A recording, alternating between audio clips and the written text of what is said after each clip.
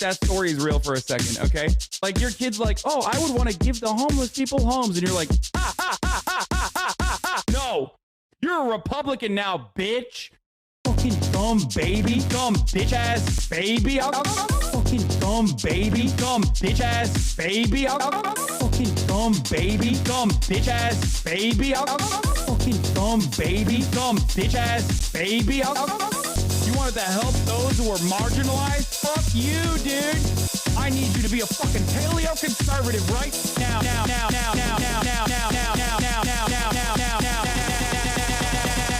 Fuck you. Oh, fucking own. Guess what I fucking own? My dumbass daughter who's 6 years old, dude. Stupid fucking baby. You dumb bitch ass baby. Fucking dumb baby. Dumb bitch ass baby. Fucking dumb baby. Dumb bitch ass baby. Fucking dumb baby. Dumb bitch ass baby. I'll kick you in the fucking baby face. I almost got, child labor going too. This is fucking tight. Fuck you. Oh, fucking own. Guess what I fucking own? My dumbass daughter who's 6 years old, dude. Stupid fucking baby. You dumb bitch ass baby. Fucking dumb baby. Dumb bitch ass baby. Fucking dumb baby. Dumb bitch ass baby. Fucking dumb baby. Dumb bitch ass baby. I'll kick you in the fucking baby face. What's going on, everybody? I hope everyone's having a fantastic evening, afternoon, pre-noon, no matter where you are in the world. I'm Hassan Piker, and this is the HasanAbi broadcast coming to you live from sunny California, Los Angeles, folks. We're live and alive, and I hope all the boys, girls, and MBs are having a fantastic one because today's a beautiful day. Today's a wonderful day. The day is hump day. That's right, ladies and gentlemen, boys, girls, and MBs, is hump day. It is 8/27, August 27, 2025, 11:07 a.m. And I am right on time. I'm a little early, as a matter of fact, and that's because I can't get away from you guys. I can't get away from you guys. I got to mention in the Jacksepticeye stream. Let's go. Let's freaking go. Let's freaking go, fam. But yeah, folks, it is 80 degrees and sunny here in Los Angeles, California, and I'm alive, and I hope everyone's having a fantastic one. I certainly am. Damn, those shades took the fit to a different level. Thank you. And yeah, this is the part of the broadcast where I tell you about my personal news about what's going on in the world of HasanAbi Piker in between the time period where I press the stop streaming button and press the start streaming button. So help me God, that's what I'ma do. Okay? How much did you have to pay him? Jacksepticeye? So much. So much monies. So much monies. I ain't gay, but it's not got me thinking I need to be a little spoon in that shirt and chain. Okay, nice. TikTok of you talking about that Mr. Beast is doing crazy numbers though. Yeah, I saw. I don't know what happened there. I guess that's what TikTok wants me to. That's another 20K in the pooper. TikTok wants me to talk about Mr. Beast real bad. TikTok's like, don't talk about Israel, Palestine, please stop. But yeah, this is part of the broadcast where I tell you about my personal news about what's going on in the world of HasanAbi Piker in between the time period where I press the stop streaming button and press the start streaming button. And honestly, not much has taken place in my life. Just hanging out with the family as always. I did watch Eddington last night. Obviously, I'm going to be talking about that. I'm going to be talking about Eddington. It was a very, very unique experience. Let's just say, okay, I did it. I finally did it. I watched Eddington, and it is crazy. Okay, it was crazy. So I'm going to be doing that. I'm going to be giving you a little bit of an update on that side. But I hope your day goes well today, Hassan. You clocked the end of that movie so fucking good. I mean, I don't know what I said about the end of the movie, but it's interesting to see. Well, first of all, I just want to get started by saying that we are, I'm coming to you live from stolen land, okay? Stolen indigenous land. And I must do a land acknowledgement, and I must rebuke my whiteness as well, and my white privilege in general. I cannot be an anti-racist. I am not an anti-racist yet. I will become an anti-racist one day, but my goal is to at least become white skeptic in the beginning. Ari Aster Don't Miss. No, it was fucking awesome. It was so good. And I lived through it. So it was just like strange seeing. It was so strange experiencing like things that I was actively seeing happen in American political discourse and things that I was trying to pull people away from to the best of my ability to like, you know, have a more healthy trajectory for the youth that were getting captivated for one reason or another throughout like the BLM protests and things of that nature throughout COVID, where they were just like kind of low-key losing their minds a little bit and going a little crazy. It was not ham-fisted. It was not. I don't think it was ham-fisted at all. Also, I think one of the hidden undertones of the Ari Aster flick was how much smoke he actually had for like at least the indigenous populations that low-key participate in this structure, like at least like the tribal leaders who absolutely play a formative role in like the continuation of corruption while simultaneously using like the environmental concerns as a mechanism for capital. I thought that was also kind of interesting. He had smoke for everybody. He has smoke for every single person involved in American politics, in American day-to-day existence. There was not like, I can't even think of a single person that was like good. Everyone was just truly maxed out on being a silly, cynical, self-interested, totally performative, annoying psychopath. I missed the down hair. You look like a Greek god. Sorry, Turkish. Yeah. Okay. Show the patch. Mike is hiding it. What do you mean? What patch? My gray patch right here. All right. Anyway, let's continue. I finally finished Eddington. It was fantastic. I'll give you guys a little bit more details on it in a second. But I would. Oh, the shirt. I don't even know what it means. Did you think Austin Butler was hot? No. I think he freaks me the fuck out. He is like the true personification of a Yakubian devil, and I think he plays that role of a cult leader so perfectly for that reason. But he genuinely freaks me out. Like there is just something there that like he makes me so uneasy, which makes him a great actor, especially for a role such as that one. But I think it's just like the soulless eyes. I love Emma Stone's horrifying trauma art. Emma Stone was great too. I mean, it was a comedy, right? Like, I don't know what it would be considered. I don't know what Ari Aster billed this as, but it was like a thriller, but also a comedy. It's like a dark Western. It's definitely a Western for sure. Like it fulfills the format of a Western, but then it's like an incredibly dark comedy as well. But yeah, it's great. It's fantastic. Incredible movie. I loved it. It felt like a movie that was made for me and this community for sure. Like almost entirely. Outside of that, woke up early, worked out, didn't hit the numbers that I wanted to hit today. I did 310, but only for 5 as opposed to the 7 I hit last week. So it just kind of hurt my feelings. But yeah. There's the influencer article. That's a big one. We're obviously going to be talking about that. Anyway, let's blast off right now. And let's get it twisted, okay? Watched Eddington. Stop chewing your nails on. Shut up. Yeah, Richie Torres is on Adam Friedland. Obviously, we'll cover that as well. Okay, make no mistake, that's definitely gonna happen. New Isaac Chodener on Biden Gaza policy. There's that too. There's a school shooting that took place. School shooting in Minneapolis, which is of course expected. School is back, so school shootings are back. So that's unfortunate. It's an unfortunate reality, but. A lot of news today that's fire. I mean, it's not fire. It's on fire potentially. What is this? Demonstrably Hasan. Insane about this? What's so crazy? What is this? What? Did you hear what Charlamagne the God had to say about Hakeem Jeffries? Yeah, they call him Apex Shakur. I saw that. That's pretty funny. Okay, hold on. School shooting in Minneapolis.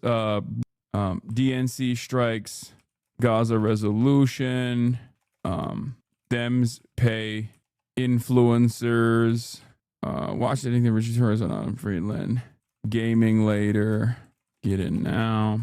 Yeah, Cracker Barrel has fallen. Obviously, Cracker Barrel's no longer woke. Cracker Barrel no longer woke. All right, do we have a blast off meme? I want to go right into it. Will you cover the Microsoft protest against IDF collaboration? Yes, I will.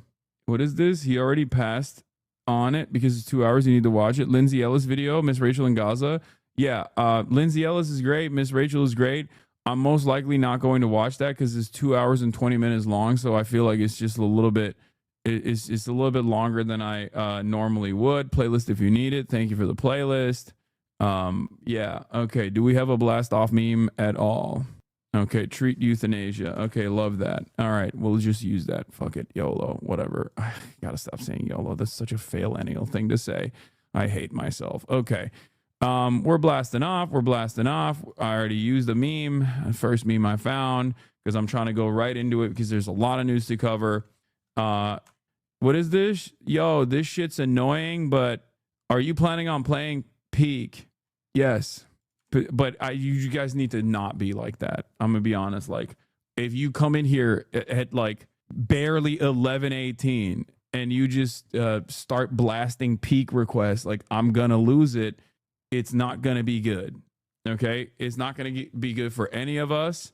It's going to be bad for all of us involved. My bear is not here because she's chilling with my mom right now in the backyard. Okay. You can't do that. Yes. I love Peak. Peak is a fantastic game. I think it's amazing. Yes, I know. I saw the video of the shooter, the alleged shooter talking about Brandon Herrera and shit. We will do all of that. Yeah, there's a viewer count data analysis. This viewer metrics guy is going crazy. Asmongold versus Hasan today. We are only showing accounts from 2022-01-01 as all bots prior to that have been purged. Most real user accounts are older, hence the difference in numbers shown. Those spikes and those from August 2024 are the first indicator of a botted stream. Now, I don't fully understand what this means. Account creation dates for Zach Rar, 19,856 accounts shown having entered channel at least once. Whereas like account creation dates for HasanAbi, 3,596 accounts shown having entered channel at least once. So I don't fully understand what these numbers mean, but most real accounts are older, hence the difference in numbers are shown. These spikes and those from August 2024 are the first indicator of a bot stream. Like what does this mean? Like, why did he get like 700 new accounts, like same day accounts that followed and entered the channel to watch? Whereas like the only time I've seen a marginal spike, as opposed to like, I mean, it's not even a big spike, is quite literally most likely the minimal amount of people that like actually created brand new accounts, brand new like same day accounts to watch and chat during the election. I suspect those are the days the accounts were created. So the bot targeted a fuck ton of accounts that way. It means a bunch of his viewers were created all around the same time, meaning it's not totally organic. Like, I've never seen anything like this. He's tracking individual bots, and when they were created, it shows which bots are in his chats. Basically, they're checking the publicly available account creation date of all accounts in the chat for a particular streamer. Chatters can check theirs by clicking in their user card in Chat Arena or typing !account age. If there's a huge spike, that means a bunch of spun up bot accounts that were made on the same day. I thought people were using new accounts to hate chat, but to be fair, there were people with like 5+-year-olds getting site-wide bans for hate here. Okay, you're gonna brick the. No one is gonna be able to do that now. But another botted versus not botted comparison: Miskiff versus Queso. Preliminary analysis indicates that at least 8,000 bot accounts entered Miskiff stream. There may have been rotation, so the average could be lower. Full details take time to complete. He is apparently being trolled by a third party with some view-only bots. We were informed he asked his mod how many accounts were in his chat earlier, and then stated the 6,500 shown was his real viewer count. We will post full results on today's stream tomorrow. Those 2022 bots are everywhere on OTK channels. No profile picture, no followers, no badges. It does seem that way with the number we have investigated from OTK and those with the connection to past present members.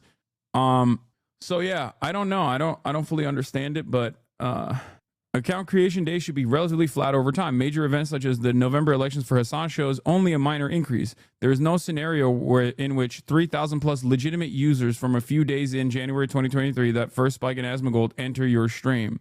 So like, does that mean, yeah, so either he's very popular with a specific subsect of people who have like 2022 accounts, or there's some sort of botting happening. Yeah. Does this mean like, make this data look real to me is the conversation that we should be having. Like, if this is actually not inorganic, how would you prove that this is organic activity? Would that mean that like a fuck ton of people individually got together and at the same time frame decided, I am going to learn how to read a graph? No, that's not the problem.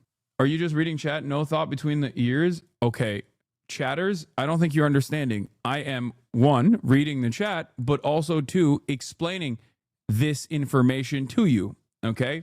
So the best possible way to disparage this, like to steelman this, would be to try to explain away how this could be an organic spike. And for this to be an organic spike, that would imply that in the week, like around this area, okay, there was an unimaginable spike from first-time accounts that literally created their accounts on the same fucking day just to follow and watch Asmongold, right? Totaling 19,856 accounts, okay? Now, it could be a very specific event that actually leads to an increase, okay? Here it is. There's a specific event that took place, but the only increase was marginal for a couple of days in November when the election was happening, in November 11th, 2024, as it says here, right before and after the election. There was an increase of accounts that were created on that day that followed on that day. Okay. I assume this is just like a month-wide spike, right? Because this graph is so like, so zoomed out that I suspect that's like that same couple month time frame. And that spike is still not even accounting for like 50 accounts. Because look, this is 100 accounts, right? So it's still less than like 100 same day people coming together and watching. I wrote an entire page about this. Is there a mod I can send it to? I see that spike around the election for Asmon. The spike in January 2021 is 10 times higher than an election spike. Pull me up, please. This is my data. Okay. Hey, offliners, Hoscore minimum account date. I don't want to use my main account. I'm not banned in Discord. I just don't want to join on a Hasan account associated with my name and details. Explanation for having entered channel means entire viewer list. The latter, we process the entire viewer list for the duration. When you say having entered channel, does that mean a chatter, or are you expanding past 100 account holder viewer list publicly accessible? No, I know I saw the anyway, I know. Pull me up, please. This is my data. I saw that. I saw he said that. Okay. I sent it to Fizz on Twitter. All right. So I don't know if there is a world where anyone without like bot activity could reach like, you know, this level of first time accounts that are literally created on the same day with the express purpose of like watching one channel, or maybe numerous affiliated channels as well. Because that would be insane. Especially because like this is the election, and during the election, I had 314,000 live concurrent viewers. So when you have 314,000 live concurrent viewers and you only see this level of spike, then adjust it to like an organic viewership growth. Because if you're looking at this as like what it looks like when you see like a major spike, but that is with like an organic attention boost due to something happening in the world where people are tuning in, right? Which would be the election. And you compare it to this, it makes no sense. The Asmongold should be like a 1 million Andy almost. You know what I mean? This is 10x, not even 10x. This is like 20x, right? 20 times larger than like organic interest boost, organic interest spike that would require, you know, that would be literally instead of like 300K, that would be 20 times 300K. Okay. And I don't think there was any moment where Asmongold was reaching 3 million live concurrent viewers, right? Obviously, it's not going to adjust directly. Like, it's not going to be, it's not going to be a 1-to-1, but like 6 million live concurrent viewers has not occurred on this platform as far as I know. Weird how the peak in December 2022 is the exact same time Cake was created. What? I don't know about that. What do you mean? I posted a write-up in Imgur, but it's auto-modded. You're not auto-modded. I know a lot of streamers have been covering the view-botting drama, and I just want to show some clear, substantiated evidence of bot manipulation. These are how the chat view bots operate. They are counted as real viewers / chatters, as opposed to the old-school bots that only counted as viewers and not users. Using a viewer ratio is no longer an effective way to tell if someone's botting. Bot providers create mass create accounts over a span of 1 week. These accounts typically have 0 followers / following, 0 badges in chat, and no profile picture. And they have naming conventions. The first naming conventions were super easy to spot. Ronald 07 Brown, John 02 Smith, Michael 3 Robinson, etc. Or Angrily Tiger Gun, Wisely Bearpaw, Awfully Manchu. But over time, they've gotten more sophisticated.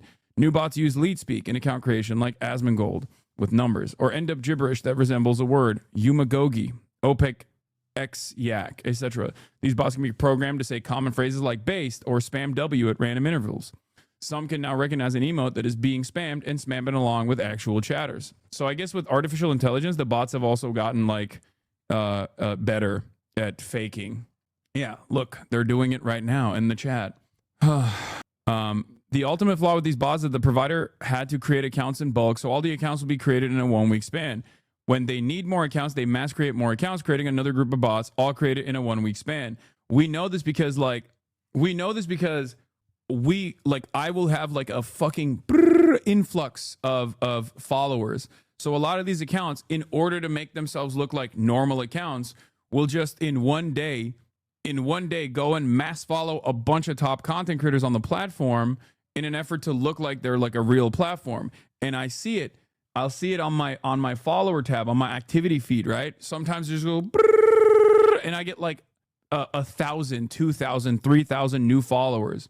Usually they're not when we ban all of them, obviously we use our actual chat bot or moderation bot to like purge them.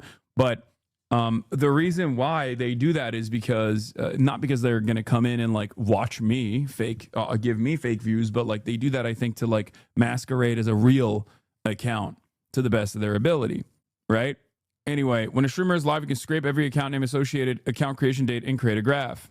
What you would expect to see on a normal graph is somewhat even distribution of account creation dates, some dating back as far as the beginning of Twitch. As far as I have seen, there are no viewbot accounts older than 2021. Streamers who have been on the platform for longer will tend to have users that have older accounts. Someone like HasanAbi has 80% of his viewers with accounts older than 4 years old. Newer popular creators like Queso will have a bunch of newer account creation dates because his popularity is more recent and people came from TikTok and created accounts. For the most part, these graphs a fairly straight line or without a reasonable deviation. For instance, politics streamers had a spike during the elections. All streamers have a spike on the day they are streaming because new people create accounts to talk. However, what we find with some people using viewbots is they have a large amount of accounts created all in the same week. Sometimes a quarter of their viewers will have an account creation the date of the second week of January 2021. A quarter of their viewers will have an account creation the date of the third week of August 2022, and only half their viewership will have other account creation dates. This is the best visual proof of botting. Asmin versus Hassan, Miskiv versus Queso. Here are two prime examples of view botting Asmin and Miskiv. You can see extremely large spikes in account creation dates in a 1-week time frame. If you do this with other OTK creators, you see a similar pattern. Tectone and Emeru follow similar patterns to Miskiv and Asmongold. I suspect you would be able to find the same thing with FaZe and other orgs and talent agencies, but you must pull that data when a streamer is live to get the data. You can't do it retroactively. 2008 account, let's go. But what's the point of it happening to you? No, it's not. It doesn't happen to me. This shows that I don't have these massive spikes of like active viewership. Love you touch grass or you become like me. Anyway, so everybody stop spamming account age. You would have to have some sort of massive worldwide reaching event that caused people to register on Twitch for the first time on the same days. Like if Taylor Swift were to start streaming on Twitch, you'd get spikes like that from Swifties who have never used Twitch before. Exactly. Or if it's an election And the reason why I think it's interesting is because this major spike took place during the election. Okay, you can't see here, but that major spike took place during the election.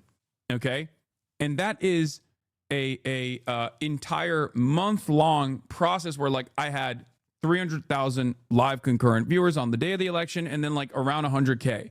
So that's like a major organic spike of real activity, real interest.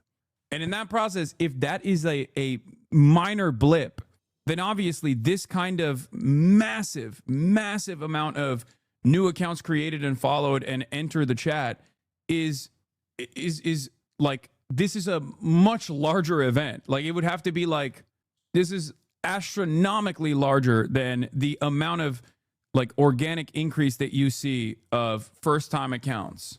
Normal distribution, no major spikes. If you continue to run the program, you would collect more account data, but it's unnecessary. Most of Hasan and Asmin's viewership comes for older accounts, which I didn't include because there are no bot accounts prior to 2021. Red arrows are botted user accounts. Brief spike in October/November 2024 was due to the election. But even then, like that, his election spike is also much larger almost, or like right before his election coverage, there's like a massive spike. Account creation days for Miskiff, 13,142 accounts showing it entered the chat at least once. Normal distribution for Queso. Normal distribution, much higher percentage of newer accounts and Queso's viewers from TikTok and other platforms. What's the cost of these bots? I just don't know. I don't know anything about that side of the world. Like, so I personally thought that this wasn't even happening, as you guys know. I literally thought this was all fucking organic, but people have said that it's like 16 grand a month or some shit like that. This is like natty or not for scrawny people. I mean, kind of. What? Bro, what the fuck? Yeah, this is what the chatter was talking about that compiled this stuff. Whoever told you 16K is over exaggerating. Also, importantly, it's just not a matter of being a mass sign up event. It means that people, it means all the people in those spikes, hundreds of thousands, are watching his streams today, which is also extremely unlikely if they're in passing Twitch signups, as they probably wouldn't all collectively become regular daily Twitch watchers, Twitch channel watchers. Yeah. They would not just like individually go to one channel and only like, by the way, Twitch has accounting for all of this, just so you know. Like, Twitch has everything on the back end. They know when a viewer signed up same day for the first time ever, has like this weird botted ass username, okay? Because they know what the naming conventions are. They can tackle it from that aspect. And they know when that user is exclusively watching one content creator from the moment that they start streaming till the moment that they're done streaming, and then they fuck off.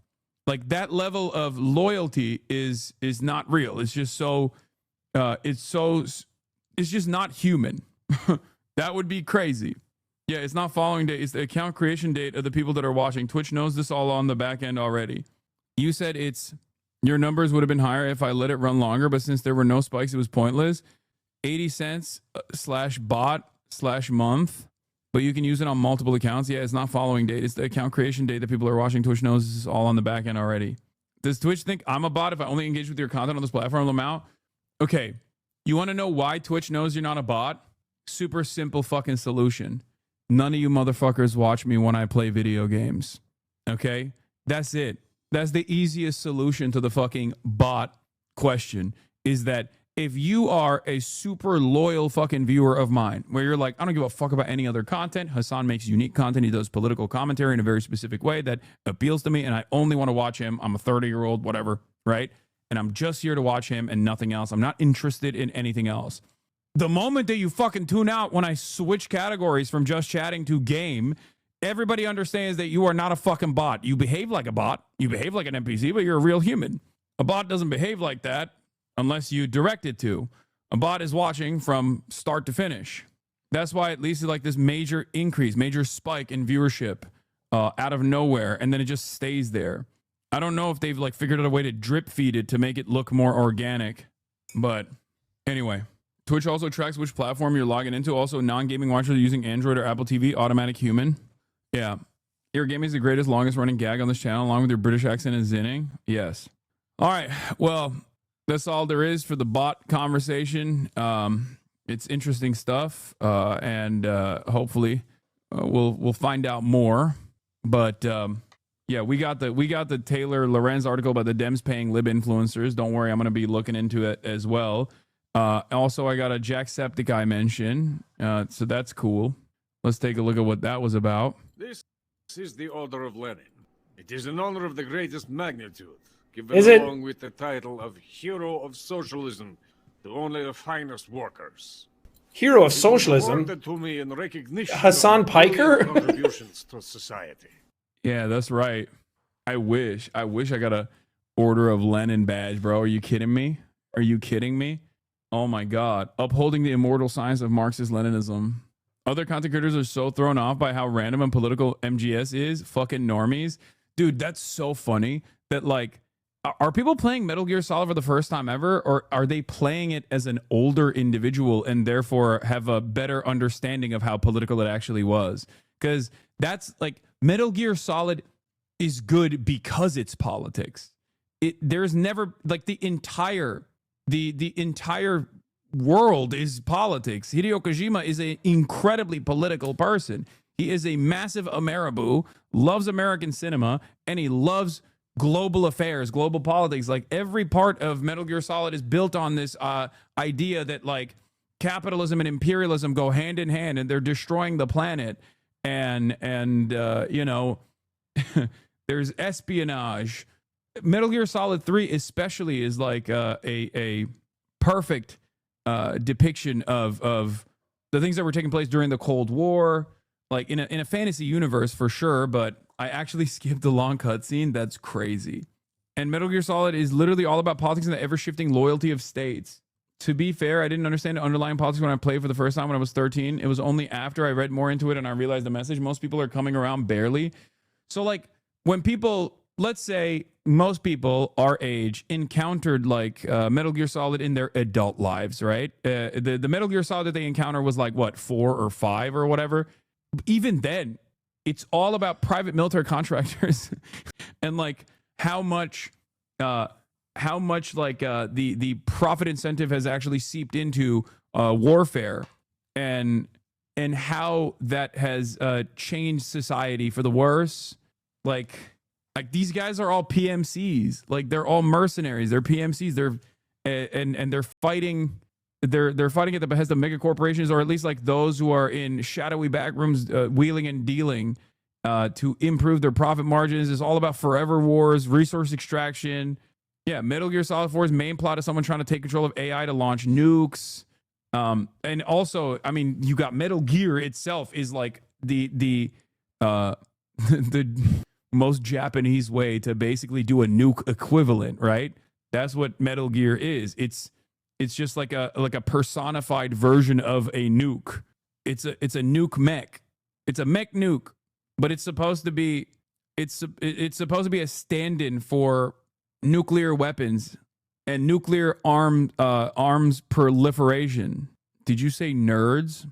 Metal Gear 4 literally mentions the war economy and how detrimental it is. It's not even personified. The original Metal Gear were autonomous nuke platforms. No, I know. I'm saying, like, even if you don't see it, even if you look at it and you go, oh, that's like a mech. That's not a nuke. That's a mech. Like, and you don't fully understand it. Like, it's a stand-in for what is a world-ending weapon, which is what a nuke is. And it's not exactly subtle. It's never really been subtle. A new Quinnipiac poll finds 77% of Dems say Israel's committing a genocide. That's crazy. Well, once again, Democrats way more tapped into the truth and the reality than anybody else. Anyway, there's a scene where Lyndon B. Johnson gets dissed by Snake because he's ashamed of being a tool for the American state. His entire character arc is built around that realization. Yeah. So Metal Gear Solid is Gundam, but with more politics. Okay, first of all, Gundam is the maximum amount of politics. The original Gundam was created by a straight-up Japanese communist, and all mecha anime is the most political anime you can find out there. Good and bad, but usually all mecha anime is political. It's expressly political. And I say this as someone who's not like, who doesn't really fuck with mecha anime that much, with the exception of Attack on Titan, which is a flesh mecha.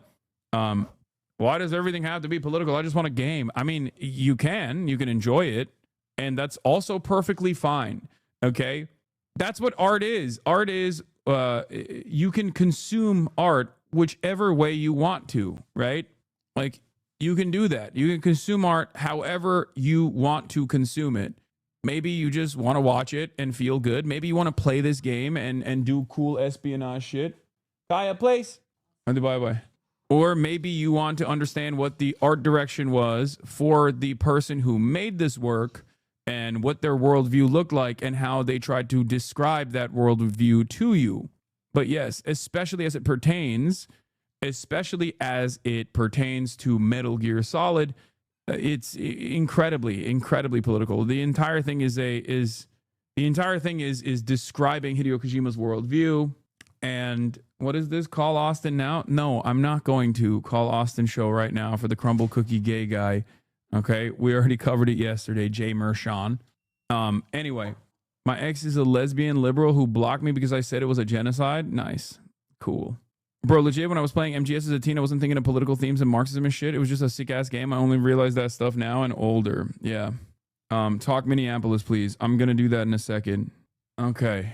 MGS is also about scientific cloning and in a weird eugenics way, but instead of making a superior race, it's just making clones that are powerful in CQC and stealth that can't nut and age at a fast rate. Did you see a hater of yours who used to make commie tanky memes to shit on you now has created a GoFundMe asking for $85K because insurance kicked them off their parents' insurance? No, I have not, but please show me. Snake can nut. He nuts in Otacon all the time. Otacon, it's time for your daily dose of nut. My snake is solid. Otacon, things that you're saying in my ear is making my snake solid. Snake? Snake?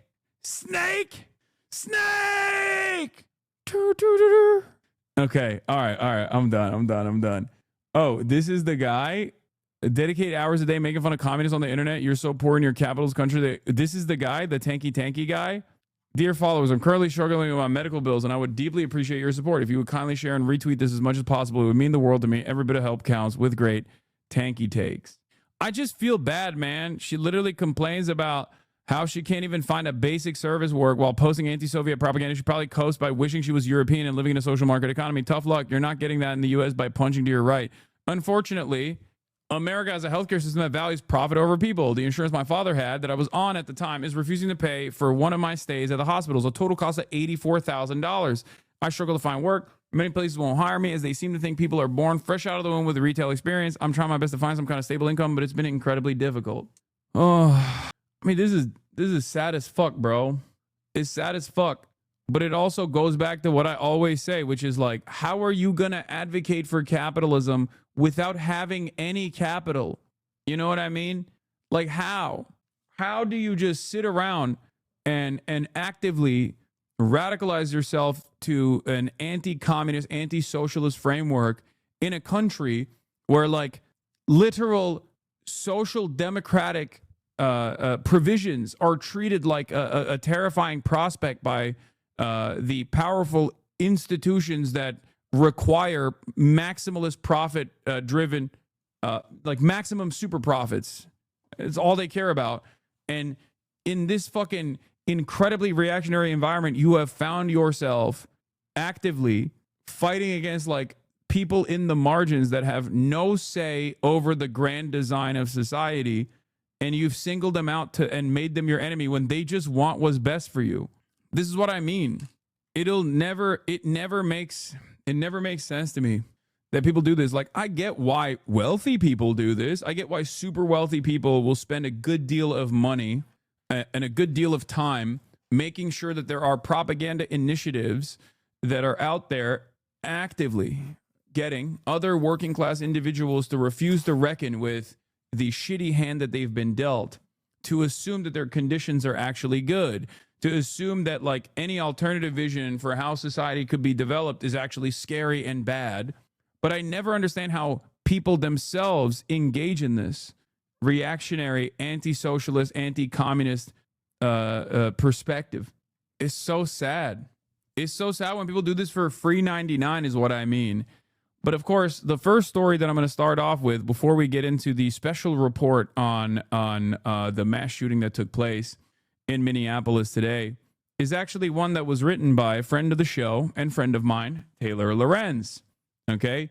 You might like her takes, you might hate her takes, you might think she gets a little crazy on the social media platforms from time to time, but as I have said consistently, Taylor is one of the best journalists out there, one of the best culture reporters, if not the literal best culture reporter out there. Straight up, sometimes you got to be a little crazy to be that good of a journalist, okay? Just remember that. You got to be tenacious and you got to be a little wild, okay? And she is. Her work stands on its own. It's just like, and turns out she had a piece for Wired Magazine, a deep dive into a dark money group that is secretly funding high-profile Democratic influencers.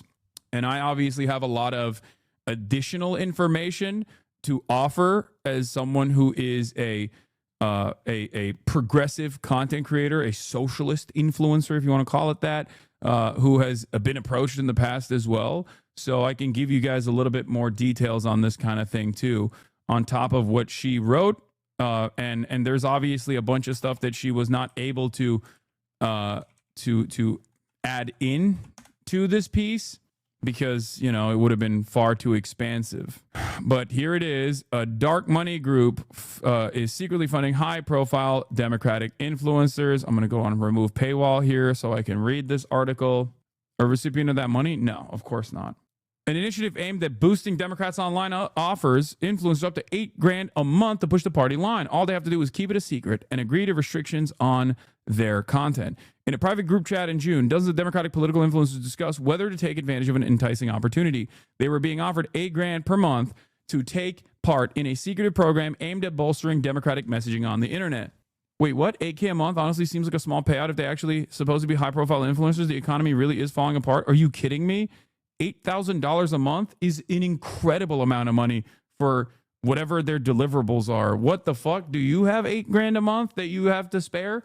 Like, we're talking about like up and comers. You know what I mean? We're talking about people that just like get, you know, like $8,000 a month is life-changing money for a lot of people, for virtually everyone. You're talking about almost $100,000 a year. That's, you know, that's an incredible amount of additional revenue that you're going to be able to generate. $8,000 a month would change every single person in this chat's life. No matter how high profile the people are, unless there's someone like myself and there's not a lot of other people at my level, $8,000 a month is unironically going to be a life-changing amount of money for most people. And this is not like me flexing. You have to understand, like, this is like someone like David Pakman would, I'm using him because he's like a big content creator, right? Like he would be a high profile influencer. I'm not making any inferences here. I don't know if he was a part of this or not. I'm just using him as an example because of like his size, or Kyle Kulinski, for example, right? Kyle Kulinski is an even better example because he most likely didn't participate in this program, obviously. So I'll just use him instead. Like for someone like Kyle Kulinski, $8,000 in additional revenue a month would be massive. He is one of the most high profile political influencers out there. Even Majority Report, they would be, he's in the article. Yes, he took the money, not Kyle. Oh, he is in the article and he did take the money. Oh, he was a part of the program. Okay, well, all right. Well, then I don't feel that bad first saying David Pakman. All right. Anyway, but the contract sent them to Chorus, the nonprofit arm of liberal influencer marketing platform, came with some strings. Among other issues, it mandated extensive secrecy about disclosing their payments and have restrictions on what sort of political content the creators could produce. In their group chat, influencers debated the details. Should we send a joint email with all our email addresses, or are we just going to send things separately and hope they change everything for everyone? Lorenzo, a non-binary creator in Columbus, Ohio, with over 884,000 TikTok followers, asked the group. Some joked about collective bargaining. Any Newsies fans in here? Eliza Orland's a public defender and reality TV star known for appearance on Survivor, posts in the group. We're a union just by saying so. The influencers in the chat collectively had at least 13 million followers across social media platforms. They represented some of the most well-known voices in online posting in support of Democrats, and they are the key. They're key to wherever the party moves next. But ultimately, the group didn't make much progress. Reading through the revised Chorus contract, like you win some, you lose some. A reproductive justice influencer named Perry, who posts under the handle Women in America, responded later in the thread. I also think there's at least 4 other things that should change. But the vibe I got from their email was that there would be minimal, if any, changes. Lorenzo Orleans and Perry did not reply to requests for Reply to request for comment. I don't feel strongly about pushing, to be honest. Aaron Parnas, a Gen Z. Oh my God, Lev Parnas' son, Aaron Parnas, was a part of this. A Gen Z news influencer who has been called the Gen Z Walter Cronkite and has been lauded in legacy media outlets, posted in the chat. They aren't going to modify it anymore. Seems like a take it or leave it. Parnas declined to comment. I believe we're in stage 5, acceptance, Perry responded. Creators began signing on to the deal. For years, Democrats have struggled to work with influencers. In 2024, President Joe Biden's White House snubbed several prominent content creators after they lightly criticized the administration over its policies on climate change, COVID, Gaza, and the TikTok ban. Content creators who challenged Kamala Harris, including Hasan Piker, a well-known influencer on the left, were similarly unwelcome at campaign events. After the Democrats lost in November, they faced a reckoning. It was clear the party had failed to successfully navigate the new media landscape. While Republicans spent decades building a powerful and robust independent media infrastructure, maximizing controversy to drive attention and maintaining tight relationships with creators despite their small disagreements with Trump, the Democrats have largely relied on outdated strategies and traditional media to get their message out. Now, Democrats hope that the secretive Course Creator Incubator Program, funded by powerful liberal dark money group called the 1630 Fund, might tip the scales. The program kicked off last month, and creators involved were told by Chorus that over 90 influencers were set to take part. Creators told Wired that the contract stipulated they'd be kicked out and essentially cut off financially if they even so much as acknowledged that they were a part of the program. Some creators also raised concerns about a slew of restrictive clauses in the contract. This is so fucking insane, bro. What are we doing? What are the creators doing? What are the fucking liberals doing? What's wrong with you? Why the fuck? Dude, first of all, this is the type of shit we yell at Tim Pool over because they're getting it from fucking Russia, okay? This is the type of shit we yell at Ben Shapiro over because they're getting money from the same exact funding groups that fund the Republican Party, like the Wilkes brothers and shit. How the fuck are these guys just like running around being like, the Democrats are awesome, liberals are great, Gavin Newsom is hot, I want him to blow my back walls out, I think he's the next president, and then you fucking turn around and you're getting a fat bag from the Democratic Party through shadow donations that you're not even disclosing? What the fuck? Unimaginably unprincipled. Shit, man. It's also a demonstrable failure. This is what's so fucking annoying about it. That's why I'm out here giving free ball. Okay, what do I always say? Free ball is free. Okay, you want to know what to do? You want to reach out to the youth, young men? I'm giving it out for free. There's also working examples of it. Zohran Mamdani is a working example of it. Okay, fuck. But these guys don't want that. They don't want to change their policies. What they want is to be able to manipulate people into loyalty to the Democratic Party without any sort of real changes in the way that they are alleviating people's economic hardships. But it now turns out that when people come in here and yell at me with DNC talking points and I say, show me the pay stubs, it turns out some of those motherfuckers do have pay stubs, except their fans don't, and their fans are deluded into thinking that these guys are actually telling them the fucking truth. But it turns out they're actually making you annoyed at the left at the behest of the Democratic Party because that's what they're fucking predisposed with. Holy fuck. The Dems have a terrible time reaching young men because they push rhetoric and that just doesn't resonate with most young men. It's almost a catch-22 between either being realistic about women's rights or appealing to young men to get the vote. No, you can do both. You can do both. You can do both. You can be like, don't be a fucking weirdo loser to women. What the fuck is wrong with you? And also advocate for shit that is going to alleviate some of the economic hardships that young men are experiencing, okay? I do it every day. How the fuck am I able to do it? Why are facts the enemy of the truth, Hasan? What? Not that you'd ever accept this, but it just goes to show how principled and consistent you are. This is a roundabout big W for you and vindication for the DNC shit. I'm gonna be honest with you. This group never even entertained reaching out to me. I think they were smart enough not to fucking come to me, or if they did, I didn't hear about it. I'd have to ask my manager, but I don't think this was a thing. Anyway, influence including the communication about the program and in some cases onboarding session for those receiving payments from the 1630 Fund, including, oh my God, Olivia Giuliana, the centrist Gen Z influencer who spoke at the 2024 Democratic National Convention. Lauren Piretra, a former Playboy executive turned political influencer who hosts a podcast for Occupy Democrats. Barrett Adair, a content creator who runs American Girl doll themed pro DNC meme account. Suzanne Lambert, who has once called herself a Regina George liberal. Ariel Fodor, an education creator with 1.4 million followers on TikTok. Sandra Jennings, a former TLC reality star and older brother of trans influencer Jazz Jennings. David Pakman, who hosts an independent progressive show on YouTube covering news and politics. David, you've been in this fucking game for so long. What the fuck are you doing? That's crazy. Lee McGowan, who goes by the online moniker Politics Girls, and dozens of others. The first two declined to comment. The rest did not respond to requests for comment. According to the copies of the contract viewed by Wired that creators signed, the influencers are not allowed to disclose their relationships with Chorus or the 1630 fund, or functionally they're being paid at all. I don't even know how this is allowed. How is this not a fucking violation of numerous points of regulation? If I feel like this is a violation of I mean, this is a FTC violation, and not only that, but it's I mean, this is like, you have to disclose when you have an ad, and you have to disclose if it's a political ad, especially. Actually, that's not true. I don't think you have to disclose if it's a political ad, but it's already I guess technically not. Yeah, you don't have to actually put hashtag ad if it's a political ad, because that's already clocked. Like, it's that those payments are all public. You just have to sort through the data. So I guess it wouldn't be an FTC violation at all. It's not an ad, it's a membership, it's a loophole. No. Even if it was an ad, I don't think they would have to disclose it, because political payments, like payments that a campaign makes, is all, or even PACs make, are all oftentimes like hidden under numerous different subsidiaries and whatnot.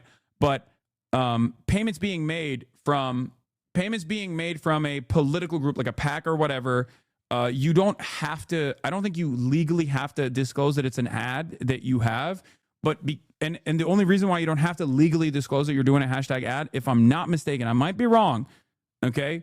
But the reason why is because it's already public for those who are, crazy enough to go and seek it out. Like, one of the examples I'll give you is Progressive Victory, right? They approached me a million fucking times, but because they were like aligned and affiliated with Destiny, and because they were like being run by Brianna Wu, I was like, I'm not touching that shit. And there's some nice people that work there, some people who are truly ambitious, but what it turned into was a fucking slush fund for Destiny's best friends. Okay? Like, I was not touching that. Now, this is a different thing. This is not that. Okay? And I didn't touch it with a 10-foot pole, because I was like, I can't be aligned with something like this because of the people that I am, the people that are running this, and also the people that they think are good voices to uplift, the people that they're willing to pay to do political advertising. For me, I was like, that's not something that I'm interested in. All of Destiny's former orbits suckled on Progressive Victory. Yeah, and it turned into a fucking slush fund for Destiny's besties, like, straight up. All of the people who are pro-Israel and all the people who are pro-Destiny unironically got fucking paid. Yeah, you were right. Key search disclose. Yeah. She says she takes their talking points and puts them in their own voice, saying she always discloses when she's being paid. When it comes to hawking commercial products or sharing financial advice, federal rules require influencers to disclose when they're being paid. But in a rulemaking last December, the Federal Election Commission voted against similar requirements for influencers spreading political messaging, which is fucking insane, by the way. Why the fuck would you not have to disclose that? Are we kidding? But yeah, in the United States of America, if you are a political campaigner, if you are a political operative, you do not have to disclose that you're getting paid to say certain things, which fucking blows my mind. Blows my goddamn mind. How is that possible? Doesn't this just prove what? Yeah. I'm a professional fundraiser. Someone who is collecting checks from a campaign will show up on that campaign's FEC report. Yeah, exactly. That's precisely the reason why I said, like, because it's public on the back end, technically they can get away with saying, oh, you don't have to disclose it, which is fucking bullshit. Okay, if it's a super PAC, it could be disclosed, or it could say it's paying some other PAC that's paying some other PAC, etc. The real dark money, though, is the 501c3s and the 501c4s, since they do not have to report. Exactly. It's so fucked up. And it's so goddamn annoying. Anyway, does the liberal influencer believe to have been approached by Chorus about 1630 fund financing opportunity this spring? They were told that Chorus appreciated the work that they were doing online, and were asked if they'd be interested in being part of the first cohort of a new program that Chorus was running to help expand their reach and impact, creators told Wired. But following the initial outreach, many creators expressed concern about some stipulations. According to the copies of the contract viewed by Wired, creators in the program must funnel all bookings with lawmakers and political leaders through Chorus. Creators also have to loop Chorus in on any independently organized engagements with government officials and political leaders. If I want to work with another politician, I have to fully collaborate with them, said one creator who was offered the contract but ultimately declined to take it and asked not to be named. If I get Zoran and he wants to do an interview with me, I don't want to give that to them. Creators in the program are not allowed to use any funds or resources that they receive as a part of the program to make content that supports or opposes any political candidate or campaign without express authorization from Chorus in advance in writing per the contract. The contracts reviewed by Wired prohibit standards of partnership disclosures, declaring that creators will not publicize their relationship with Chorus or tell others that they're members of the program without Chorus's prior express consent. They also forbid creators from disclosing the identity of any funder and give Chorus the ability to force creators to remove or correct content based solely on the organization's discretion if that content was made at a Chorus organized event. God damn, this shit is so ass, bro. It is so fucking ass. It's so, I mean, Republicans are going to make mincemeat out of this. Actually, I don't know. They're probably too busy fucking talking about how woke Cracker Barrel was and doing victory laps over how not woke it is now or some shit to actually pay attention to this stuff. But like, they used to make a mountain out of a molehill with like any kind of DNC pay stubs that like Harry Sisson got. So this is the big Monty. This just basically shows exactly where we're at. Slop tubers also impacted. Yeah, this is a different version of that. Something that I have always found very interesting is the way that like slop tubers this is about progressive victory or progressive voice or something. I don't know. Progressive victory. Zionists so quickly and willingly, even though Zionist like propaganda really isn't that profitable to do anymore as an independent creator, because the appetite for it among the general public has massively decreased and it's only getting worse for them. So there's very little organic financial incentive, as in like people coming to watch your videos willingly and donating to you, like out of the, you know, just random people donating to you rather than big donors, like, you know, because they like your content. So it doesn't really make sense. Most of the Zionist slop tubers have stagnated or like seen their audiences drop as they have supported Israel throughout the genocide, so it doesn't really make much sense. So the question is, where's the incentive, right? Obviously, these people don't believe the shit that they spew in most cases. They're just doing it because they feel a need, like a primal need to defend Israel. So the question that I asked is there more to it? And the answer is yes, there is more to it. Because at the very least, we have a reasonable level of evidence now that some of the Zionist slop tubers who we've covered on this channel have been paid by Zionist organizations for quote-unquote advertising services. And the only reason that we know this is because of FEC filings where these sorts of payments have to be disclosed. It's likely that behind the scenes they're receiving even more money. So all of this is publicly available information from the FEC website. You might know about Progressive Victory. This is like a political action committee founded by like Destiny and Brianna Wu, basically to like steal money from people under the guise of them donating it to like the Biden election campaign. And in the 2-year period from 2023 to 2024, they distributed a handsome $1.2 million to themselves and people associated with them, basically for two things: to do Zionist propaganda and to kiss the ring regarding like Destiny. And I don't think it's like, I mean, this is like Bad Empanada's like drama side, muddying the waters a little bit, because like it's not just about that. That is a function of it for sure, but it's not just that, right? Like they probably did, because I remember they were doing like activations with like politicians and shit, right? Like real politicians, not just like specifically using it to do Zionist propaganda. Just shut up and listen to the vid, man. Okay, there is this attitude that a lot of people have that is very frustrating. I know more about this back end than he does, okay? So shut the fuck up. The attitude that a lot of people have in this community about Bad Empanada being like a prophetic figure when it comes to like political discourse is actually starting to fucking annoy me, and I'm sure it annoys him as well when people behave in this like incredibly parasocial way. Please, I'm adding additional information to what he is saying, okay? As someone who is more knowledgeable about I know they sent money to the orbiters, you fucking moron. I know that already. I'm going to get to it. I'm saying that's only one component of it, okay? This is an organization that I'm familiar with, that I refuse to work with for that reason.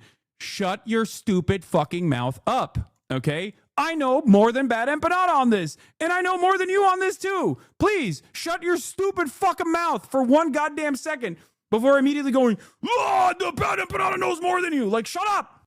Jesus Christ.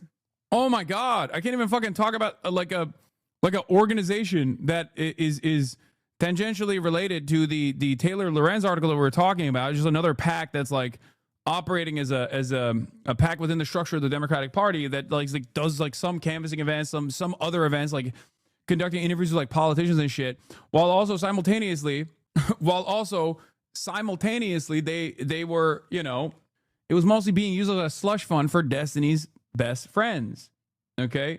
Not criticizing him and not going after him for his sex crimes and stuff like that. So you go to the publicly available. Yeah, this is one instance where Bad and Banana, you were completely aligned and chatters are still drama farming. It's fucking mind boggling to me. Like, he's not even wrong. There's just some stuff that he's getting. There's just some stuff that he's not aware of. Okay. See website. You look up Progressive Victory PAC. You go to disbursements and you click on other disbursements. $1.3 million spent. So you increase the amount of results per page and search the page for advertising services. And some of the biggest payments on here, because most of these payments are like $500 paid to canvases and stuff. Some of the biggest payments on here went to like people in Destiny's orbit for God knows what. These are like relatively small streamers who clearly have no real pull. And paying them for advertising services is fucking insane, given that they have no pull. What's Yeah, it's like Hunter Avalon. There's like a lot of orbiters. There's a dude who is literally Destiny's chef. Like, he used to sometimes appear on his videos, named Lycan, who's just his chef apparently, and he gets paid there as well. And it's just like, there is no, what is this? Wait, they paid out creators directly through the PAC. Are they stupid? I think so. That's it. Yeah. Dylan Burns, Hunter Avalon, Hutch, Destiny's own personal chef. Like, this is what happened. This is what took place. Okay. And the PAC actually did unironically raise a bunch of money off of like people who thought that they were giving money to a political action committee that was going to go around and you know, do door knocking canvas operations, which they did, but then also turned around and basically created this fucking like pay structure for a bunch of Destiny's friends. Dollars? That's more than his entire YouTube channel makes in like 2 months, I guarantee you. So you search for advertising aside from Hunter Avalon, someone who it makes no sense to be paid $3,000 fucking dollars for advertising because he has no pull whatsoever. We have like Nassif Yunus, aka Lonerbox, who is, I remind you, British, being paid for digital advertising services by an American super PAC. He kissed Destiny's ring. He did Zionist propaganda. He got paid for it to the tune of $2,000. We have Sean Hutchinson, Hutch. That's the COD YouTuber.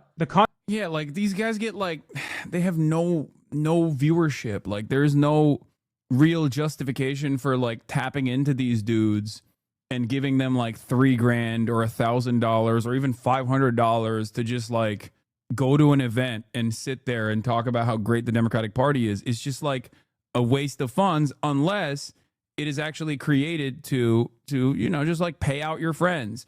You go around and you do fundraisers from all these people that are like, oh yeah, I want the Democrats to win. I'm going to fundraise for it. Right. And then and then all that happens in the process is that you just end up paying a bunch of dudes that are friends with like Brianna Wu and Destiny. In the business, we call these scam packs. Usually their main method is buying a text or email list and just massing contribution asks to grassroots donors with some generic line like stop Donald Trump, etc. People definitely fall for it, and it also severely harms the wider fundraising ecosystem. It actually really frustrates professionals who do this for genuine good reasons. I don't know if this was, I don't know if Progressive Voice or Progressive, what the fuck was it? Progressive Victory. Sorry, not Progressive Voice. Progressive Victory was set up with honest intention from the start, or and then it just like kind of turned into this like idiotic thing.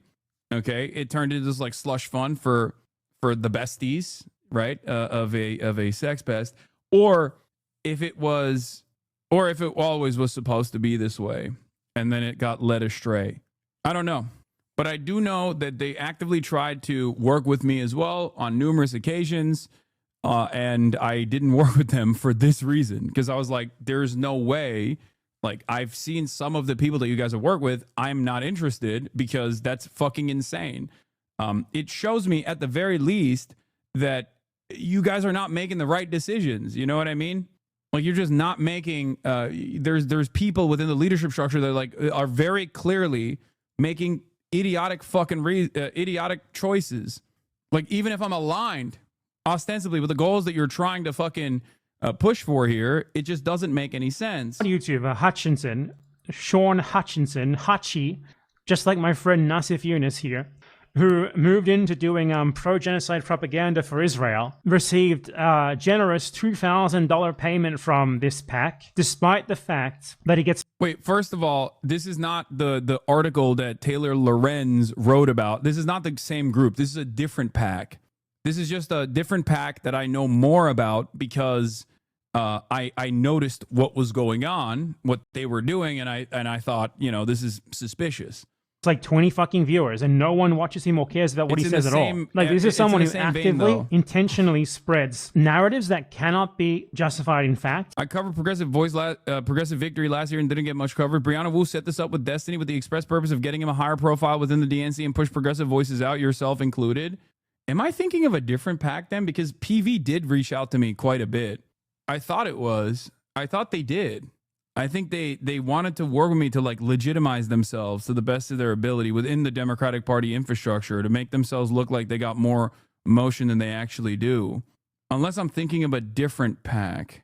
I think it was PV though. I think it was Progressive Voice. The pro-genocide Zionist narrative, and that are actively detrimental to building a platform for yourself. So you have to wonder, where's the incentive coming from? Why does he do it? Like, he doesn't make anywhere near enough money to do this shit full time, but he does it. He gets like 20 views. The other one is National Ground Game PAC. The other PAC that's doing the Unfuck America tour, which also is like, again, decided to go with Destiny for some fucking weird reason. I don't know why. That has a litany of different complications, but the National Ground Game PAC is the one that's funding the Unfuck America tour. No, it's the same. They reached out to me too. They got a few real leftists, but I think it was always Destiny aligned. Yeah. I thought you knew more. No, I'm confusing different PACs. I get fucking reached out by like a bunch of different PACs. Dummy, calm down. Isn't the PAC owned by your uncle and was paying Wu to run it? No, that's I think that's a different one. That's a Justice Democrats, I think. But in any case, yeah. Also, this structure is designed to shelter, to hide the nefarious activities. Chatters or Rebellion PAC. Sorry, there's another one. That's the Rebellion PAC. Justice Democrats is the early one. Wolf PAC is another one that's like specifically designed to combat lobbying. Wolf PAC is different. Those are not like those are not in the same vein here. Okay, Rebellion PAC is the one that Brianna Wu was on. In any case, the Progressive Victory Fund was, I believe, created by Brianna Wu and Destiny and a couple other people, and they wanted to basically design it in a way where they could get, like, you know, Destiny and his orbiters and his supporters a more prominent place within the structure, within the ecosystem of the DNC, within the ecosystem of the Democratic Party. And Democrats, due to their incompetence, I think, not because they did their due diligence, mind you, but due to their straightforward incompetence and lack of interest in like independent media farming, just didn't do that. Clearly it didn't work, right? Which in this circumstance, I guess, kind of helped them, because this would have probably blown up in their faces even harder. Yeah, PV had a shadow investor along with Brianna Wu. The origins of the funding aren't clear, but there's a reason these losers are able to go around the country while having the combined audience of one of your gaming streams. No offense, gaming frogs, rise up. Your FEC report just says you gave a couple grand to Bernie in 2020, lol. Yes. I believe it also has $1 that was given to Kirsten Cinema. I don't even know, or not Kirsten Cinema, Kirsten Gillibrand. I don't know why. It must have been a meme on the stream. I don't remember. Of course. Where's the money coming from? Here's the answer. He's paid to do it. This is someone who has justified the genocide on the basis that Palestinian birth rates are too high. He's justified the bombing of hospitals and the children within them. Why does he do it? This is the answer. And just to be clear here, I'm not saying this is the only payment they're getting. They're certainly getting more than this. It's just to the extent that the payment could be laundered through official means, this is like the way that you can find it. Certainly they're getting paid in other ways besides this. You know, there's no requirement for those payments to be made public. These ones we only know about because they have to be made public legally. Who else have we got here? Aside from, Lonerbox, Hutchinson, Hunter Avalone, Alexander Haley. Who's that? Is that anyone we know? Is that... Oh my God, is that Xander Hall? Is that Xander Hall? I think that's Xander Hall. Fake. That's not a real person. Don't lie. That's like a meme. That's a meme name that we came up with, like xylitol. Stop it. Stop. You're fucking with me. Nah. That's like, xylitol. Talk shit about you, bro. You ain't even know about xylitol. He just gave you a blistering critique, like that type of shit. Like, that sounds like a fucking medication. That's a medication, dog. Do not make this shit up. Why is Bad Empanada up to the same tricks that I've been up to? He's just making up names. Oh my God, it's Xander Hall. It's Xander. They paid Xander Hall $2,000. That sounds like Xander Hall is no, I don't believe. I refuse to believe it. I refuse to believe that is a real thing. Xander Hall is a drug Trump would call the fat drug. Ain't no fucking way. Xylitol is an artificial sweetener that has laxative effects. Lamau. I know what it is. I just like say that as a joke. D has now moved to unfuck America. I like that he is. His goal is to basically fuck every PAC that exists within the structure of the Democratic Party. PSA leftists are not on our team. They're just as bad as MAGA. If you're a person that takes winning elections seriously and then stop engaging with their content, they think it's a game and it's not a game. Winning the midterms is serious and needs to stay our central focus. Why are you promoting a pedophile to teenagers? Our organization takes any allegation of this nature extremely seriously. At the same time, we believe it's important to uphold the principle that every individual is entitled to due process. At this stage, no evidence has been presented that substantiates these claims. Until and unless credible evidence is brought forward, we will not be making decisions based on solely unverified allegations. No, you don't understand. We need this. We need this. Like, he's brilliant. You know what's really funny about this? Like, if this person, Destiny, was like unironically like a brilliant fundraiser, a brilliant marketer, like truly a voice that was making an impact in this space, with the exception of, like, I guess, making an impact for some of the most brain broken liberals who just think he is like the holy prophet, okay, then it's fucked up, but at least it's like cold and calculated for like some kind of broader grand reason, right? But he don't even have that either. It's just all liability with no upside. And that's what always takes me back to like the whether I will respect a political action committee or not, whether they're making good decisions or not. Because when I see them just like doing this, I'm like, okay, it's clear that you're not fully aware of what works. If you're actively working with a person who is just all liability with zero fucking upsides whatsoever, then you're not a serious group. You know what I mean? You're not. You're just, what is this? Xanderthal hates you because you called his friend a Nazi without verifying when you were reacting to his video. $2 to do Zionist propaganda. No, it's fucking Xander Hall. No way. There's no fucking way you're paying Xander Hall for advertising services.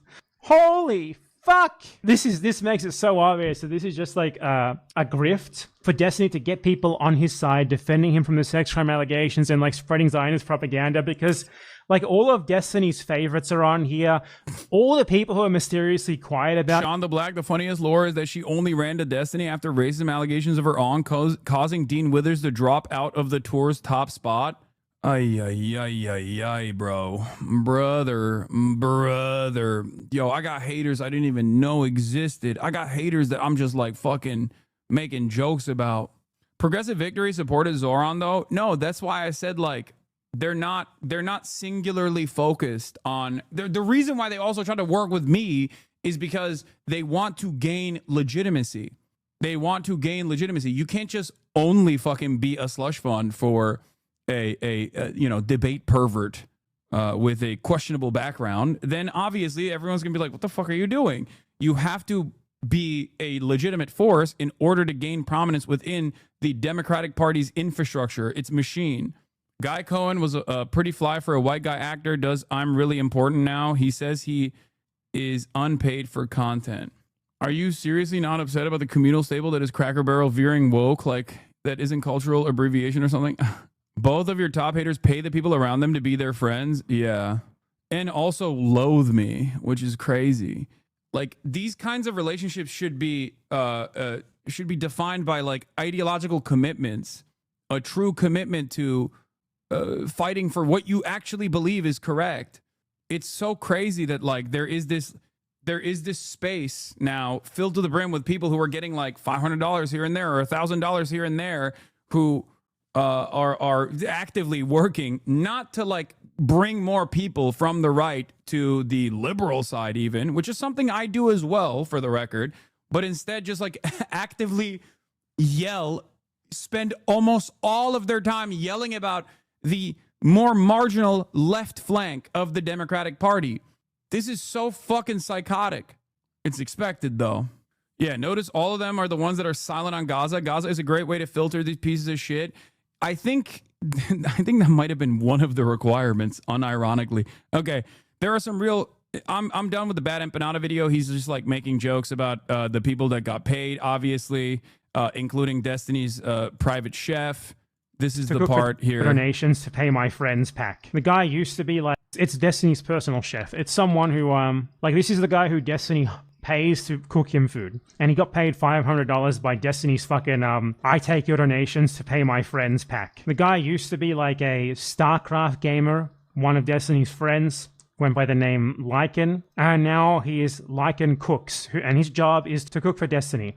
And he got paid $500 by Destiny's fucking pack for supposed advertising when he has no platform of his own whatsoever that could ever possibly warrant being paid for advertising. Yeah. As I said, it's just the tip of the iceberg. I guarantee these people are getting paid more than this behind the scenes to kiss the ring, to spread Zionist propaganda, because there's no incentive structure for them to do this that is even remotely organic, you know. If you talk about like basic reality that actually appeals to even normal people, like, you know, the obvious fact that Israel commits genocide and stuff like that, you can organically gain followers from normal people. You can't really do that from Zionism anymore, at least not right now, given the obvious genocide thing. The appetite for that sort of content. Yeah, that's why a lot of slop tubers are also like not actively farming the fucking Hasan talks too much about genocide button like they were before.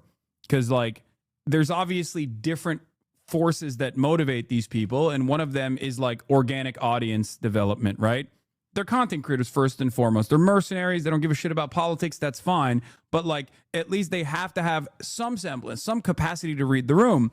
And when they read the room and they see that the room is yelling "Free Palestine, fuck Israel" over and over again at them, they can't hit that as hard as they once did, because they did do that for the past 22 months. They did that pretty aggressively, right? And even then they didn't want to do it by like taking an open stance. They did it by just like attacking people like myself, people like Frogan, others who were actually actively fundraising, actively criticizing Israel. They just like attacked all of the pro-Palestine content creators they could from other like drama related, irrelevant points of slander, in a way for them to basically position themselves not as like super pro-Israel, because, you know, you always need a little bit of plausible deniability, and you need to maintain this like quote unquote apolitical attitude that you have over this issue, but while simultaneously still doing it, right? Simultaneously still attacking and positioning yourself against those who are pro-Palestine. So they don't really do that anymore. So there's something else that needs to keep motivating them. And I guess, like, you know, being a part of Destiny's orbit for a crumb of additional eyeballs that you might get from his very loyal fandom and his very loyal community could be one of those motivators. Another one is just like direct payments that you can get from this like fucking Destiny's Friends slush fund. And that's basically it. But it is true that there are a lot of people who do get genuinely captivated by whatever like weird hypnosis that he has over a bunch of content creators. Brianna Wu being one of them. Like, she unironically learned everything about Israel Palestine after October 7, and initially she was like, oh, it does seem like, you know, I care about the Palestinian people as a whole. And then like slowly but surely through being a fucking Destiny orbiter, she became a prominent critic of Palestine and Palestinians and a prominent supporter of Israel. She went in the reverse direction as the general public on this issue. Now let's get back to the other PAC that's doing something similar as well, but a little bit more structured and not as hyper-focused on, like, I don't know, making sure that one content creator is and all of his friends are churning out loyal slop shit. Okay? So yeah, as we covered Taylor Lorenz's article here, I said before I sidestep to the other one, Progressive Victory Fund, we're going back to Chorus now, okay? They are, a part of the contract clause is that they are not allowed to disclose who funds them. They are not allowed to disclose that they are funded at all. So let's continue. There are some real great advantages to housing this program in a nonprofit. Graham Wilson, a lawyer working with Chorus, said to creators on a Zoom call reviewed by Wired. It gives us the ability to raise money from donors. It also, with the structure, it avoids a lot of the public disclosure or public disclaimers, you know, paid for by blah, blah, blah, blah, blah, that you see on political ads. We don't need to deal with any of that. Your names aren't showing up on like reports filed with the FEC. Wilson did not reply to a request for comment. The Federal Election Commission also declined to comment. The goal of Chorus, according to a fundraising deck obtained by Wired, is to build new infrastructure to fund independent progressive voices online at scale. The creators who joined the incubator are expected to attend regular advocacy trainings and daily messaging check-ins. Those messaging check-ins are led by Cohen on rapid response days. The creators who have to attend at least 2 Chorus newsroom events per month, which are events Chorus plans, often with lawmakers. Elizabeth Dubois, an assistant professor at University Research Chair in Politics Communication Technology at University of Ottawa, who has researched the ways influencers are reshaping the U.S. political system, says that we are seeing influencers being pulled into these dark campaigns or shadow campaigns where the legal aspect is murky at best. Sometimes it is actually clear that influencers are being used to, for example, evade spending limits, she says. I think that we need to remember that for democracy to thrive, we do need transparency around who is paying for political messages. Don Hyder, the chief executive of Marcola Center for Applied Ethics at Santa Clara University, says that the outline restrictions violate ethical norms. If the contract for getting money from a particular interest group says you can't disclose it, then it's pretty simple. You can't take the money, he says. We're living in an era where a lot of powerful people have basically taken the rule book and thrown it out the window. Keith Edwards, a Democratic content creator who has skyrocketed to fame on YouTube since starting his channel last year, was not invited to be a part of the program, but believes that the way it's structured seemed predatory. He says that he would never agree to take part in a program that was run in secret or wouldn't allow him to disclose funding. What I don't understand is, why wouldn't you just donate to creators directly who have already built something and just need to put gasoline on the fire, says Edwards. Democrats at least understand that the internet exists now, so that's good. But they still think influencers are just there to do a terrible direct-to-camera interview that no one watches rather than just treating us like another form of media. The influencers offered the funding were given just days to sign the contract, which was essentially presented on a take-it-or-leave-it basis. At least one cohort was specifically told they could not have their lawyers redline it. In that group chat, formed to discuss contract negotiations, some creators discussed a clause prohibiting the disparagement of other creators. Not being able to criticize anyone else affiliated with Chorus felt restrictive to some, according to text messages posted to the chat. Eventually, the creators in the group chats agreed to drop the issues they had. I don't think Chorus is out to screw us. Orleans, a creator who was offered $8,000 per month, said in the group chat. Some influencers for the Chorus Creator Incubator program were offered as little as $250 per month, according to one creator who declined to accept the deal, while others were offered memberships into the Amplifier cohort, which provides up to $8,000 per month. Bro, if you're taking a bag for $250, it's the worst. You're like I'm sorry. Okay? If you're literally selling out whatever like ambitions you had as a political commentator for $250 a month, you are not in the right business. I'm sorry. What the fuck? At least the people that were selling out for $8,000, that's like life-changing money. $250 a month, and you're gonna be a mouthpiece for a fucking shadow organization that has this much restriction on your life? What the fuck? See, this is the problem. A lot of people don't understand. The issue here is like, if this is your job, this is your goal, if this is your career ambition, if you want to become a political content creator, if you want to be a political commentator, you have to have a unique worldview. You have to have some things that you truly believe in. You can't be a fucking hired gun. What the fuck are we doing? It's so stupid. Like that's how little That's how little you care about integrity? What the fuck? The 1630 Fund has emerged as a powerful funder in democratic spaces in recent years. Its website notes that issues supported by the organization include economic equity, affordable health care, climate solutions, racial justice, voter access, and other essential social change goals. The organization was founded in 2009 as a liberal response to the conservative dark money groups and organizations like the Koch Network, and under Trump, it has soared. In 2018, the 1630 Fund provided $141 million to more than 100 left-leaning causes in order to bolster Democratic support during the midterms, according to a tax filing obtained by Politico. In 2020, the fund distributed more than $400 million, Jesus Christ, according to the organization's public tax filing, which Politico said was used in efforts to unseat then-President Donald Trump and the Republican Senate majority. In 2022, the 1630 Fund spent $196 million backing state ballot measures on abortion rights heading into the midterms, according to NBC. Just 4 donors accounted for close to 2/3 of the fund's revenue in 2023, according to its tax filing. The largest donor gave the group $50.5 million, with others donating $21 million, and $13.6 million. The 1630 Fund, which is not required to disclose its contributors, has for years been a major funding source for liberal and progressive causes and groups, including those that spend in elections, says Walker Davis, a research director for the open government group Citizens for Responsibility and Ethics in Washington. Though their recent tax returns indicate that they've always pulled back from the eye-popping sums they raised and spent in 2020, the organization is still one of the top spending politically oriented groups, oriented nonprofits in the country. Chorus, which is described in contracts reviewed by Wired as a project of the 1630 Fund that handles operations for the Creator Program, launched in November 2024 as a nonprofit arm of Good Influence, a for-profit influencer marketing agency aimed at helping content creators connect with social good campaigns. Good Influence was founded in October 2020 by Stuart Perlmutter, the former comms director for the Representative John Yarmouth of Kentucky. Seeing an opportunity after Kamala Harris's loss last November, Perlmutter co-founded Chorus with the Democratic influencer Brian Tyler Cohen. Ain't no fucking way. Brian Tyler Cohen, who was over 4.6 million subscribers on YouTube and leads messaging check-ins with the creator cohort on rapid response days. According to records reviewed by Wired, Chorus claims that its initial creator cohort has a collective audience of more than 40 million followers with more than 100 million weekly viewers, and that the organization has hundreds of creators signed up and ready to amplify messaging. I spent most of my career researching right-wing media. Also, Brian Taylor Cohen is another friend of Destiny, isn't he?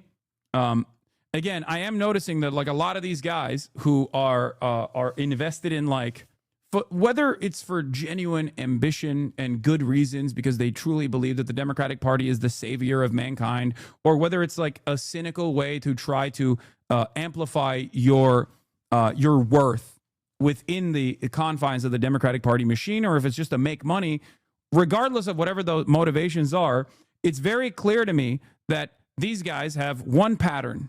Okay, they don't step outside of the line when it comes to whatever the Democrats are communicating, which is something that I've always wondered about. Because I'm always like, how the fuck are you going to be an independent content creator, an independent political commentator, and never actually criticize the Democrats? Like, what is going on? Show me the pay stubs. This is what I used to say all the time. If you remember, if you recall, one of the things I used to always say whenever motherfuckers would come in here and be like, oh, I'm going to defend the DNC. You're wrong. It's the left that did this. I'm going to defend the DNC. I'd be like, show me the pay stubs. It turns out there are pay stubs. Not for you if you are a fan of any of these content creators. You've just been deluded, right? But these guys do have some pay stubs. So this makes a little bit more sense. I will also say, however, that the other thing that I've noticed here is that they are noticeably absent from the conversation on Gaza. This is a major issue. It's a major issue that was almost entirely propped up by social media and independent sources, whether it be on the ground Palestinians who are filming their own demise, filming their own genocide, bravely, if I may add, or whether it be those real, those videos that are being amplified by independent media content creators who see right from wrong, who have a conscience and decide that this is unconscionable and actively speak out against it. If you are an independent content creator, if you're in the media, you're not going to speak on it. We know this already, right? But if you're an independent content creator and you're silent on this, if you're an independent content creator and you're silent on one of the biggest issues of our time, then it's very obvious that there's like most likely a financial motivation here, a financial imperative here. Something interesting about the timing of when this video was released and the context that this article provides is interesting. What? Before I was understanding where it's like, oh, yeah, I'm kind of edgy. I say like whatever. I don't even know if you know who Aiden Ross is, but the fact that like Donald Trump's like shouting this guy out, like this is a guy that like Destiny and Brian Tyler Cohen call out Kamala Harris, take the gloves off finally. This is when? November 18th, 2024. Brian Tyler Cohen and Destiny talk Trump's collab with Aiden Ross and Kamala Harris refusing to go on Joe Rogan's podcast. Anyway, I don't know if it like matches up timeline wise with like the Brian Cohen is not surprising. This makes me sad, man. I wish these guys wouldn't do this shit. Okay. That's what I wish. I wish they would stop doing this shit. Anyway, let's get back to it. I've spent most of my career researching right-wing media and sounding the alarms about the collapse of our old information environment. Ellie Langford, the director of programming at Chorus, said on a Zoom call with dozens of creators in June, our political systems haven't been able to figure out a real solution. And I've been really excited to see you all treading the path forward. I deeply, deeply believe that the work you are all doing is what's going to make the difference in supporting and frankly resuscitating our democracy.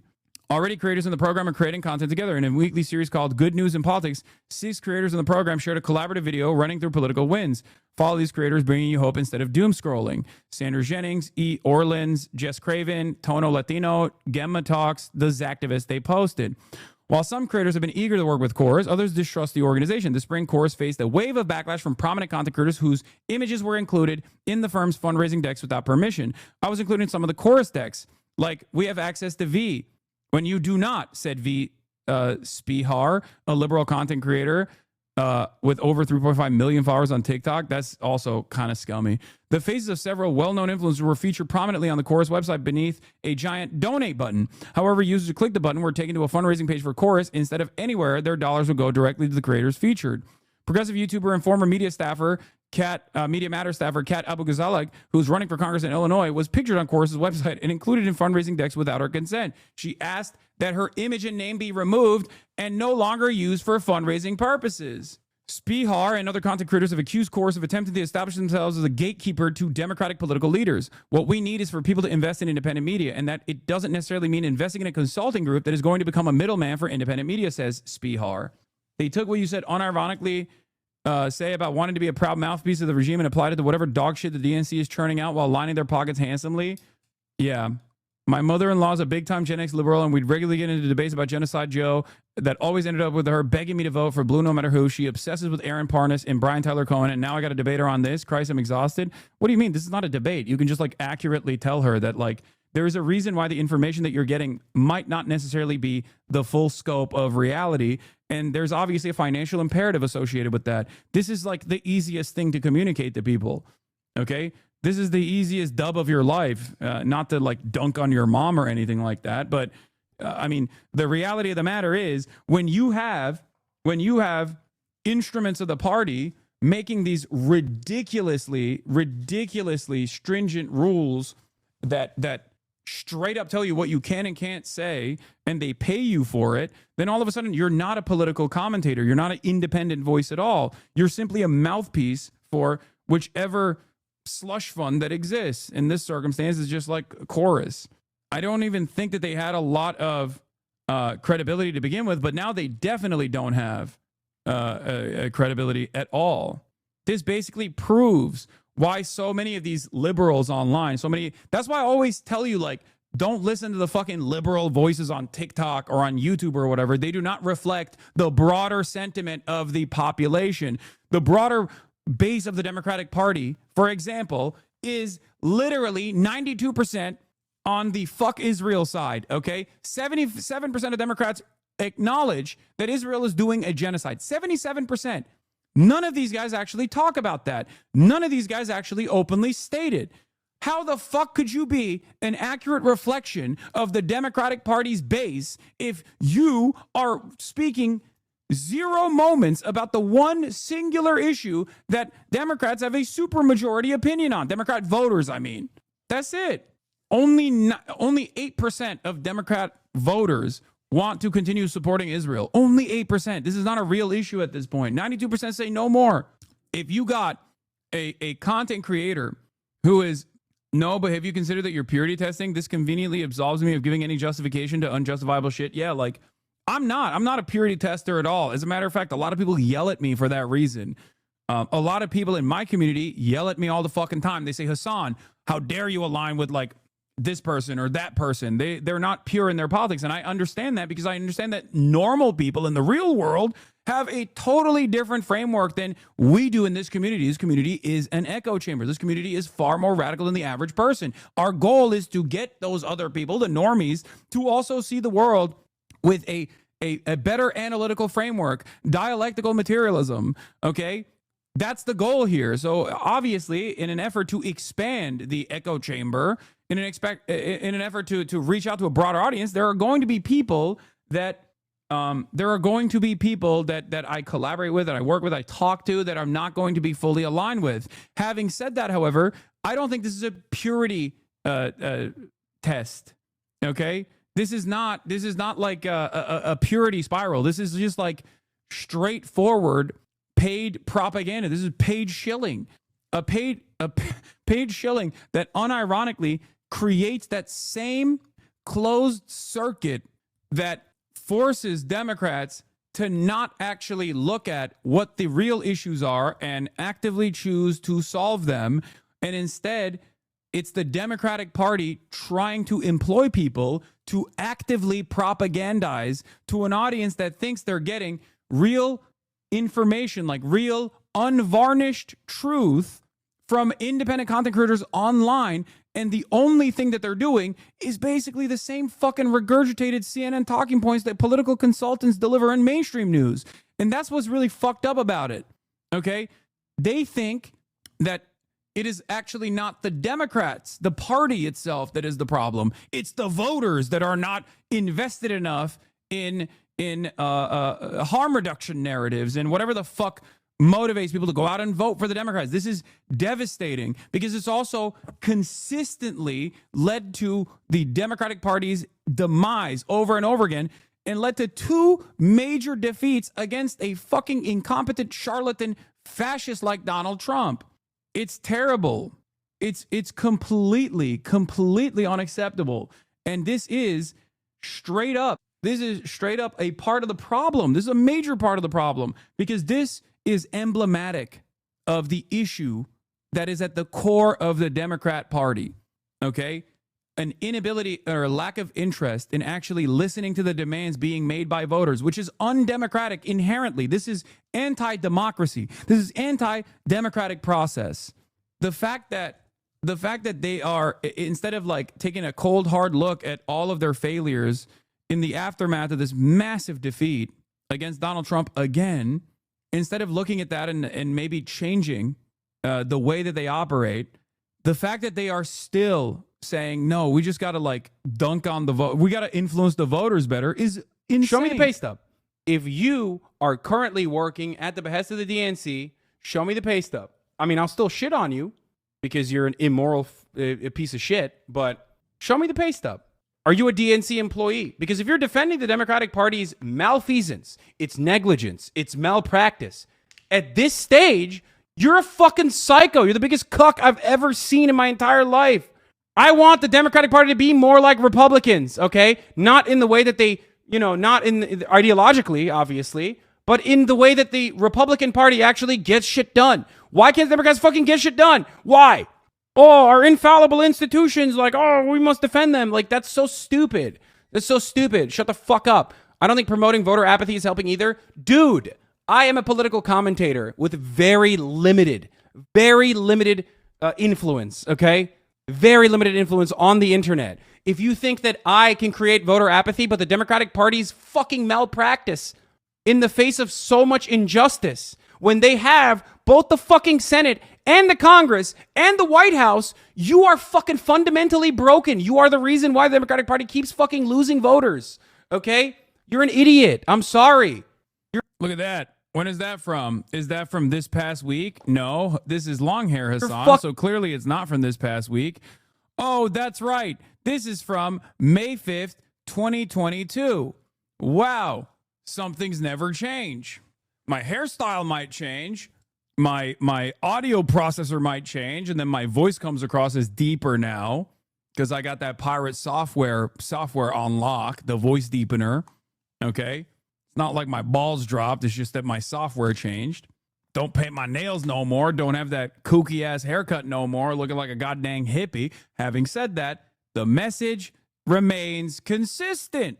This is why I always laugh when motherfuckers are like, Hasan, you've changed. It's like, no, man. You just watched a video or two from the dumbest motherfuckers on the planet that were able to convince you that I have changed. I have said the same exact shit for the past decade. Okay?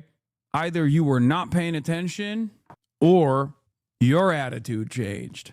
And it turns out maybe your attitude changed because you went and got duped by a motherfucker that was getting paid from one of these goddamn PACs to basically tell you how the world is actually, when in fact, they were just getting paid to do so.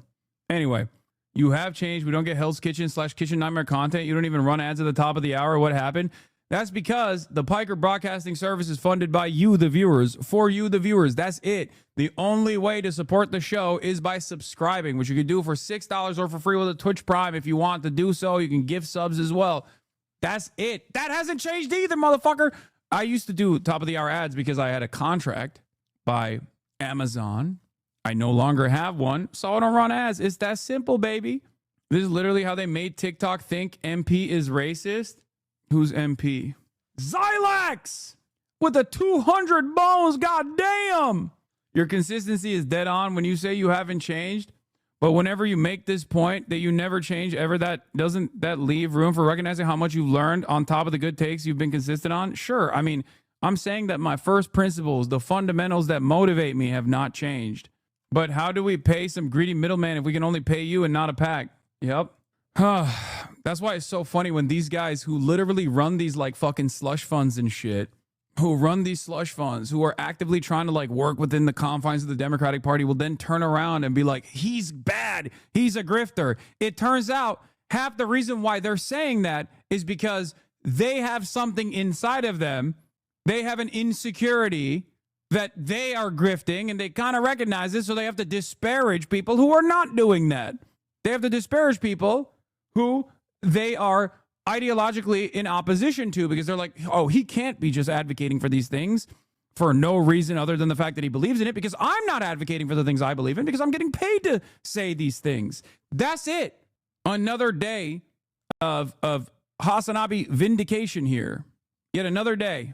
Several influencers who doggedly defended Chorus throughout the controversy, including Elizabeth Booker Houston, a Democratic comedian and content creator on Instagram, and Ali O'Brien, a progressive creator with more than 600,000 followers on TikTok, were involved in membership talks for the highest paid tier in Chorus's new incubator creator program. Houston did not respond to requests for comment. O'Brien also declined to comment. Still, some creators heard about the 1630 fund and Chorus's funding initiative and applied to join. One creator named Chesko, who goes by The Speech Professor online, applied to join the program because he viewed it as an opportunity to get access to the people that have funding or backing and actual research that I could use, he says. Ultimately, he wasn't accepted and received an email on June 26th rejecting his application. That sucks. You tried to become a fucking mouthpiece and they were like, nah, dog, you're good. That's crazy. And now you're just like, now you're seen as a guy who wanted to do this. Hasan on me. Thank you for the 20 gifted subs. The structure of the program highlights the vast difference between how Democrats and Republicans attempt to amass online influence. Once again, oh, MP is Madeline Pendleton. Okay, that makes sense. Once again, there's a reason why all of my controversies amount to socialism but rich and things that you would never actually even think twice about for any other content creator. Okay? That's it. Socialism but rich, or has an opinion that is not the established norms that I grew up in, and that makes me uncomfortable. Okay? Whether it be anti-imperialism, anti-capitalism, and the like. That's it.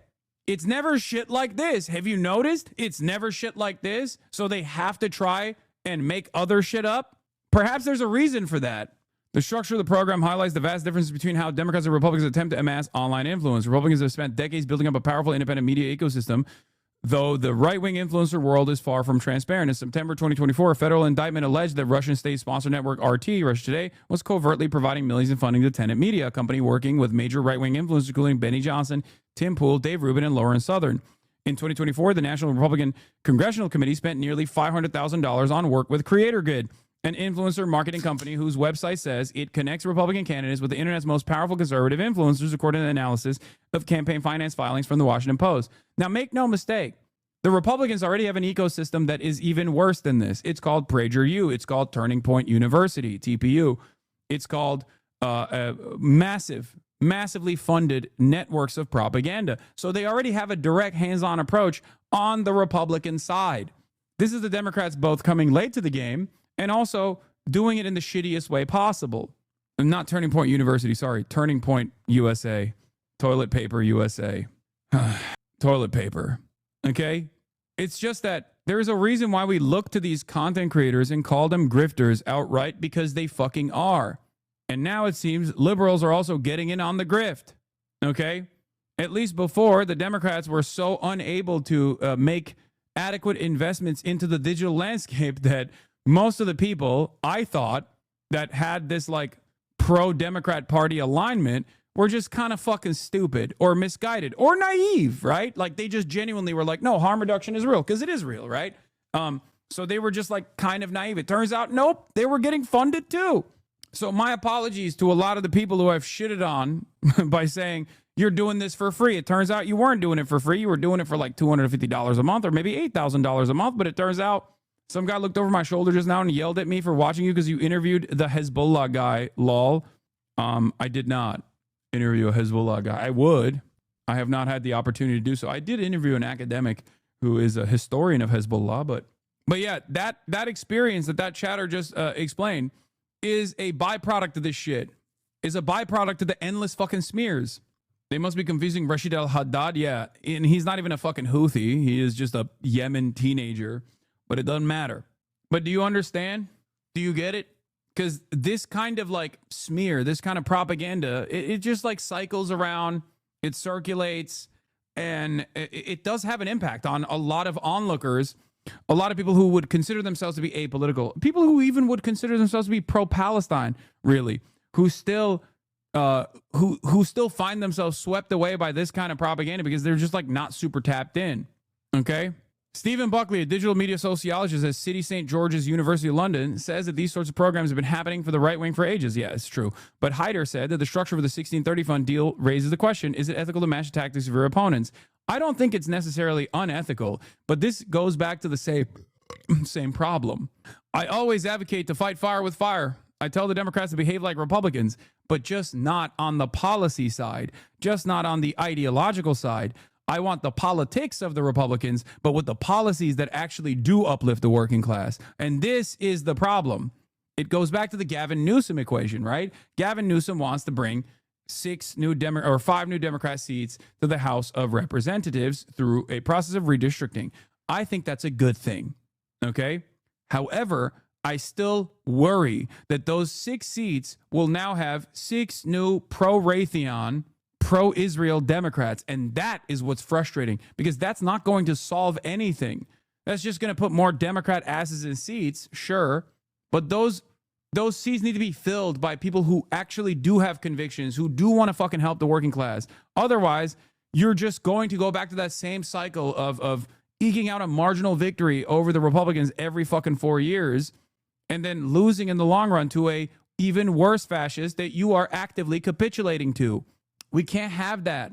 This is the fundamental difference. This is what needs to change. The Democrats appear to have no counter to the system. Democrats miss the next generation of media, says Brandon Gahan, co-founder of influencer marketing agency. I know him. Creator Authority. Historically, they own Hollywood, but this next generation of influence is digital, and they've miscalculated that. I don't think they feel comfortable in arenas where they lack control. I guess that's it. That's the entire article from Taylor Lorenz. Fantastic article. Obviously, Current Affairs had a complimentary piece on this as well. This helps explains why some of the most popular progressive content creators refuse to ever cover Gaza. This is from Current Affairs, a separate piece that came out that we read a while back. The decision to avoid Palestine by Democratic-aligned media seems to be deliberate, and it goes beyond Midas Touch. Midas Touch is part of a broader universe of content creators that are aligned with the Democratic Party, including Brian Tyler Cohen, David Pakman, among others. Notably, last March, according to a source of the events, Pakman attended a private off-the-record meeting with Kamala Harris on the day of the Joe Biden State of the Union address. During the trip, he met with Cohen, the Meiselas brothers, and dozens of other so-called independent progressive media figures. In an internal email, Pacman later told his staff that the content creators of the White House had talked among themselves, and everyone had admitted that they deliberately avoided producing Gaza coverage in order to prevent controversy. One could argue that this is probably a big reason why these particular influencers were invited to the White House in the first place. Pacman, for his part, has previously asserted that Israel would never waste ordnance on Palestinian civilians, that he views Congressman Richie Torres, who is perhaps best known for being one of AIPAC's top recipients of funding, AIPAC's biggest attack dog, which we will be watching on the Adam Friedland show later, Richie Torres, as the kind of person who he would like to see lead the progressive movement.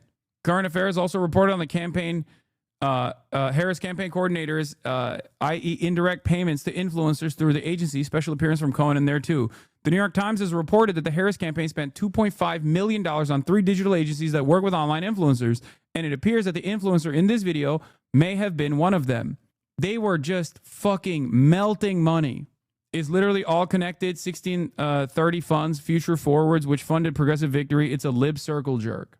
They literally came to a consensus on the face. They avoid talking about one of the worst man-made disasters of our time. Yeah, their idea of controversy was acknowledging the 30-plus polls showing she needed to stop the genocide to win, by the way.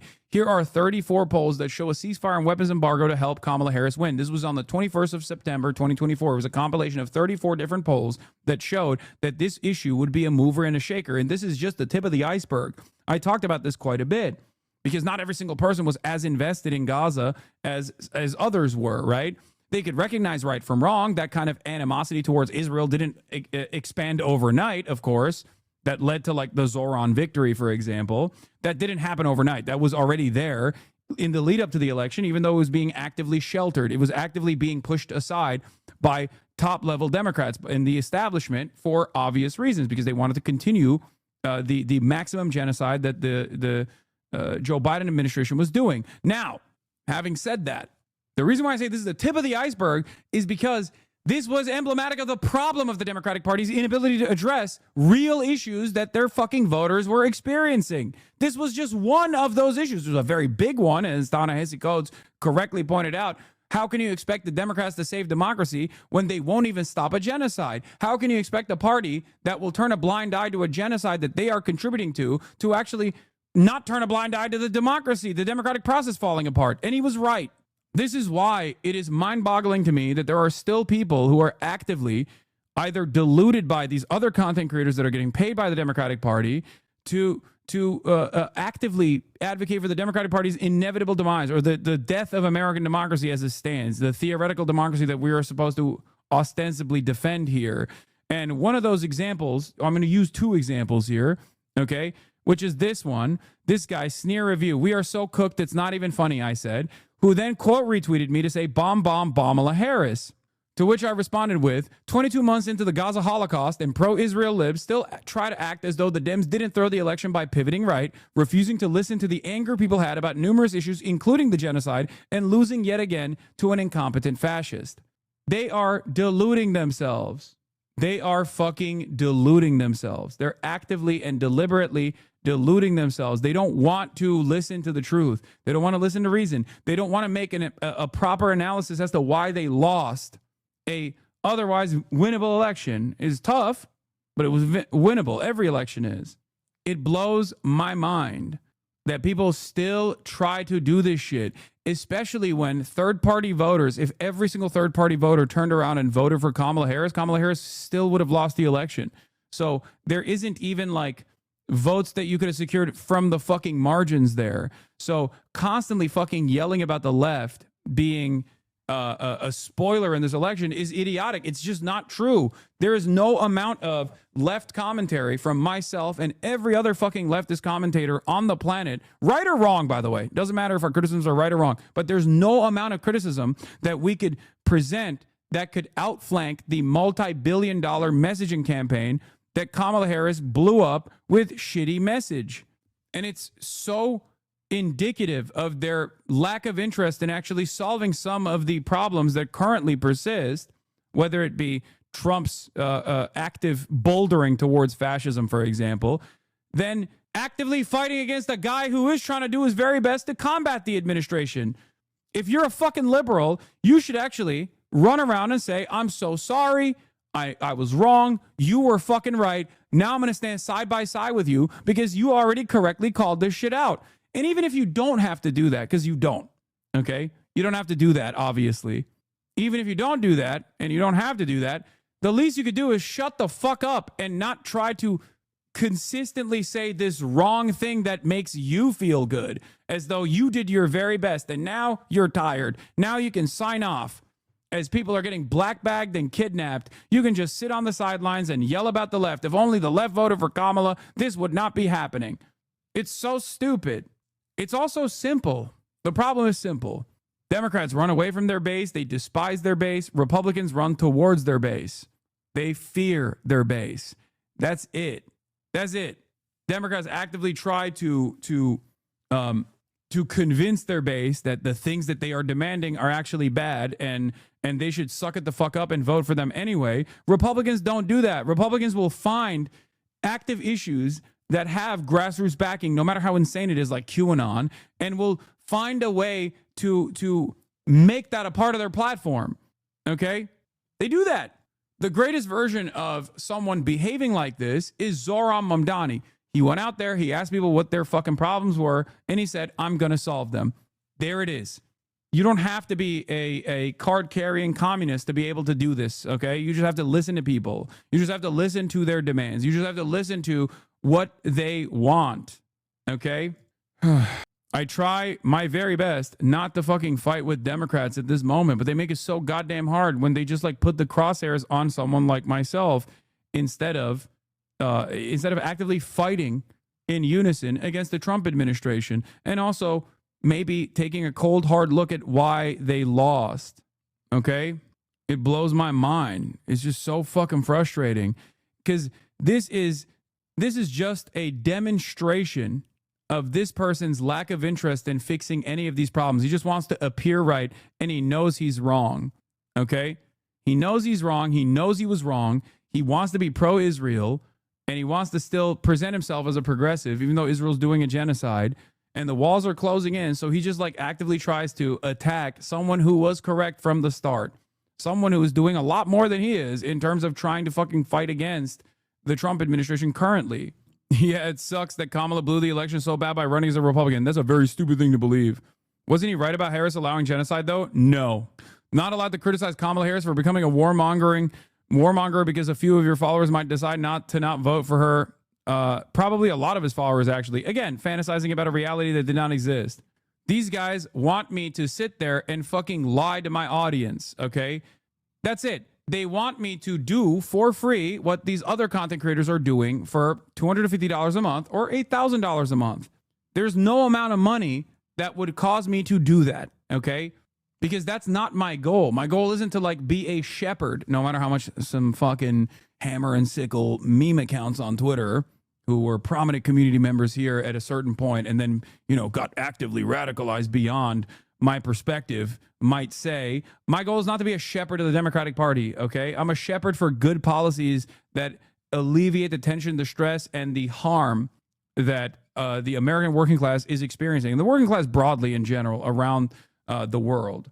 Yo, even 20K, come on, bro. Who you lying to? That's really funny that you think that there's any amount of money that would cause me to do this when, like I said, the Parky Broadcasting Service is funded by you, the viewers, for you, the viewers, and that's it. Your subscriptions allow me to maintain my editorial independence. You are a liar. I need more hogwatch. Fuck the centrist dem cunts. It's their fault we are here. You voted for Harris on stream. You are a liar. There was never a moment where I explained to people that they should go out and vote for Kamala Harris. I also urged them to not vote for Donald Trump. There was also one other third party that I said was bad. There was other third party candidates that I did not say were bad. But overall, yeah, I also turned down $1 million as a starting point in the negotiations, which means it could have gone up on election day because of my principles. Nothing is good enough for these people, it seems. I know. There's no other content creator who's done something like that. I promise you. The other version of this that I saw was my former podcast co-host who I don't know if I can find it, but like it was an Instagram story version of this. It was the Instagram story quote retweet, which was so fucking crazy. I saw people saying Hassan, which is kind of funny, but remember when they asked Austin Show to do stuff with the DNC law? I confirmed that Hassan the Hun was not approached for this program. I didn't see Austin on the list either. The 90 influencers involved appear to be primarily centrist pro-DNC Dems who have not spoken out about Palestine and are pro-Israel. Come on, bro. You just heard my comment instead of alluding to it. Give me that dopamine from hearing my words again. What? Chatter forgot all the hate you got for Okay, shut up. I don't care about it. Oh, this is the one I was thinking of. Yes. This is another example of like liberals behaving in this like silly way. Everywhere around you, things are deteriorating in real time, and most people are sleepwalking through it all, worried about the Cracker Barrel logo change, as the Trump admin is knee-deep in the waters of fascism, Holocaust in Gaza, kidnappings by ICE, domestic military occupation. This is the only take that you hear from this man who's supposed to be, who's broaching the waters of political commentary here. Every single one of these policies would have been prevented by a Kamala presidency. You love complaining about Trump, but where the fuck were you when you could have done something about it? Again, I did try to do something about it. I tried to every single day actively yell at those who would listen that Kamala Harris was going to lose the election to a fucking fascist if she went right, if she swung right, and nobody listened. I did. I was right. What the fuck is this conversation? The notion that I, one, have the capabilities, okay, of moving mountains and swinging elections in favor of whoever I like is so stupid, because that means that I have more clout than Taylor Swift. I have more clout than Beyonce. Okay? They openly and actively endorse Kamala Harris. How do I have more motion than they do? And if I do have that level of motion, then how stupid are the Democrats for not actively courting me?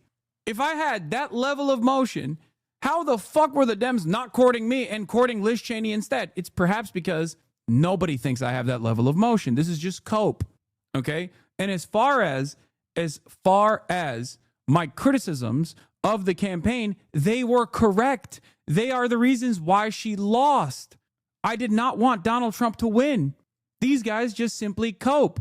Also, not only do they cope about this to make this like cynical smear that like, oh no, Hasan actually wants Donald Trump to win. He always wanted Donald Trump to win, when obviously if you listen to even 3.5 seconds of my fucking broadcast leading up to the election, post-election, you would know that that is not the case. It's an insane smear, okay? But not only that, but also I have been actively fighting against the Trump administration and even have withstood penalties as a consequence of actively fighting against the Trump administration and also consistently advocating for issues that I care about, okay? These guys have not. Their only political advocacy, liberals, their only political advocacy is basically just like left bashing at a time when everyone needs to be united against the Trump administration. It makes no sense. It's just shit smearing. That's it. Yeah, I guess he just wanted Kamala to lose, but with my support as well. Anyway, it's such a silly argument, and it's crazy that like it's still repeated over and over again. This isn't to say that I have no motion whatsoever, for the record. Of course, I understand that I have some level of influence, especially a level of influence that works best when you have a candidate that is aligned with my worldview, because there are a lot of door knockers in this community. There are a lot of people who will go out and smile and dial for candidates. Okay. There are a lot of activists in this community. So yes, there is a lot of influence, more so than like the average person, for sure. This is a very politically motivated, politically active community of people. Okay. And a great example of that, once again, when used at the behest of a candidacy that actually aligns with my worldview, with my goals, is Zohran Mamdani. A fuck ton of people both directly worked in the campaign in the close circle of Zohran Mamdani, and also were a part of the door knockers within the DSA New York structure. Okay. So I'm not going to sit here and act like there's no influence whatsoever to like abdicate myself of this responsibility. But the reality is these guys want me to do something that I'm never going to do, which is to lie to people, right? Why won't you lie to your audience if there's something that she's doing that is indicative, that spells doom, right? Kamala Harris saying she's going to have the most militant military. Kamala Harris also saying she's not going to separate herself from Joe Biden when it's very clearly an anchor around her neck These sorts of criticisms are not made because I want her to lose. These sort of criticisms are made because I don't want Trump to win. I mean, the reason I'm here and not in their chat is because I think I and a lot of others hold you to a greater standard. Everyone knows Brian, Pacman, Ethan, etc. are tools. You are not. So when people see you shitting on Kamala pre-election and giving a lot of moral supremacists win their sale to go see Never Kamala just to their own ego and detriment to Palestine. What? I'm confused. What argument are you trying to make? Are you saying that like you hold me to a higher standard so I shouldn't actually criticize Kamala Harris as is warranted for making horrible fucking choices that led to her electoral defeat, as I fucking said was going to happen most likely? Wouldn't you not hold me to a higher standard if I did that? Then I would also be a tool. This makes no sense. My job is not to lie to my community so that a particular candidate can win. My job is to tell you what the truth is, okay? Sometimes it's a hard to swallow pill. If the left was powerful, she would have chased our vote instead of racist suburbanites. Exactly. Once again, one of the most important parts of this is you cannot outflank the Democrats. If the Democrats are spending billions of dollars communicating message A, you can't turn around as a Twitch streamer and communicate message B and expect people to believe you. Because people are just going to go, I don't believe you. They're saying something entirely different. Like, you want me to just like lie and be like, no, you don't understand. The Democrats are not doing a genocide when they are. Of course I can't do that. You want me to lie and say Kamala Harris is actually an anti-Zionist, someone who is going to stop the genocide when she chose not to say that? Olivia Juliana, another one of these people that was paid, by the way, responds to someone saying, Olivia Juliana is a 21-year-old Latina, yet her political views mirror those of an 81-year-old Joe Biden. She's not coming to these beliefs on her own. She's being paid to spew them. She's the exact type of Gen Z/young Dem that the Democratic establishment wants because they've done what any actual change, they don't want any actual change or progress. When young people ask that more of us be allowed in the party, this is the type of young people they decide to allow. Those who will regurgitate losing platforms and attack fellow Gen Zers, not anyone looking to shake everything up and go in and stand up for those who make less than $400,000 a year. Democrats do not want young people with integrity or self-respect. They want those willing to change their beliefs for a bag of money or a TV spot. They want someone who will defend any bigoted agendas, and they love using young black and brown to do it, young black and brown people to do it. To which she responded with, the fact that some of you think that a young person can only have the political leanings of Bernie Sanders is part of the reason we lost young men in droves. I'm not being paid to speak my beliefs. I just don't let you all bully me for being who I am. Don't like it tough. Like, damn, I'm pro-Medicare for all. I'm pro-public schools, pro-immigration, pro-DACA, pro-combating climate change, pro-public education. I graduated from rural Texas public school, and yet I'm a Republican. Y'all are full of shit. I don't claim to represent anyone but myself. You're all just mad that I have the platform I do. If you don't like me or agree with me, block me. I don't care. So the issue here is she says all of this, but when the Democratic platform does not reflect any of these issues, okay, she turns around and defends the Democratic platform. That's the problem. If you are pro this, you have to advocate for this. You have to tell the Democrats that are paying you to actually reflect this. The campaign stopped engaging with voters concerned about Gaza in the crucial final weeks. Around the same time, Kamala Harris embraced Liz and Dick Cheney. The thought process with anybody concerned about Gaza was, okay, we'll lose you, but we'll pick up two somewhere else. And it was a fucking abject failure. They knew that they knew that they could possibly lose, by the way. Okay. But they didn't just want to win. They wanted to win with their own methods.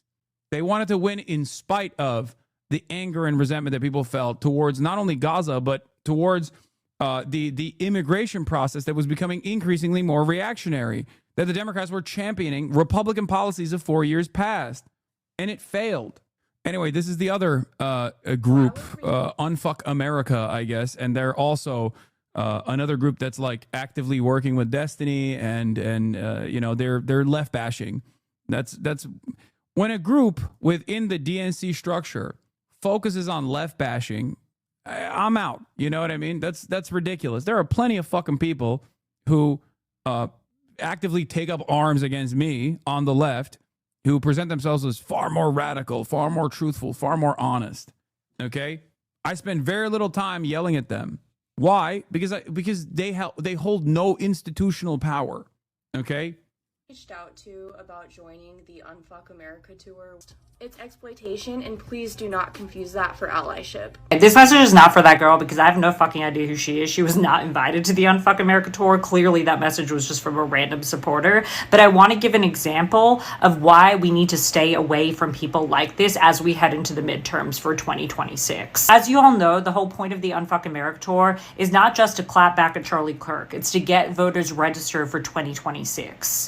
Well, that's an abject failure so far. Holy fuck. If you look at the Democratic Party registration numbers, it is fucking awful. God damn. You know from this New York Times article that was just posted this past week, we are so much further behind than even people like me on the ground thought that we were. People that use these like buzzwords in the leftist movement, like performative and allyship and all of this like soy bullshit, are people that have never gone outside and actually knocked a door of any registered voter in this country. You know who loves to see this? You sitting on your ass trying to fucking mansplain what's performative as if you somehow get to fucking determine what's performative. Charlie Kirk and Scott Presler, who are registering voters by the thousands every day. Perhaps, and I don't mean to be a burden here for the good work that the Unfuck America tour is doing, I guess, but perhaps there are discernible policies that Charlie Kirk and all these other fucking dipshits actively point to as a political victory that you can get more of by relying on an endless faucet of right-wing culture war issues that they've designed as a distraction away from the real economic hardships that people experience. Perhaps if the Democratic Party did something similar and earnestly talked on the affordability crisis and presented reasonable solutions uncompromisingly, unconditionally, and we're not so afraid to lead discourse for once on these issues, we're not so beholden to their corporate benefactors, then there would be more success when you knock on a fucking door. Because if you're knocking on a door and you're presenting the Democratic Party as defending American institutions, maybe you'll get a couple like 65-year-old white people in the suburbs to go, you know what, you're right. But by and large, this has been an unsuccessful method. Kamala Harris's defeat to Donald Trump shows how unsuccessful this method was. And yet, instead of learning from that lesson, that devastating defeat of the last election, we're just going, la, la, la, la, la, you're wrong. We're just going to keep door knocking. We're going to hang out with people who are refusing to talk about Israel, that's a major issue, by the way, 92 to 8%. Okay. We're never going to bring up genocide.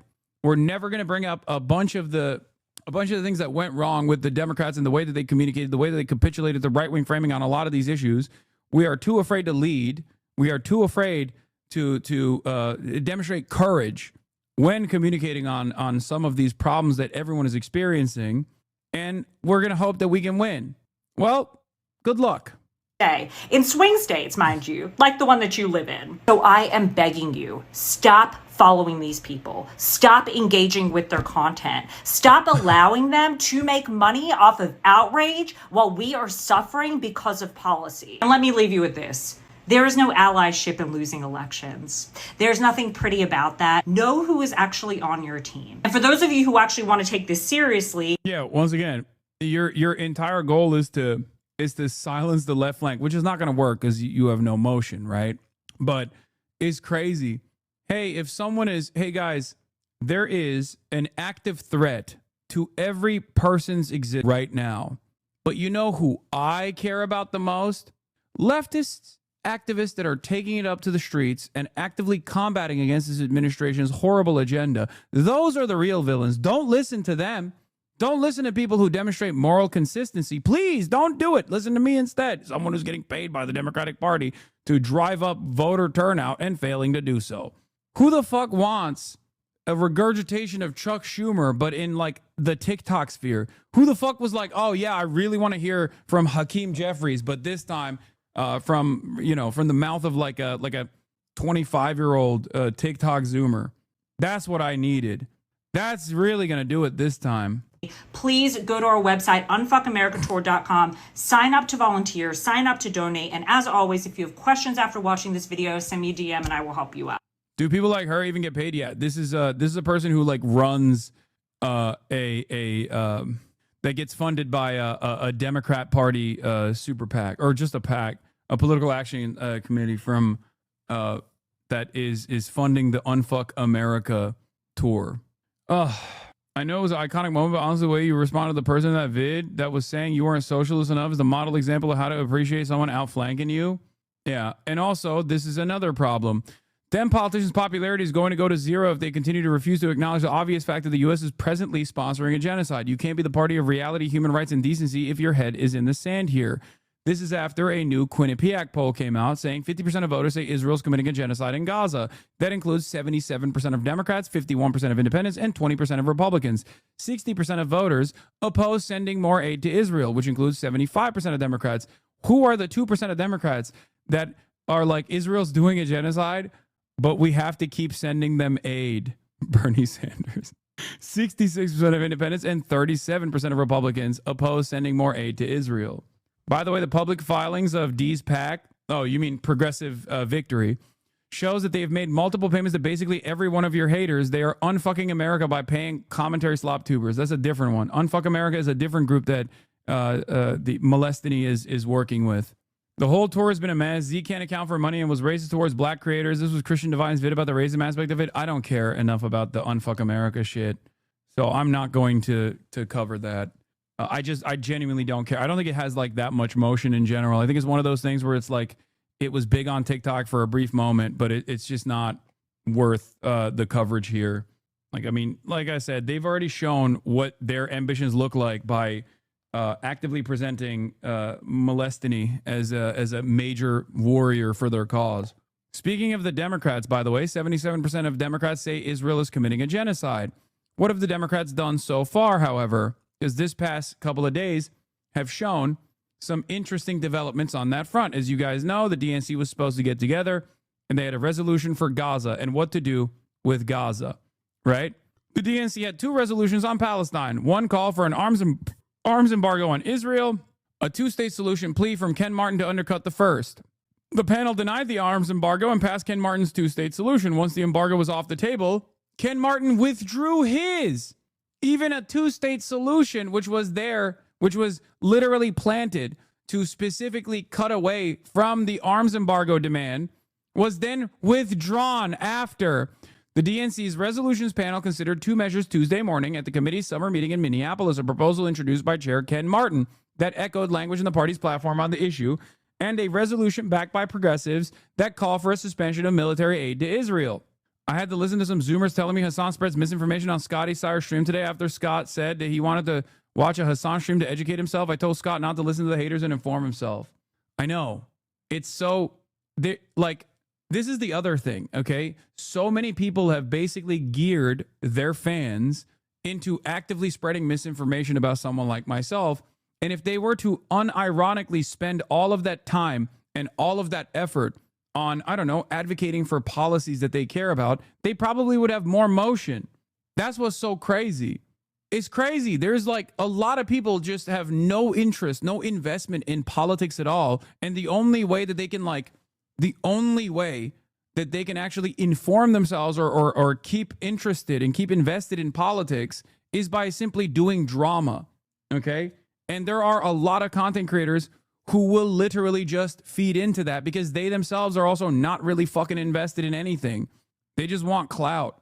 So it's like I have to work around a dedicated sea of fuck Hasan content enjoyers and slop tubers that are now honestly falling apart on their own because some of their leadership structure was outed as procuring CSAM from a 17-year-old and even trying to sex traffic them across state boundaries. So now at least there was something that was a bridge too far for some of these guys. So there's like a little slop civil war taking place. But overall, it's just like this is just an unfortunate side effect of people not really having any sort of political acumen or any sort of fucking political vision. Martin's withdrawal was actually a minor capitulation to the left. They passed the 2SS thing, but there There was enough pushback to it not being enough that they pulled it, and he did the classic buried in committee thing of making a task force. The panel unanimously advanced Martin's resolution and voted down the resolution calling for an arms embargo. Martin later made the stunning decision to withdraw his resolution to allow further discussion, a motion that was supported by the whole committee. There is nothing to teach establishment Democrats. They know this is genocide. They know their voters don't like it. They don't care. Their careers are built on the Israel lobby money and respecting the status quo. They won't change. Confrontation is the only path they've left open. Okay, so that's one thing that I wanted to show you. Another thing that I wanted to show you as far as like the Democrats getting a reckoning is from Nathan J. Robinson, my GOAT, once again. Representative Wesley Bell explains why he took millions from AIPAC's billionaire backers. Let's take a look while I go pee. People want to support this, support what we're doing, please, hey, we'll take it, because we got to get our message out. And the bottom line is that in our politics, you know that they're expecting close to a couple $1 billion in these elections coming out. And so that money is flowing everywhere. And until we address that issue and get campaign finance reforms, if you want representation that's going to represent your district, those people can't just go in there with empty pockets and just hopes and dreams.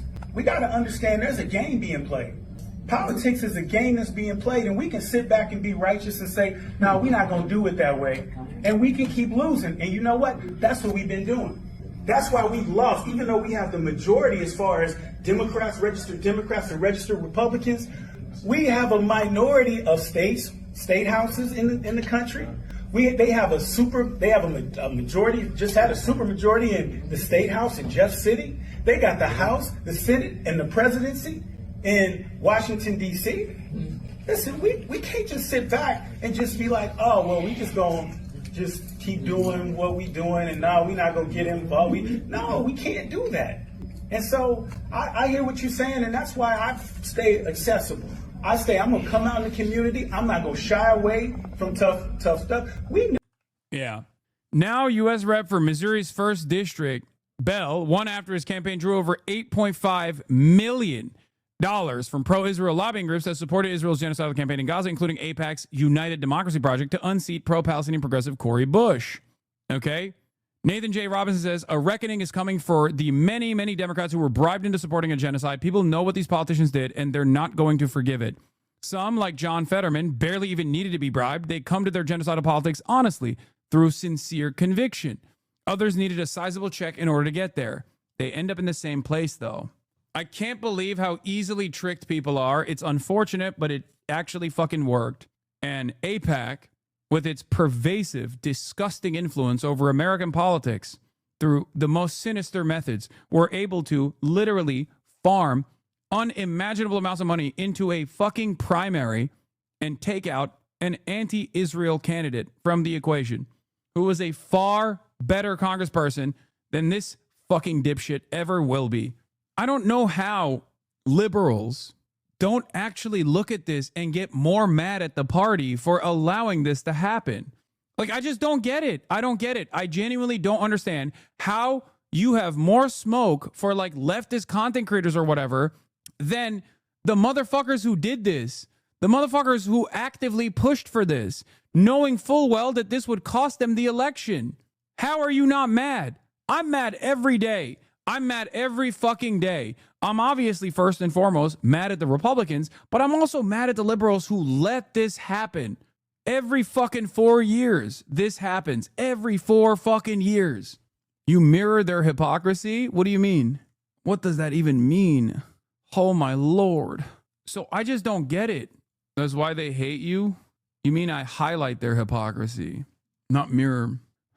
New statement from Brian Romick, President and CEO of Democratic Majority for Israel, on the DNC's vote to reject the Gaza resolution. Today, the Democratic Party sent a clear and resounding message by defeating a reckless and divisive resolution. We stand with the people of Israel and will continue to do so. For more than 75 years, the U.S.-Israel relationship has been strong because it's grounded in shared values and mutual security interests. This doesn't make any sense because this is an unimaginably unpopular issue, okay? For good reason. It's genocide. It's the worst thing, right? Is genocide, and it's also being done with our tax dollars, and it's also being defended by some of the most arrogant foreigners that Americans do not like, that demand that the American government actively take away their civil liberties like their fucking First Amendment. They're doing cancel culture on overdrive. These are all things that Americans fucking despise. They hate it. Okay? And it's created great enmity towards both Israel and also, unfortunately, due to the conflation of Israel and Judaism and Zionism and Judaism in general, it's even creating enmity towards Jews. Okay? And Democrats cannot just grab onto this issue even from a cold, amoral, calculated stance. It's fucking insane. It's just not like you don't want to be the party that is pro-Israel right now. You have an incredible opportunity to not be the party that is pro-Israel right now. And yet they choose not to. What the fuck? We cannot forget how we got here. Hamas started this war and continues to hold 50 hostages. Passing this resolution would have been a gift to Republicans, further divided our party, and rewarded Hamas's brutality. It would not have been. This is, of course, once again, the CEO of the Democratic Majority for Israel. This was an institution that had the same exact consultants that rat-fucked Corbyn in the UK, and their first announcement after they unveiled this group, it's another like AIPAC-style pro-Israel subsidiary group, okay? Their first attack was against Bernie Sanders, calling him an anti-Semite. That was the first thing the Democrat Majority for Israel did. They went after the squad, but in particular, they put the crosshairs on Bernie Sanders, calling him an anti-Semite. I laughed at the time because I was like, Americans are too dumb to realize that a Jewish person is capable of being anti-Semitic, first of all. And Bernie isn't, regardless. But even if someone was, like, they don't understand that. And it didn't work, of course. If you want to understand what this institution was invested in, okay? Now, we're also going to talk about another thing that just came out. Isaac Chodener, as you guys know, from The New Yorker, is famous for these scathing Q&As that he does. And the reason why it's considered incredible is because he does something that many journalists don't, which is basic follow-up questions. Unfortunately, normal basic journalism, which requires follow-up questions when the person you're interviewing says something unhinged, happens far too little nowadays, and that's precisely the reason why Isaac Chodener is seen as like this incredible journalist, which he does do great journalism if we're being real. Okay? The famous Isaac Chodener follow-up is, what did you just say? Can you please elaborate on the Hitlerian thing that you just said? That's usually what he does, and these guys, for some reason, will elaborate. And yes, they are like, no, you're right. It was Hitlerian, and I stand by it. So he has interviewed a bunch of people. He's interviewed a bunch of people who are obviously pro-Israel. He's interviewed like settlers in the West Bank who are fucking heinous monsters. He's interviewed Deborah Lipstadt, I think I'm saying her name wrong, potentially, which was the anti-Semitism czar for Joe Biden. And now Isaac Chodener has interviewed Jacob Lew, the former president's support for Israel abetted a humanitarian catastrophe. But Jacob Lew, who served as a U.S. ambassador to the country, still thinks that the Trump White House could learn from its predecessor. Okay? Chris Kunzler talking about the leaked Epstein. No, don't worry. We got that too. We got a whopper, okay, from Matthew Petty over at Reason on the ties that Jeffrey Epstein had to a foreign espionage tool. And that is not China, nor is it Hamas, nor is it Iran, nor is it Russia. Guys, you might be shocked, but it's actually Israel. Anyway, but we're going to get there in a second. I'm just going to give you some choice quotes from this, okay? Jacob Lew, Israel's ambassador to the U.S. under Joe Biden, was interviewed by Isaac Chodener. Isaac says, if the goal was to get in aid, some people would say that keeping the current government afloat was a bad idea. Another possibility would have been to seriously threaten to stop arming them. How do you respond to that? Look, I think President Biden was clear immediately after October 7th that he would support Israel in achieving the military objective of defeating Hamas. There was always a debate about what that meant, and we engaged diplomatically on difference between defeating Hamas as a military and governing authority and eliminating the last Hamas fighter, which we didn't believe at the beginning, and I don't believe today is possible. But our goal, here it is. Yeah, I got it. Don't worry. I'm going to cover it in a second. I'm going to cover it later. Okay, hold on. Where the fuck is where was it? Oh, here. Okay. That was not something that we use as a general matter to say, if you don't do other things we want, we'll stop defending you. Part of it was that President Biden was so clear in his position that it wouldn't have even been credible. Well, Biden still had the power to do it. I'm not saying he was going to, but he could have, right? Right. But when he was vice president, Joe Biden was famous for saying great powers can't bluff. It was something that is deep inside him. He did bluff, though, over and over again. Every red line was a bluff. His commitment to supporting Israel is in a legitimate, just fight was clear and had to coexist with pressing them on those humanitarian issues. This is a war that former defense minister Netanyahu has referred to as an ethnic cleansing. Whether you agree with this characterization or not, there is a certain point at which the U.S. could choose to stop helping Israel. Your answer is almost tautological, right? Biden wasn't going to do this, so he couldn't do this. Isaac, I think you have to put things in the perspective of the time frame. We're talking about late 2023, early 2024, up until 2025. We engaged with Israel on military tactics in a very direct way. No, they didn't. Take the decision to proceed in Rafah in May 2024. More than 1 million Palestinians, many of whom had congregated in Rafah in the first month of the war, fled to the city during the offensive, he writes in brackets. The Israeli military plan that was originally designed and the one that was executed were very different. If you look at the way they fought in Rafah, the reason we didn't criticize it is that they took the advice that we had given them and they modified their military plans to be consistent with targeted intelligence-driven attacks. Rafah is completely reduced to rubble, and it was entirely the red line that Biden presented was no arms in Rafah, no tanks in Rafah. It was violated shortly after he even made that statement. And what did Biden do? Nothing. Also, this advocacy, when the war crimes and genocide is demonstrable, it's in broad daylight, only further implicates America directly in these war crimes, for the record. Okay? So we were engaging not just on humanitarian assistance, we were engaging on the conduct of the war. I'm not saying that everything went the way we would have advised, and I'm not saying we didn't call them in the middle of the night many times saying, what on earth happened just now? What on earth happened just now? But here, the big part is coming right now. When you would call them in the middle of the night and say, what on earth happened? What was usually the answer? Isaac asks. Also, remember, not only is Jacob Lew admitting to perpetrating a genocide and perpetuating it and giving the arms to do so, he's also presenting this in the dumbest way possible, where he's like, Israel just kept duping us. It's so silly. Doy, we said every time. Like, you're not Speedrunner, okay? You're not the Coyote. You're not Wile E. Coyote. And Israel is just like consistently drawing tunnels on the side of a fucking mountain. What the fuck is this? Or Speedrunner, Roadrunner, whatever. I fucked it up. But you know what I mean. If I can fucking see it from where I'm standing and I'm a goddamn Twitch streamer, you can see it there. You have a lot more intelligence than I do. My mother-in-law says she doesn't like how shouty you are and that you remind her of Rush Limbaugh. I couldn't figure out what to say in response. Tell her I am just like Rush Limbaugh, except I don't have brainworms, both literally and figuratively. Get it? Because he's dead, and also he died of brain cancer, and also had brainworms, like figuratively, as in he was a fucking insane right-winger. Also deep holes in his brain because he just did a fuck ton of drugs. Rest in piss. He's looking up at us right now going, I'm burning. Why are there no oxys down here? That's what he's saying. Okay.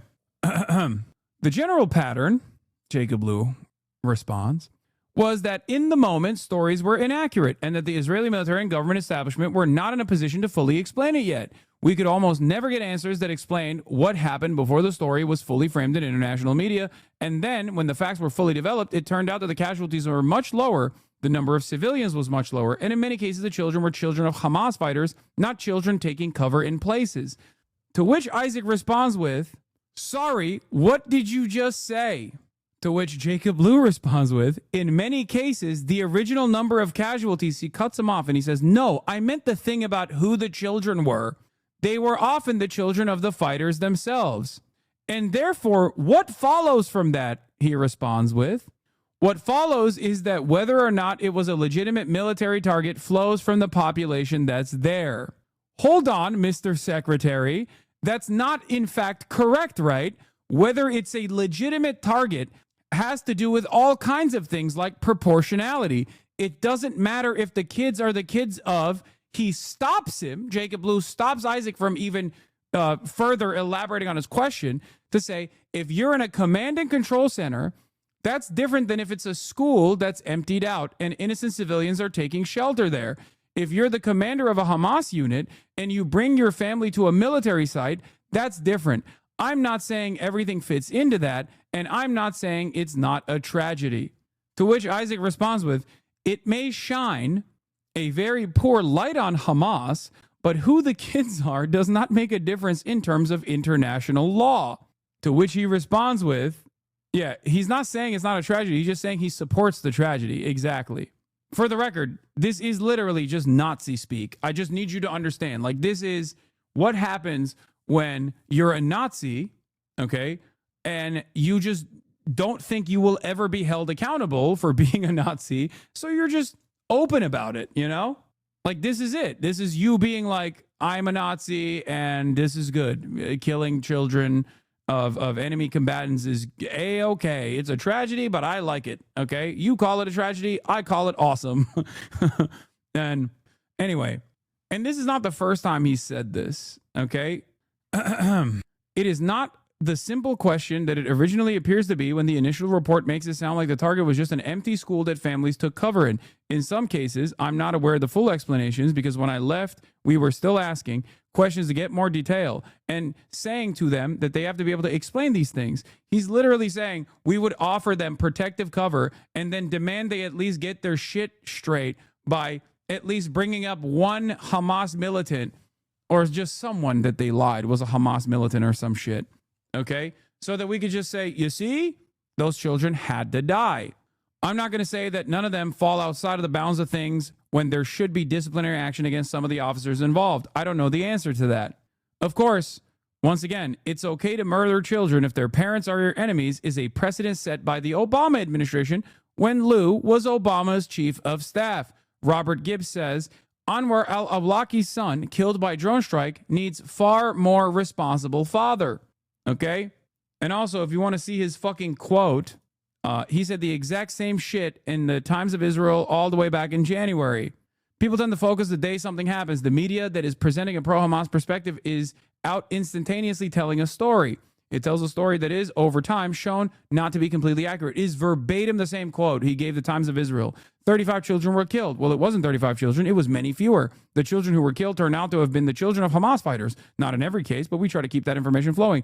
But the press moves on. The world moves on. And in policy circles, you can keep people focused saying it's bad, but it wasn't quite what it sounded like. In the world's eye, the first story out there is the one that creates an impression.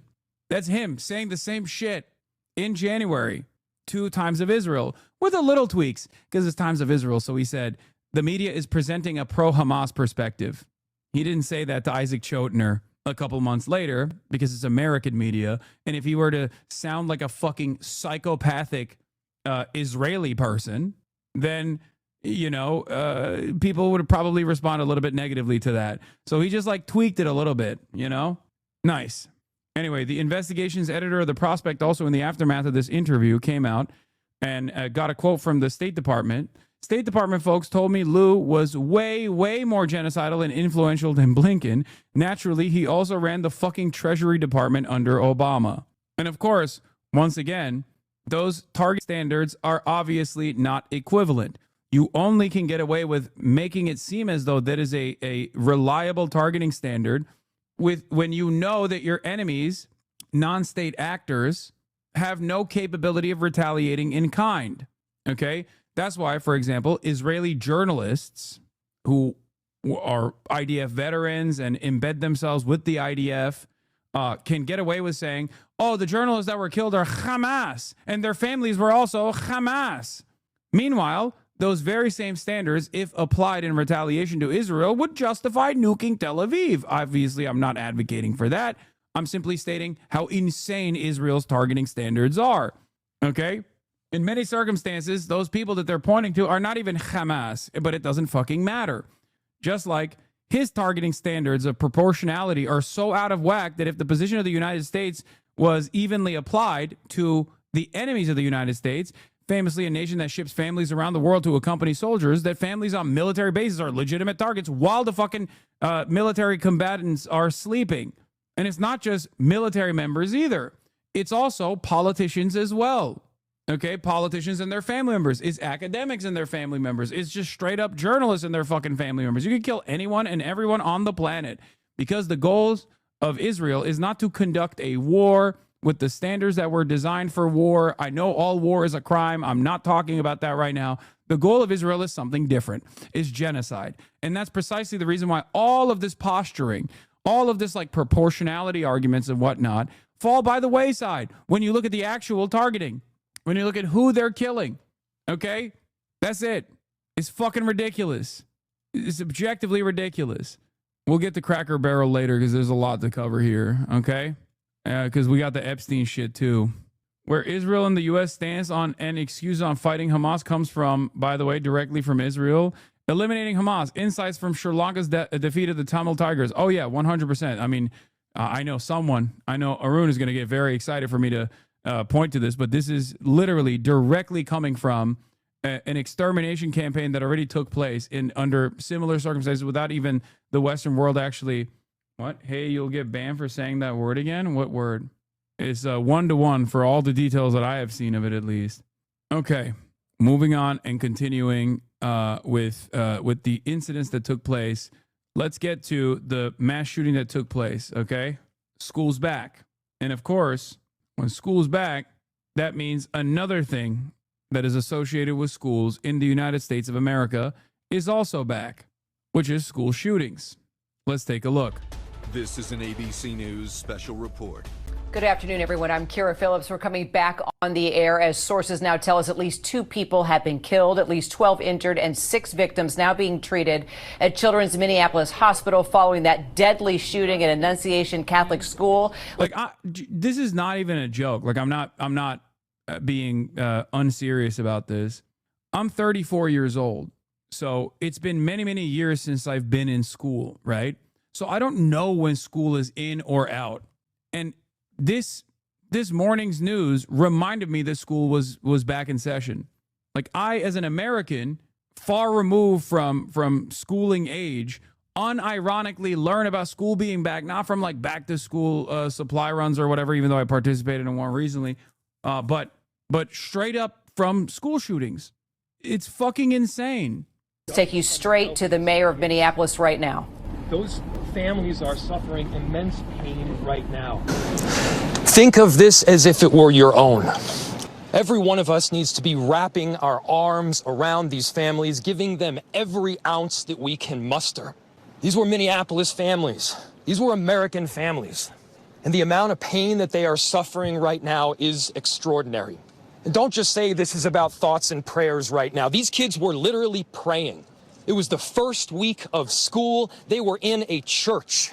These are kids that should be learning with their friends. They should be playing on the playground.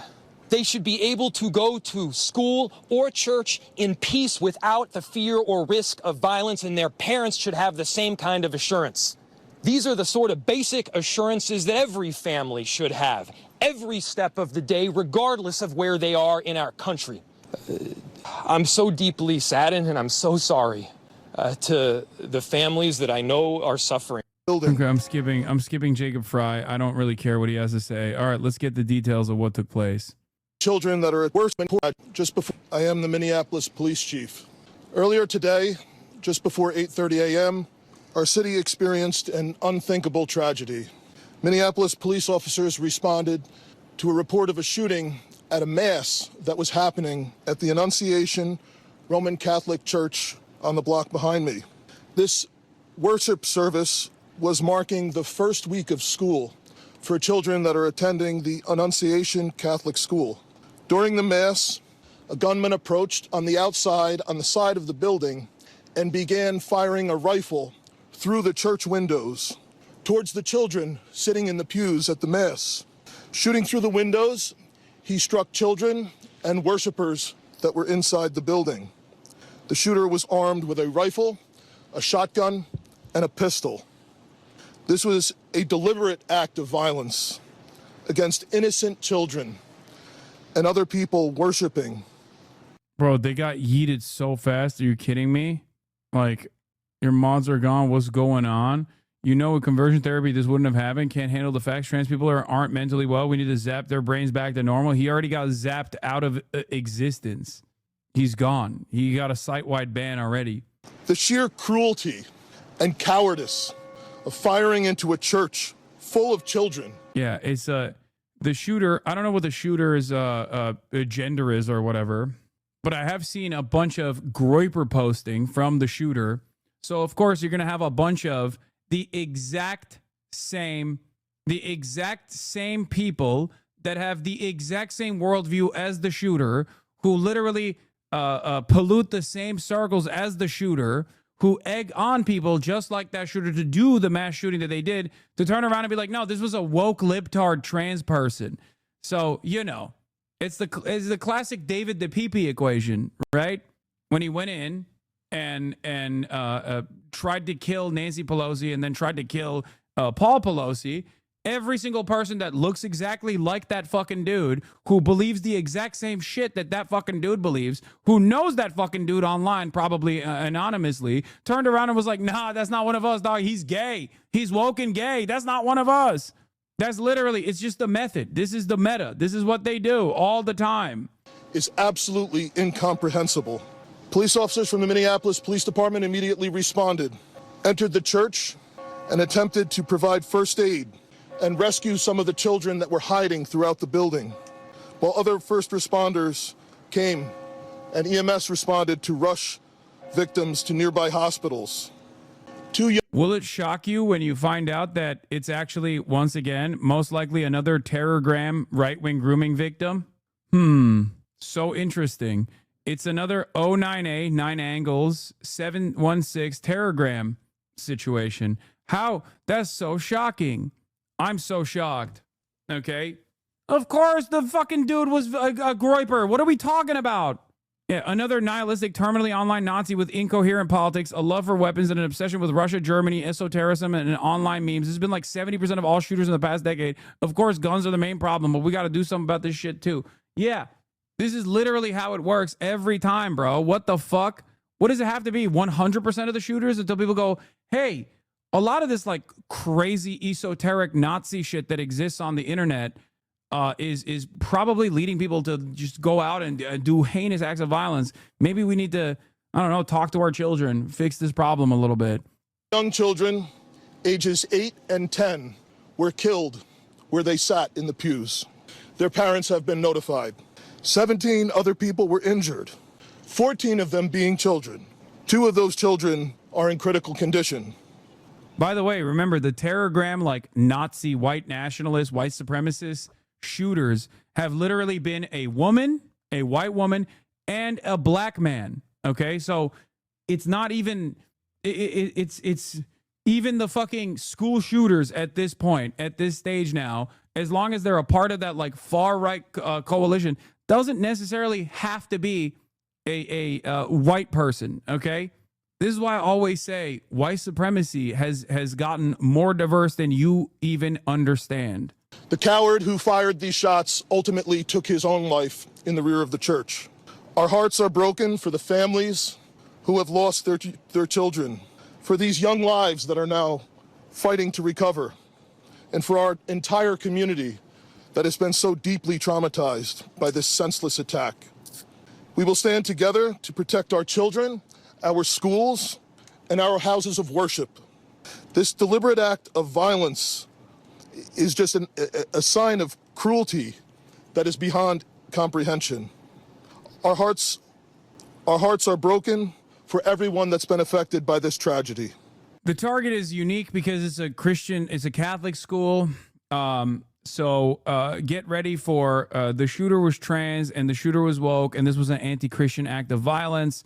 After they're done talking about we got to do something about mental health, when they have no interest in doing anything about mental health whatsoever. And, you know, there will be people blaming, Trump derangement syndrome. Laura Loomer is already fucking saying it's Trump derangement syndrome. Another Trump hater who wanted to kill Donald Trump on his It's gun before opening fire at a Catholic school in Minnesota today. We'll be see how interesting how the Democrats spin this school shooting to fit their narrative to blame Trump. TDS is a straight up mental illness. 2 for 2. Even fucking Ryan Ruth.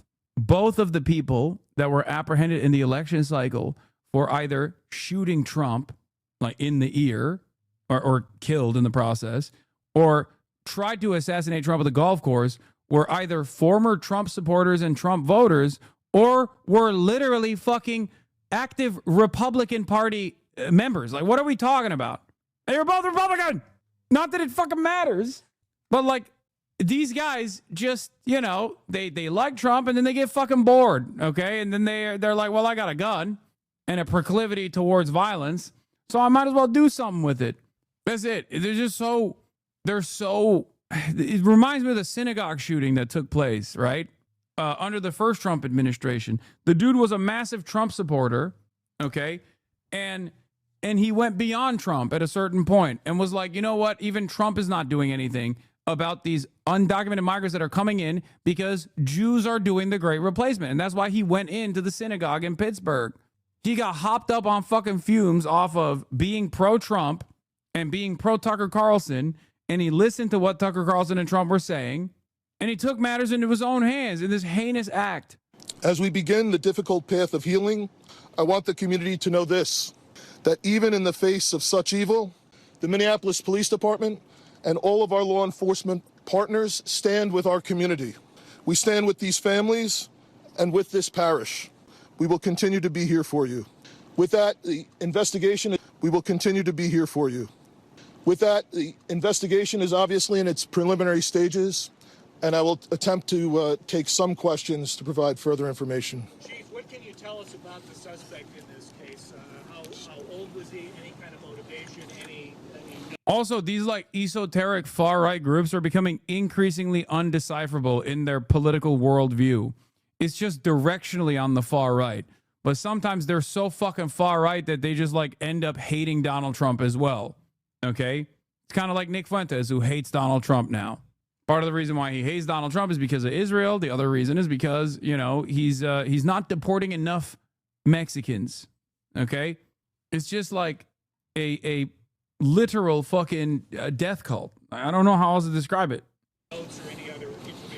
So we were looking, the question was, what can be said about the shooter? We believe it is one suspect, a sole shooter. We believe he is deceased. He is in his early 20s, does not have an extensive... This dude was not a groyper, lol? What do you mean? How the fuck do you say this dude was not a groyper? There's images of his guns. There's images of his guns. Like they love writing shit on their guns. And the images are like 6 million Jews were not enough. Like, yeah, here. Reddit lies. Mass killers deleted this, so I'm uploading it here. Possible images of alleged Minneapolis Catholic shooters' weapons and gear. Where is your God? Get clapped. Okay? They only show the stuff that doesn't actually directly point to the shooter being like fucking far right. You had a bunch of insane Nazi shit on there. Writing these kinds of names also is another common factor in the terrorgram groups, where they consider these guys to be fallen angels. Like they consider mass shooters to be like heroic figures that they look up to. There's just I've covered it before. I covered it even when we're talking about the Roblox shit. Remember? They consider them to be like martyrs. They idolize them. They call them saints. Here, Tal Hagen reports some words are censored to avoid this entire post being censored. Breivik, reference to Anders Behring Breivik, perpetrator of the 2011 Norway attacks. Anti-communist, anti-socialist, psychotic, white supremacist Anders Breivik. Breton Forever, reference to Brenton Tarrant, the Christchurch shooter. Again, insanely Islamophobic, white supremacist, the one that famously said, subscribe to PewDiePie before doing the heinous mosque attacks. Okay? Yes, Anders Breivik, you might recall, because I think Asmongold literally made his WoW username and named his WoW username after Anders Breivik back in the day, which is so insane that I initially didn't believe it, but I guess he all but confirmed it in the past. So, like a phoenix, we rise from the ashes, a symbolic, metaphoric statement of rebirth and resilience. FTW, reference to either fuck the world or for the win. 6 million wasn't enough. Reference to anti-Semitic statement regarding the Jews. Born to shit, forced to wipe. Reference is a 2019 meme. FD or FO, I don't know what that is. Burn Israel. Saul Pace, reference. Teen shooter linked to a school threat in Colorado. Destroy HIAS, reference HIAS, Hebrew Immigrant Aid Society that assists refugees. So that's another great replacement. Jews are doing great replacement to destroy Western civilization narrative. One that you might have heard from Tucker Carlson or Donald Trump or any number of different right-wingers that say, not that Jews are responsible for it, but they say the great replacement is happening. And, you know, a lot of the Nazis actually take that and further elaborate on it in the same way that the fucking neo-Nazi movement did in the past. Yeah, it might be a fuck around and find out, like not FD or FO. It might be FA and FO. Who knows? Anyway, fuck everything that you stand for. Suck on this. Where's your God? Suka, Russian profanity, means bitch. I'm the woker, baby. Why so curious? In Russian, slightly misspelled, means kill yourself. In Russian, I am a nightmare. Nuke India. The big one, fart N-word. In Russian, hate, kill yourself. He said, kill Donald Trump. Rip and tear. For the children. RO2, likely a weapon or magazine designation. Timothy McVeigh reference. Cambred reference. Username associated with Adam Lanza, the Sandy Hook shooter. Fuck, sorry mom, come, pain and hate, made in the incomplete and unclear. Ha ha ha ha. Reference to a Joker style laugh. More than 10. Fuck you, eat shit. F slur. I love you, get clapped, hate you, vape good. Fuck this world, unhappy, emoticon. Anyway, it's just all like a litany of different dumbass fucking esoteric and not so esoteric memes. Shit that you can find in some of the absolute worst corners of the internet with regular frequency. Zach didn't just name the character after him. He literally swiped the exact same username Anders used when a new WoW season started. Important distinction, as this shows how much he knew about the lore. So important note. There are many instances that corroborate the existence of these online chat groups where they worship mass shooters and encourage each other to carry out atrocities. Yeah. Once again, the top of the Minneapolis church shooter's gun has the same symbol used by the 4th of July shooter, Robert Crimo, in his music videos and the book he published. Okay? So this kid had to have connected to Nazi Satanist sects that have been indoctrinating school shooters all over the U.S., right? Isn't this the same symbol that some of these kids use? Remember, one of the recent shooters used this symbol in a bizarre schizo video. Why would a Groyper target a Catholic school? Because some of these guys actually become anti-Christian as well. They think... dude, because first of all, they're insane. Like, what are we talking about? But if you want to understand, like, what variant of psychopathic far-right esoteric Nazism they believe in, these sorts of groups that have had tremendous impact on mass shooting incidents all around the world, not just in the United States of America, by the way, because they operate through Telegram. And on Telegram, they do this. On Telegram, they fucking radicalize people further and further into esoteric satanic Nazism. Some of them even actually have, they're white nationalists, they're Nazis, but they also have sympathies towards like the Western stereotyped version of Islam too. Like Islamic jihadism is a thing that some of these groups believe in as well. But ultimately, their goal is to you know, kill as many people as possible and go out in this way. Nick Fuentes in America First, the Catholic movement, Lamont. Oh my God, you're so fucking stupid. Clearly, we're not just talking about him, okay? There are groups beyond that. Yeah, there are pagan Nazis, for example. There are pagan Nazis who believe that like Christianity is also a different version of like Judaism. Like Vars Vikernes comes to mind, or not Var. No, what is his name? I'm saying it wrong. What the fuck? Is it Varg, not Vars? Sorry, Varg Vikernes is a guy who is famous for like fucking killing his like band member, stabbing him to death. And yeah, Burzum from Burzum, who famously also had firebombed a bunch of churches. So there is like a lot of pagan Nordic Nazis as well. Yeah, he burned churches in Norway. Black metal reference in Hasan's chat. 13-year-old edgy me is spitting on the ground in sight of that name. Anyway, someone says, I'm confused. Is the person trans or not? I don't know. We don't know yet. I will investigate it a little bit further in a second. Let's continue. Known criminal history, and we are looking through information left behind to try and determine some type of motive. Yeah. How many kids attend the school? How many kids at the school? How many children? There were, I don't have an exact, the question was how many children at the school? There were dozens of children inside the mass at the time. I don't have an exact count. The children have been relocated into the school, which is where their families are reunifying with them. Reg. Was the shooter a student, former student? Was he a former employee? Do we know that? The question was, do we know if the student was, if the shooter was a former school employee or a former student? We don't have that information. There's a vehicle. The question was anything left behind? There's a vehicle that we believe that the suspect used that is being searched, and we will be conducting other searches related to this. Inside the parking lot here. There Yep. was some neighbors who said that the door to the church had been barricaded. Yep. So the question was, neighbors had said that the door to the church had been barricaded. The shooter approached on one side of the church building, and on that side, at least two doors, it appears there had been like a 2x4 placed. So not all of the doors around the building, but on the side where the shooter did fire. And on the outside? On the outside, yes. Were there any explosives that were found? The question was there any explosives? There were reports of that. There were no explosives or improvised devices that we found. I do believe there was one, I guess you would call it a smoke bomb, like not an explosive, but a sort of a firework that would release smoke. And which side? The side that is closest to us, here, on this side. Yep.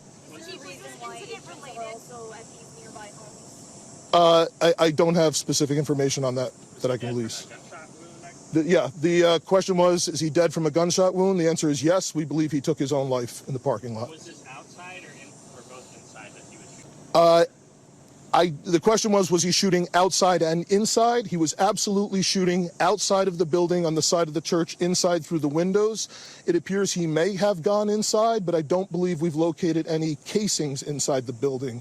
So I'm not certain if he fired also while inside. It appears, if not all, most of the shooting happened outside the building. So, yeah, Taylor's asking, is this related to any of the other shootings? This does not appear to be related to any other shooting in the city. The question was how many rounds? I would say it's in the dozens. We don't have an exact count. There's a sidewalk on the outside as well as a grassy area. So obviously we are going through and taking our time to process the scene. Was he firing just one weapon, like the rifle? The question was he firing one weapon? We believe he had fired all three. He had a rifle, a shotgun, and a pistol. Chief, was this individual licensed to conceal and carry? Did he have any? Were the weapons, was he lawfully carrying the weapons? I don't have that information. And I don't have any information on any significant criminal history either. Was he dressed at all in any tactical type of gear? It appeared he had some black clothing on, his cargo type pants. I guess you could interpret that as, however you like. All right, ladies and gentlemen, thank you for helping us to get the information out today. We have a lot more work questions? that needs to be done. We will return back later today to provide more details as they become available, and we'll let you know how you can know about that in the moments to come. Thank you. Okay. How can the public help? That's it. Thank you. Heart-wrenching details there out of Minneapolis. As we just listened to the mayor and the police chief, we can now confirm that. Yeah, they have I think there was a manifesto. Obviously, I can't cover it on stream. I'm not trying to get fucking blasted. What the hell is this? Mayor defends trans community after shooting at school, saying those who direct hate towards trans people have lost their sense of common humanity. Shooter has been identified as a 23-year-old Robin Westman. FBI Director Kash Patel identified them as a male. Documents from Westman requesting a name change say they identify as a female. So there's a likelihood that this shooter was definitely a fucking esoteric Nazi, but also one that could have been trans. Okay? Which is precisely the reason why every single person that immediately rushes to say, oh, this person is trans, do a short stream on YouTube to cover it. What? Yeah, let me just end this broadcast real quick and then go on YouTube and live stream that. The fuck? From the people that brought you, unlimited mass shootings, and then subsequently turning around and claiming that it's a trans person that did the shootings is the second time there is a trans shooter in the thousands of different school shootings that have taken place from the exact same worldview that these guys hold. Now, I don't know, once again, because I don't even know if I can fucking trust Kash Patel. Okay? Yeah, we don't have a full confirmation that they're trans yet. 2 of those that have been killed in that mass shooting in Minneapolis at the Annunciation Catholic Church were indeed children ages 8 and 10. They were killed in the pews. Here's what we know about the shooter. Early 20s, police believe, a male, apparently no history of violence, was firing from outside of Mass. As you know, if you attend a Catholic school or church, Mass is a part of the week's plan when going to school. And that's exactly what's happening on the first week of school for these kids. They were attending morning Mass, celebrating the first day of school. And that's when gunshots were. Mass shooters are always socialized male. That doesn't mean anything. It's also not, I mean, more often than not, but this is a ridiculous thing to bring up right now. And also, once again, there is an exception. It's not always white men. It's not always white teenagers. But it is always some fucking psychopathic far-right group that they are a part of, especially as of late, okay? Every single one of these people that have done mass shootings, like every single one of these high-profile mass shootings, school shootings, have always been done in the past 2 decades by someone who literally is just a fucking straight-up insane Nazi. It doesn't matter what their background is, okay? It's not always going to be a white guy, even though in the overwhelming majority of instances it is. But there are unique incidents where it's not a white guy. There was a mass shooting that took place where it was a black guy who did it. A black, I forget, he was like 20 years old or maybe even a little bit younger, okay? And also on top of that, there was a white female as well that also engaged in this. All 3 of those last shooters that were not white guys were still a part of the same fucking Telegram groups that believe in some insane version of esoteric, satanic Nazi ideology that is constantly egging each other on to try and find groups of people that have significant mental health complications to get them to egg themselves on to get them to do a mass shooting. And then they turn around and deify the people that have done those mass shootings. Or heard. Apparently, this gunman parked in the parking lot was shooting from the outside of the church, shooting through the stained glass windows into the pews. We can confirm now at least 17 injuries, 14 of them children, 2 in critical condition. And given enough time and the school shootings will cover all demographics, of course, because it's the most American thing, okay? Of course, it has already. There was a fucking mass shooting that took place. It was an old Asian dude, okay? It already has. Obviously, the common denominator here is guns, okay? And ease of access to an arsenal of weapons. There are more guns in circulation than there are people on U.S. soil. You will never be able to convince me that this is not a uniquely American problem directly as a consequence of that. It just is. You look at other countries where there are more guns in circulation, and you will find, even with strict regulation, like Switzerland, okay, when compared to other countries where there are not as many guns in circulation and more stringent gun control, there are more homicides with a gun and more gun violence broadly in places like Switzerland than its other immediate neighbors in the European continent. Okay, so even though Switzerland, due to immense regulation, has a far lower gun violence rate than the United States of America, it still has a higher gun violence rate than other neighboring nations. That is because when you have guns, suicides go up. When you have guns, the likelihood of gun violence goes up. That's it. There is no comparison to knives. I think America has a higher rate of knife violence than the UK as well, if I'm not mistaken. So that's not even comparable, okay? Now we can confirm that 2 of those that were killed were children, ages 8 and 10 years old. The mayor saying these children were in mass. Rule 9 of the 11 satanic rules of earth. Do not harm little children. Please, please don't conflate Satanism with insane right-winger groyper Nazis, bro. Dude, I'm sorry. Okay, but your fucking meme religion, mostly just practiced by edgy atheists, is not the main point of contention here, okay? Jesus fucking Christ, dude. Holy shit. You find a guy for everything in this fucking community, okay? You got polyamory defenders. You got fucking Satanism defenders in the chat. Like, please just stop. That's not the point, okay? I don't care about Satanism. I'm not trying to fucking dude who takes like a very clear meme religion that's supposed to be like a actually religion to own the fucking Christian zealots takes it far too seriously all of a sudden. They were praying they should feel safe. He is so deeply sorry, he said to the community. He's asked that everyone stand by these families, love them, support them, that this act of evil should never happen. The police chief then coming forward, Brian O'Hara, talking about this unthinkable tragedy, that the shooting happened at the mass that was taking place marking the first week of school. It was a deliberate act of violence against children and worshipers. We're going to do everything we can to make sure this never happens again. Let's bring in our Chief Justice correspondent, Pierre Thomas. Pierre, heartbreaking and sadly something that is happening far too often in our country. It truly is, Kara. It is exactly the nightmare scenario. Yes, the Order of Nine Angels does not affiliate itself with the Church of Satan, okay?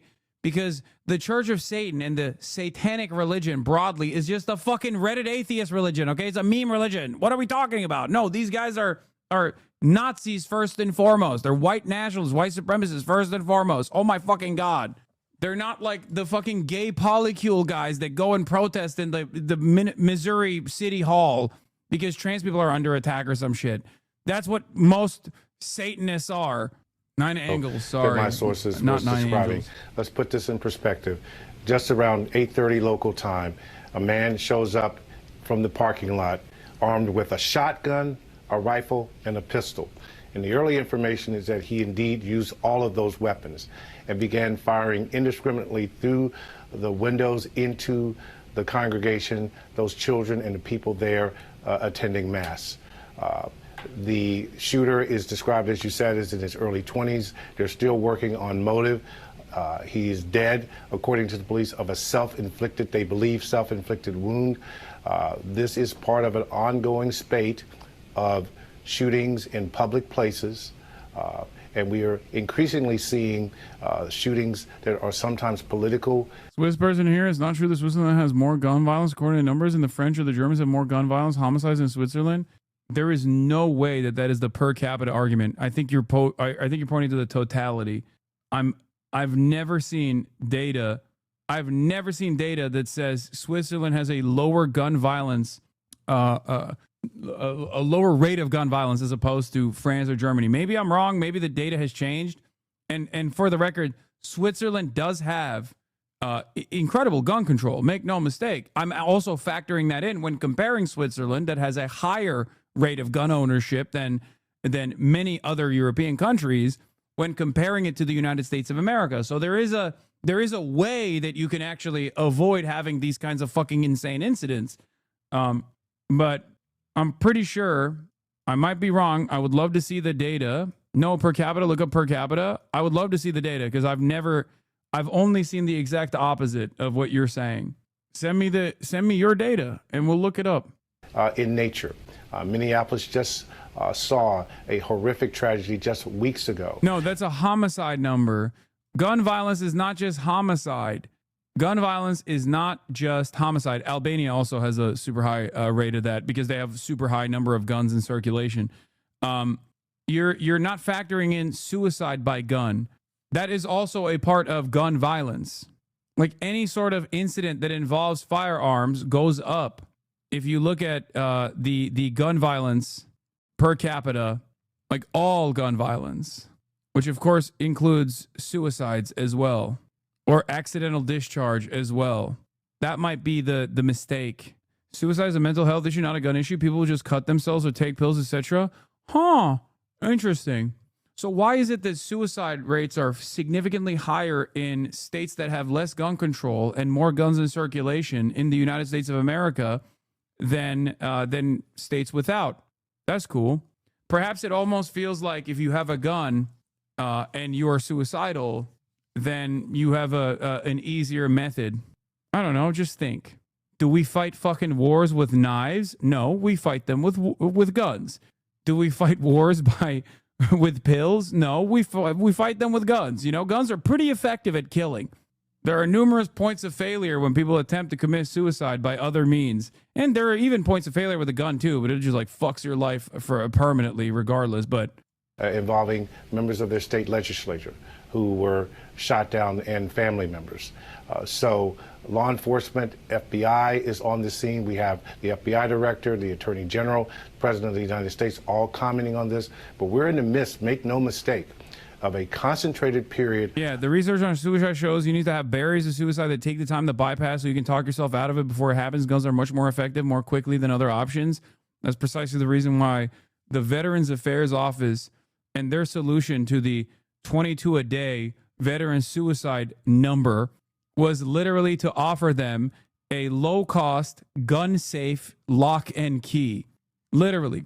Because they were like, all right, well, we can't stop you guys from having guns. You love guns, okay? But here, you can get a box with a lock and key, and then you put your family photo in that box. So then you look at that family photo when you take your gun out to kill yourself, and in the process of, like, you know, opening the box, maybe you'll be able to reconsider and not do it. That's unironically the VA solution to veteran suicides, by the way. I'm not even fucking joking. That's how fucked this country is, bro. That's real. That's real. There's a fucking ad for it. I've shown it multiple times on this broadcast. How fucking insane is that? Yeah, they used to run those ads on Twitch. I'm a vet and was getting ads for that on Twitch. Of mass shootings and horrific assassinations, if you will. Let's bring in our chief investigative reporter as well, Pierre, Aaron Katursky. Aaron, you've now been putting the numbers together. This country witnessing gunfire. Yeah, the guy in the pickup under the tree. Yep. At schools nearly twice a week on average. And now you're talking to investigators about yet another shooting. Tell us what you know. Those statistics compiled by Everytown for Gun Safety, which began as an advocacy group after the Newtown school shooting in Connecticut in 2012, Kira. So the country that is awash in guns is also seeing gun violence on average nearly twice a week at the nation's schools. And this year's school calendar beginning very much the way last year's ended, with the sound of gunfire and the frightening images of survivors running for cover. The year ended with a mass shooting at Florida State University in Tallahassee. This one begins here at the Annunciation Roman Catholic Church in Minneapolis, where children were shot while praying during Mass when the gunman approached with 3 different weapons, firing from all 3. The police say there are shell casings everywhere outside on the sidewalk, on the grounds. It's possible the shooter may have made it inside the church, but it's not clear he fired while inside before taking his own life with one of his weapons, according to police. You are right. Death by gun is high in Switzerland, right after the U.S. due to suicides. But when you look at the violence itself, is lower. I'd love to provide you with the numbers. No, okay, that doesn't matter. I'm making a larger point about gun violence and gun death, chatter. Okay, yes, Switzerland already has higher regulations. I know. But when you have more guns, you tend to use them. And there's only one use for a gun. It's to kill. It's to end organic life, okay? Yeah. And the less regulation and less restrictions you have, the higher the fucking gun deaths are. Including all firearm deaths, including self-harm, 1.1 out of 100,000 in Germany, 2.9 per 100K in Switzerland, and then 13.9 in America. Right now, Kira, the police are searching a vehicle that it's believed the suspect used to drive to the church. They're also going to be conducting other searches, they said. They did not release a name, but they have a name that they're working with so they can perhaps dig into social media. You heard the police chief say there's no record of extensive... Like, we pick and choose certain things, right? Cars are incredibly fucking deadly, okay? Vehicles are incredibly deadly. But you can't ride your gun to work, okay? You can't do commerce with your gun. And I do think we should lower the number of cars that are out there as well by offering robust public transit alternatives that are low cost and much better for the environment. Okay. But even then, that's a lot of people's like immediate counters. I've had this back and forth a million times over, motherfuckers. Let me tell you, okay? I know this conversation. I've debated it all the way into the fucking ground. I didn't like arrive at this position accidentally, okay? I've looked at every single talking point. I've seen it from every angle you possibly can. Ultimately, it comes down to Americans really like guns. Americans need commodities that they consume that they believe are cultural signifiers. And guns is a commodity. Guns are a commodity that is perhaps one of the most important political identities that Americans hold on to. Okay? Criminal history. They'll be talking to friends, relatives, and other associates to see if they can establish a motive for this particular shooting that killed 2 children, ages 8 and 10, injured 17 other people, most of them children as well, including 2 now in critical condition. Kira? And just looking at the pictures here of parents hugging their kids, knowing that their children are okay after witnessing this. And Aaron, both my kids went to a Catholic school. They had Mass on Wednesday mornings. I'm getting flooded now with text messages from families, even our family priest that has been at those, has participated in those Masses on Wednesdays, and apparently this is reverberating across the country. The church is talking about it. Families are talking about it. They're praying about it right now. I want to take it to our Chief White House correspondent, Mary Bruce. Mary Bruce, I know you've been hearing from the president, as well as the White House is also monitoring this and sending out prayers and love as well.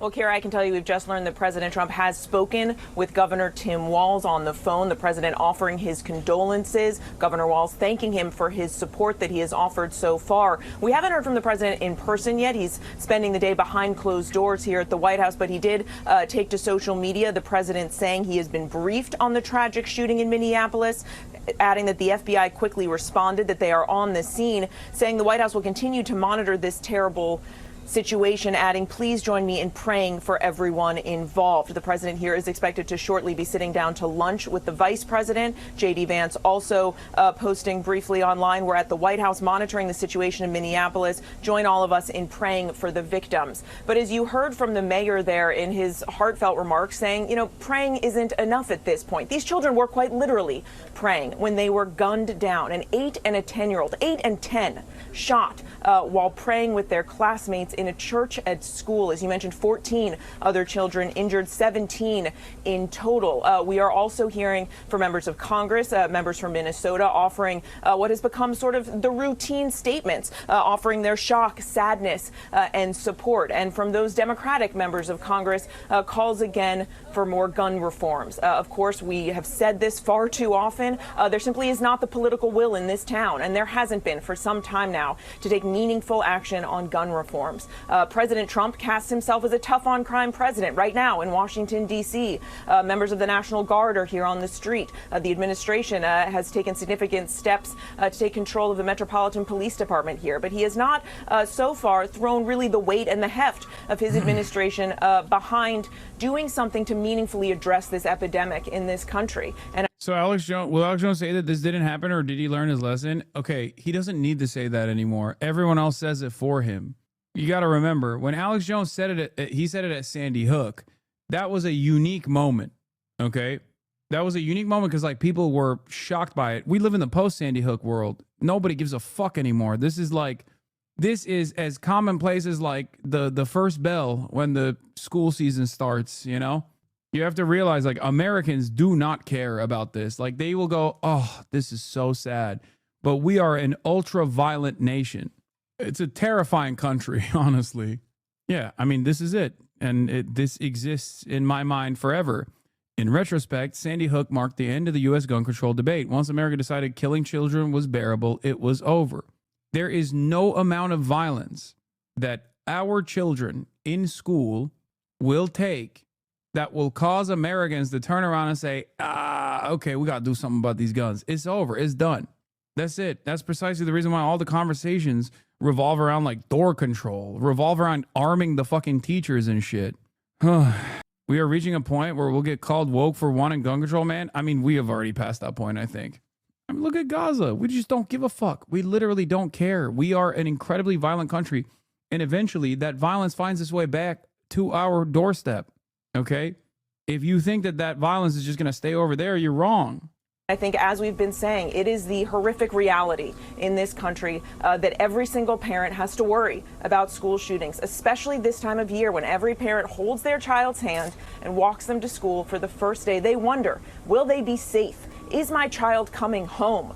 That, unfortunately, was not true for these children here today. And now, once again, the spotlight will be on this White House, on Washington, and on this administration, wondering what, if anything, Washington is going to do about it. It is a question we ask, it seems, every couple weeks in this country, and yet we continue to see these horrific, awful events. This one, once again, impacting small school children simply trying to enjoy the first week of class. Kira. Mary, you're a parent. I'm a parent. Walked my daughter to the bus stop last week, took my son to school this week. He goes to a Catholic school. Again, my phone blowing up from Catholics across this country, in particular Catholic schools, worried now about morning mass, Wednesday mass that happens as a part of these schools. I want to bring in our contributor, also former FBI agent Brad Garrett. Brad, a male gunman, according to police, early 20s, and apparently no history of violence, yet showing up with 3 different types of weapons, parking his car in the parking lot, and just firing off, as the police chief said, like a coward, into the windows, the stained glass windows, as those kids were in the pews praying during Mass on this first week of school. So I think what you have is somebody who planned this, Kara. I think likely he picked this particular day, knowing it's the beginning of school. Now, he may know that because he attended that school at some point. We'll have to see. Takes 3 weapons.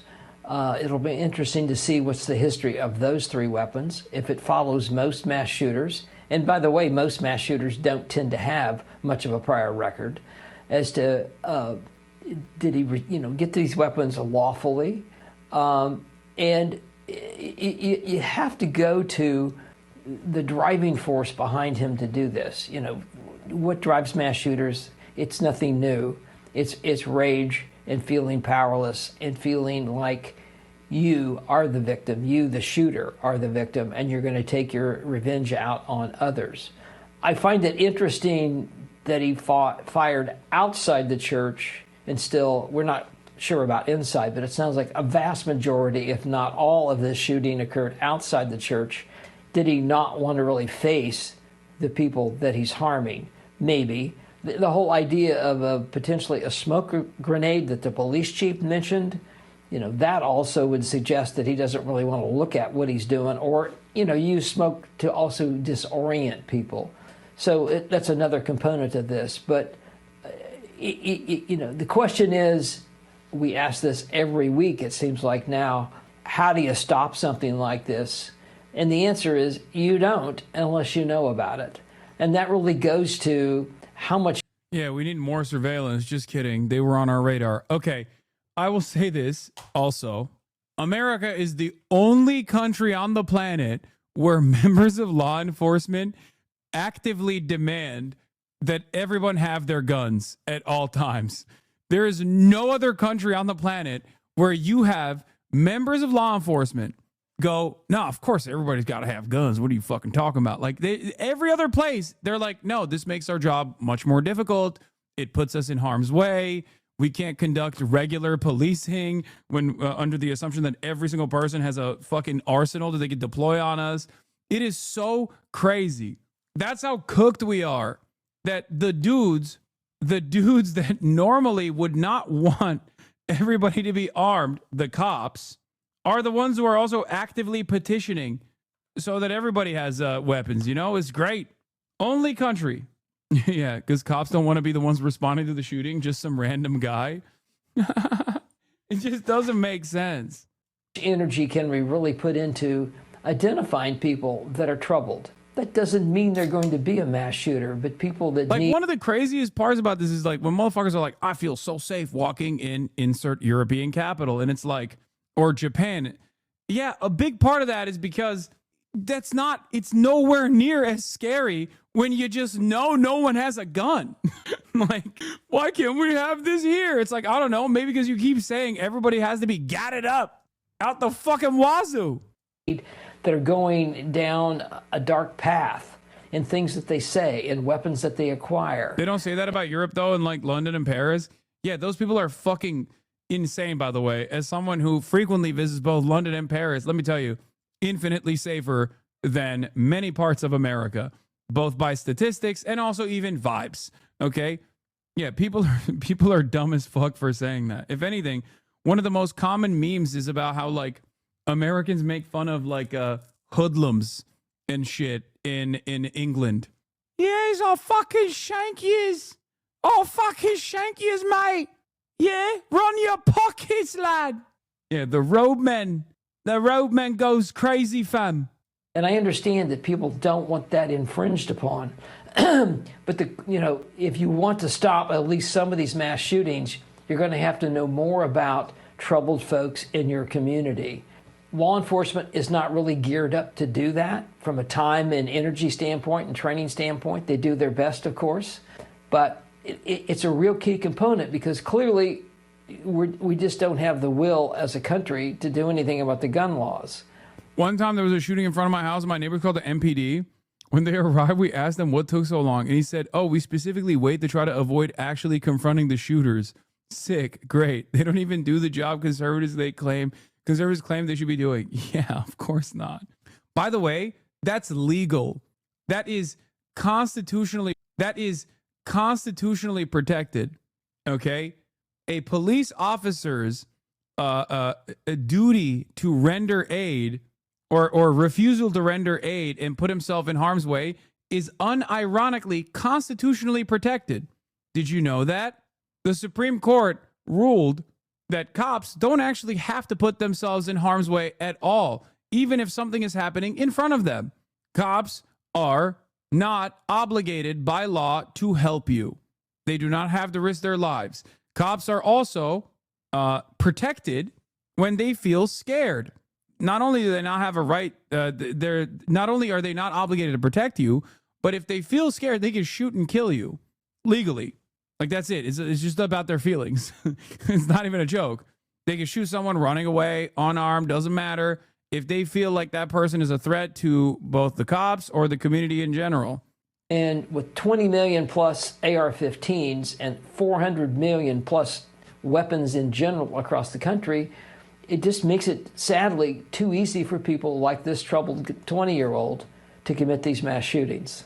And it's something our Chief Justice Correspondent Pierre Thomas has been covering for years. Pierre, you've done documentaries, you've done specials, you've done investigations, and once again, here we are talking about access to guns. We still don't know. He's not wrong. There's 400 fucking million weapons in circulation in a country that has 330 million population. It's true. Yes. The case is Gonzalez, Town of Castle Rock v. Gonzalez, which the court ruled 7-2 that the town and its police department could not be sued under USC 1983 for refusing to enforce a restraining order, even though the refusal led to the murder of a woman's 3 children by her estranged husband. A similar ruling was made in the Descheny versus Winnebago County, which involves Child Protective Services, called the Department of Social Services in the case, failing to protect a child from a violent parent. This was used as a defense, I believe, in that famous incident where a dude got fucking stabbed in a New York subway in front of 2 cops, and they just did nothing. Okay? And then the guy was like, well, okay, I'm going to sue the cops. We're not doing anything. And then they were like, nope, we don't have to do anything. Luckily, the dude survived. Joe Lazito, is that his name? Yeah, the dude got stabbed in the head, I think. It's fucking insane. Anyway, let's just get back to this. How this gunman got access to these 3 different types of weapons. But we sure know, state by state, the laws are different. How these gunmen get these guns, they get them in various ways. They make them. They learn how to make them off the internet. So much to learn about this gunman. Kira, what we see here is the country has this ongoing and continuous question. Now, in general, violence, gun violence, and crime has been trending downward.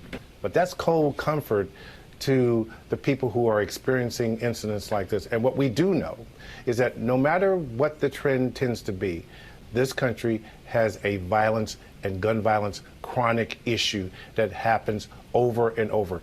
Whatever the data is, there are hundreds and thousands of people who are shot in this country. And the fact that they increasingly and routinely occur at churches, schools, movie theaters, malls, any place that is considered a soft target, that is where these troubled people go because they want to kill as many people as possible. And the question becomes, over and over again, exactly what is the nation and what are people prepared to do about it? And let's not forget about the mental health crisis that this country faces as well. Pierre, thank you. Thank you to everyone that helped us contribute to our breaking news coverage today. Chief White House correspondent Mary Bruce. Yeah, it's just like they're like, oh, it's unavoidable because then they can make it. They can make it in their. The UN says they can make it in their backyards, 3D printed. Anyway, there's more stuff, obviously, and there's a very good. There's a very clear indication that this person had indecipherable politics, which is common in these insane terrorgram groups where they're not like comfortably they don't comfortably slot themselves into like political ideology that you would expect. Some of them are just like straight line neo-Nazis, Trump supporters, but then they're like, oh, we just got to take matters in my own hands and stuff like that. But there are a lot of these people that, yes, we're going to watch the Richie Torres video. Yes, of course. Are you kidding me? This is the greatest episode of the Adam Friedland Show to date. But no, indecipherable politics in the sense that, like, if you look at the Order of Nine Angles, which is one of these terrorgram groups, that has actually been responsible for numerous incidents, including the last black school shooter and the female school shooter, which are unique in that regard. If you remember, there was a black white supremacist who was in these groups. There's also I did see the alleged Patriot Takes video that was resurfaced in this now deleted video. The alleged Minneapolis church shooter Robin Westman told supporters to vote Republican House candidate Brandon Herrera. I met Brandon Herrera at SHOT Show last year. He and I had a brief conversation, but we agreed on a lot of things. So y'all should vote for Brandon Herrera for president. Fuck those kids. I don't know if this is the actual. Brought to you by BlackRock and ExxonMobil. Sponsored by Pabst Blue Ribbon. Yeah, it looks like it's the same notebook. Brandon Herrera for president. Yeah, I met Brandon Herrera at SHOT Show last year. He and I had a brief conversation, but like we agreed on a lot of things. So y'all should vote for Brandon Herrera for president. And yeah, there was the Trump shooter, if you recall, also had another gun tubers merchandise on when he shot Donald Trump. Not Ryan Ruth, the other one. Vintage warfare promotes love and peace. Yeah. Herrera ran for the Texas district with Uvalde. Yeah, the other guy was wearing a Demolition Ranch merch.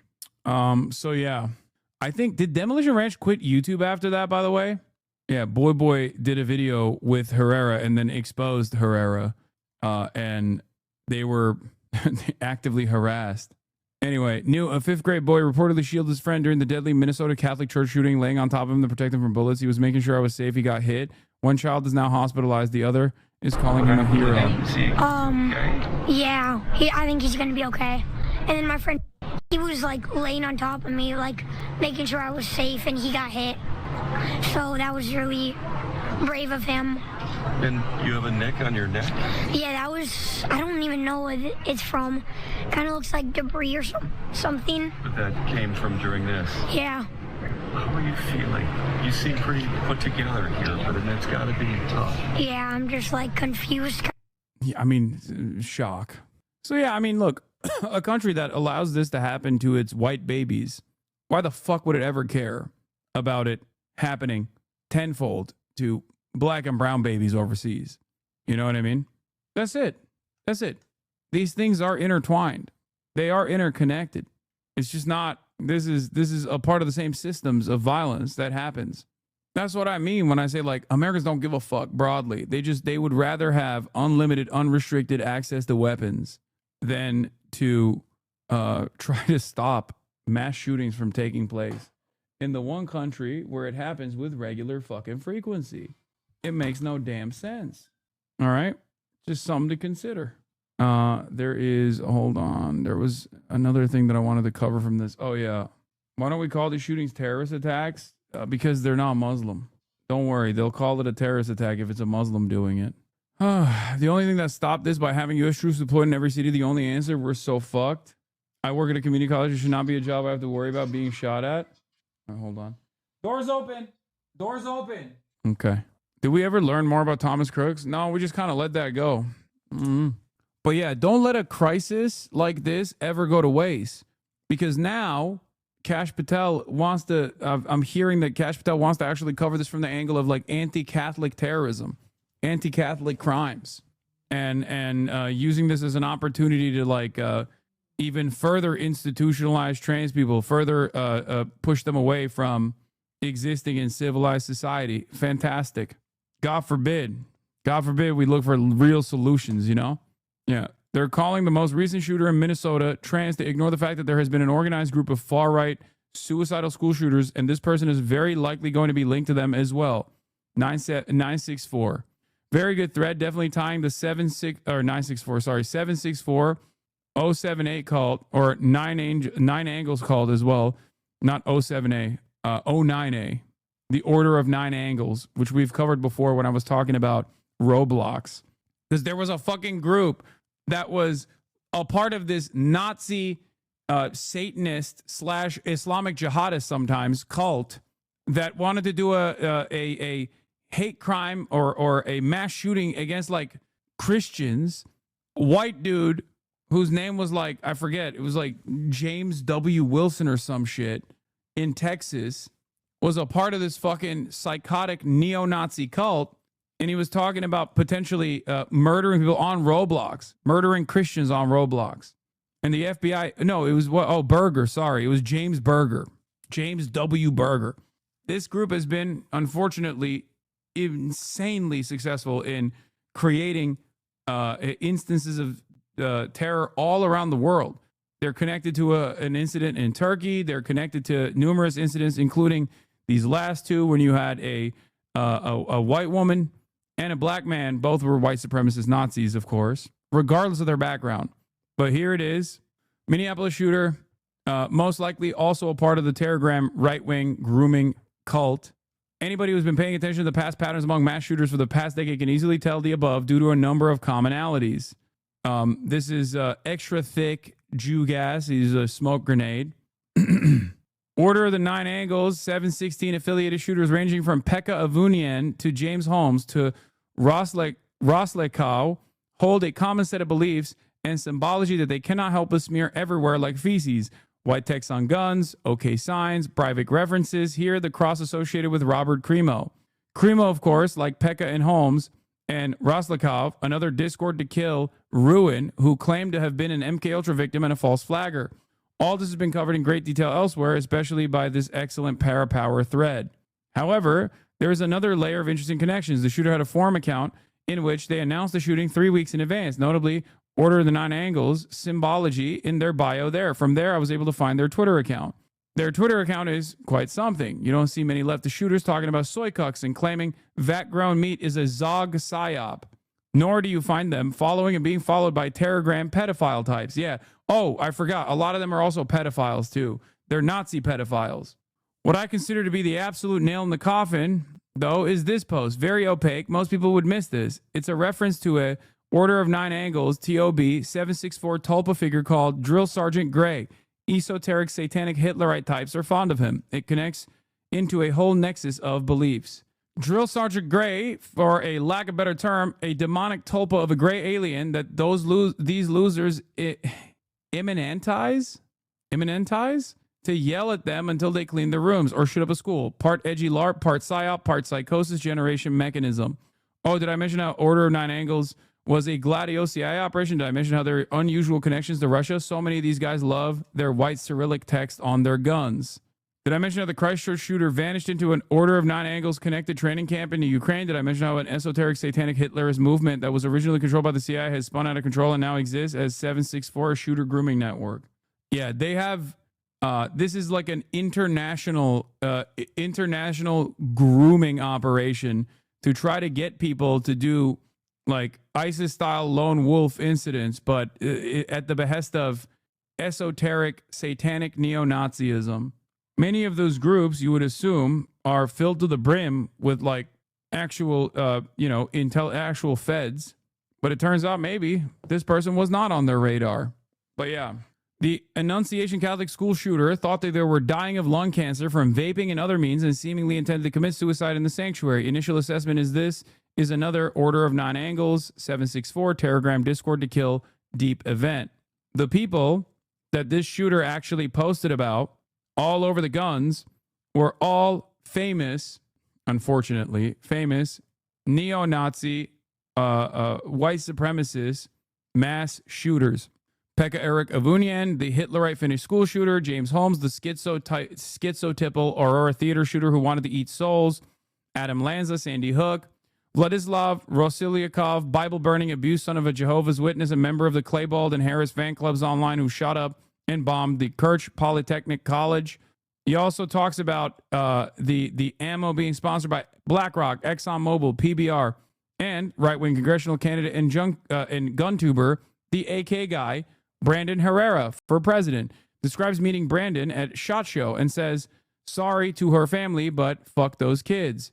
This symbol on Westman's clip is the Cross of Endlessness, which is perhaps most affiliated with Highland Park parade shooter Robert Crimo III, an occulted Discord to kill rapper who alleged he was a product of MK Ultra and retroactively claimed this was a false flag.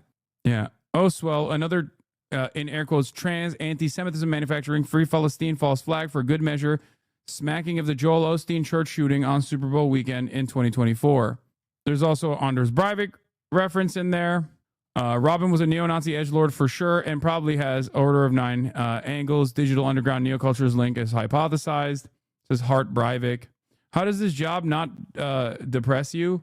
I don't know. I see death and destruction every fucking day of my life. So, yeah. So, Westman's inspo shooter Robert Crimo Creepy Hours music video in which Cross of Endlessness flashes hypnotically across the screen. The Twin Cities appear to be a bit of an 09A hotspot.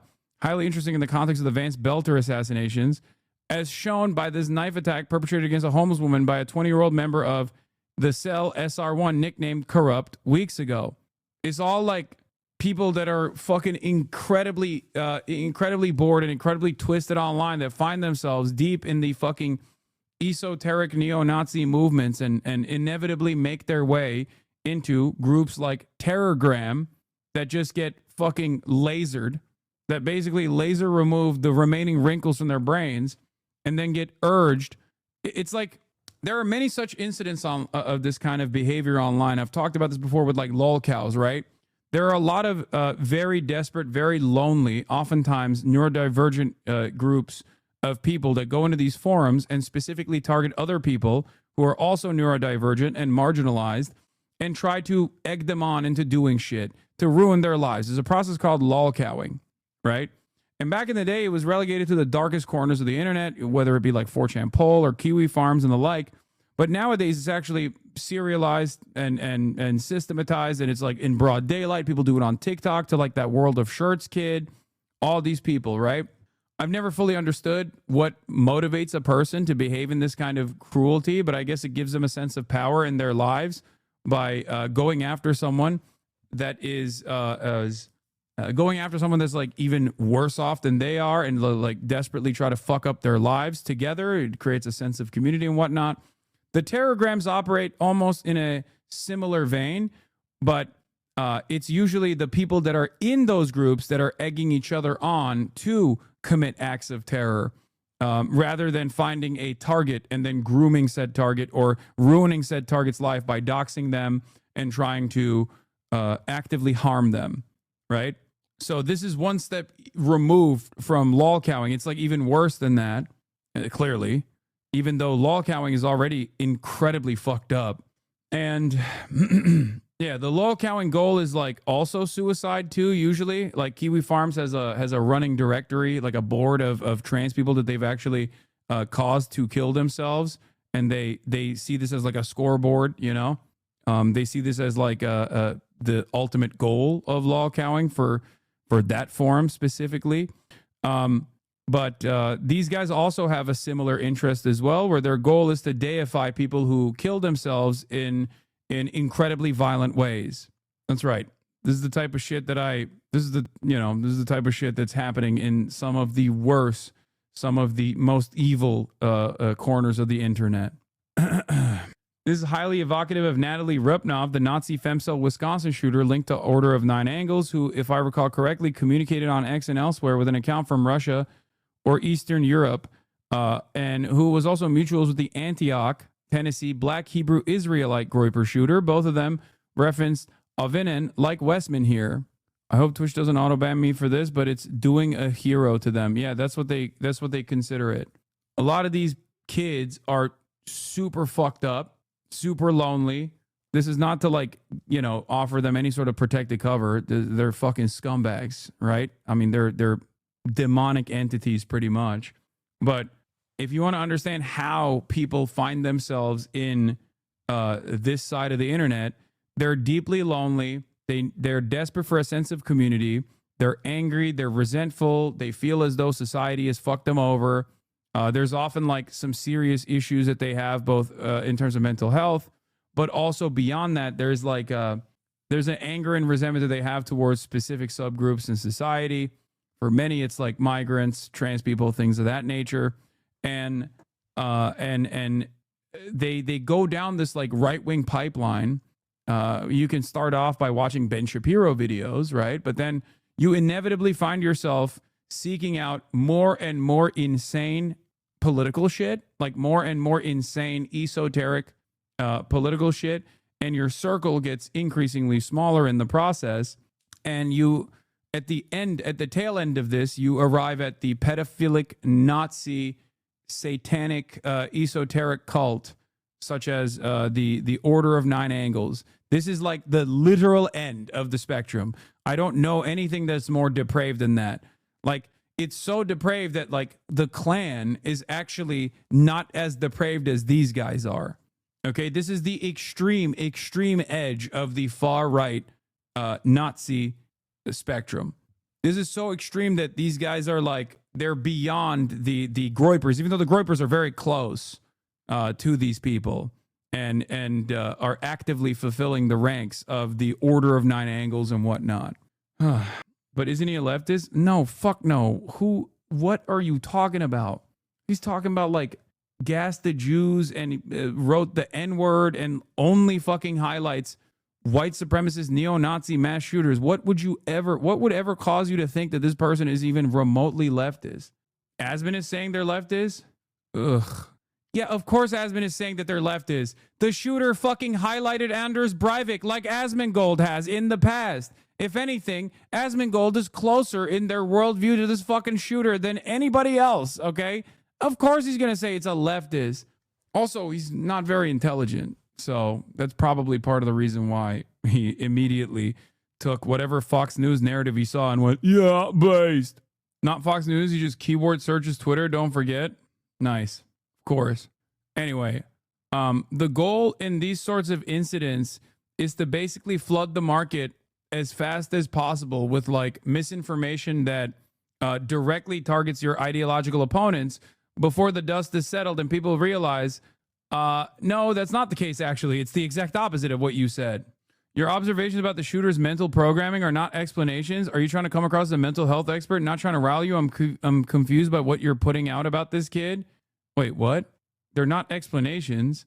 It's just what I have analyzed from every single other incident that looks exactly like this. I don't think you have to be a mental health expert. We're talking about like what I am talking about their point of radicalization, their journey through radicalization. Okay? I'm about as close to expertise on that front as you're going to get. I've never said I'm a mental health expert. But as far as like a path of radicalization that this shooter took, it's identical to previous ones. That's why I'm pointing to Terrorgram and these other like insane neo-Nazi movements that exist all over the internet. And part of the reason why I'm doing that is because there are dumb fucks out there who immediately go, oh, the trans leftist. So obviously it's important to address the truth in this circumstance. Anyway, we're going to do a little bit more coverage on Gaza. Yeah, also, by the way, the dude literally fucking hyped up Brandon Herrera. What are we talking about? The fuck? Asman is a leftist. It's true. He really is. Sorry to break it to you. Asman is so scared of being called gay. He's left his brain behind the scenes. Just a dumb oneer. It made sense in my head, though. Nice. Okay. There needs to be justice after Israel's double strike on a hospital that killed at least 20 people. I think some of us are sincerely trying to understand how trans people get radicalized by this stuff, but other chatters are flaming us for asking. What do you mean? I mean, being trans doesn't automatically mean you're not going to be a fucking Nazi. You can definitely be. There are plenty of trans Nazis as well. It's more common than you think, especially because trans people are constantly under attack in the real world, and therefore they often find themselves a sense of community because they're more marginalized than other people, and have a litany of health complications born out of like being constantly stigmatized and constantly made out to be a fucking pariah and the primary enemy of all things American. So sometimes trans people find themselves a sense of community in one of these like deep, dark corners of the internet. People in Gaza, including well-known journalists working for international media organizations. Israel's military has now published its initial investigation into the attack. What Prime Minister Benjamin Netanyahu first called a tragic mishap is now being characterized as an intentional attack targeting a camera that Israel says was operated by Hamas. The Israeli military has not explained why it launched then a second attack minutes after the first. Governments around the world have expressed shock at the attack on the hospital. Now, the BBC, like other foreign media organisations, is not allowed independent access into Gaza. So our correspondent Lucy Williamson reports now from Jerusalem. Hatem Omar ran towards the first strike on Nasser Hospital as a journalist.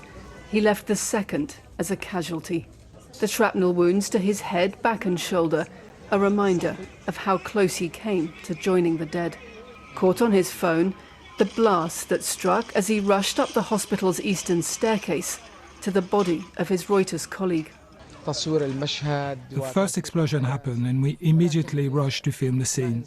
But as we climbed the stairs, we were suddenly hit by another explosion. It was extremely violent and powerful, deafening and blinding like the Day of Judgment. This pain, beyond a hospital's power to soothe. And there's little healing in Israel's explanation of a tragic mishap. At the hospital today, the staircase normally used by camera crews hung splintered and empty. The question of what the fuck do you mean a tragic mishap? I can't believe they're still taking the fucking Israeli framing on this. Like, what mishap? It's a deliberate targeting of journalists and healthcare workers. What the fuck? You cannot call this a mishap. This is an abdication of responsibility, an abdication of journalistic duty. They double tapped a fucking hospital, man. And they specifically targeted the part of the hospital where the journalists were at for the crime of doing journalism.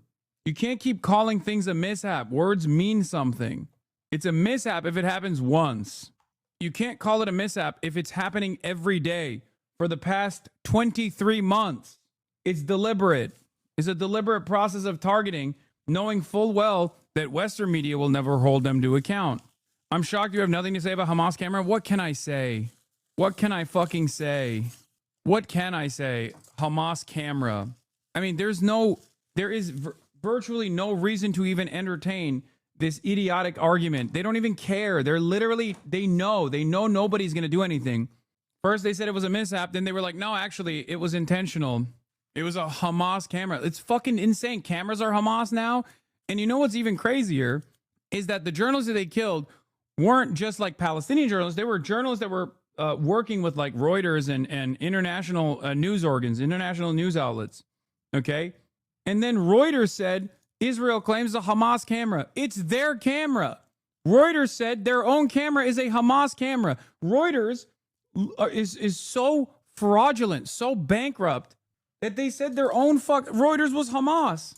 It reminds me of that time when the Associated Press building was bombed by Israel. Not in October. No, this is way before October 7, of course. Shocking. Interesting that, Israel was doing bloody murder far before October 7. I thought history started on October 7. Anyway, in 2021, when Israel bombed the Associated Press building, they said the same shit. They said it was Hamas. Nothing came of that.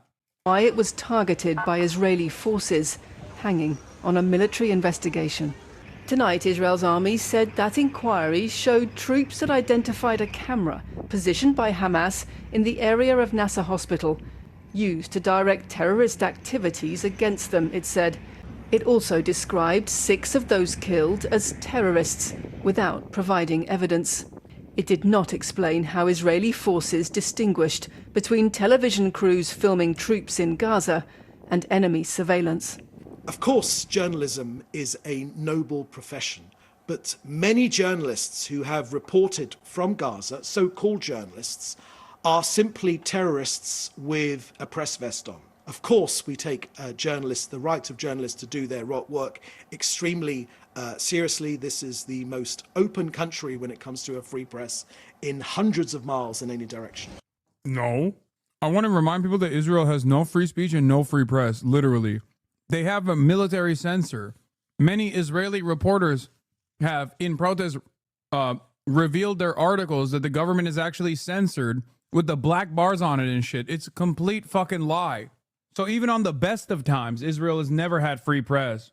It's also pathetic for him to fucking claim this when they openly shuttered the operations of Al Jazeera, not only just in Israel, but even in the fucking occupied West Bank that they supposedly have no power over. Israel does not allow international journalists to report freely from Gaza. Local journalists like Ibrahim Salama, a lifeline for news organizations, find their own lives in danger. His brother Mohammed, one of those killed yesterday.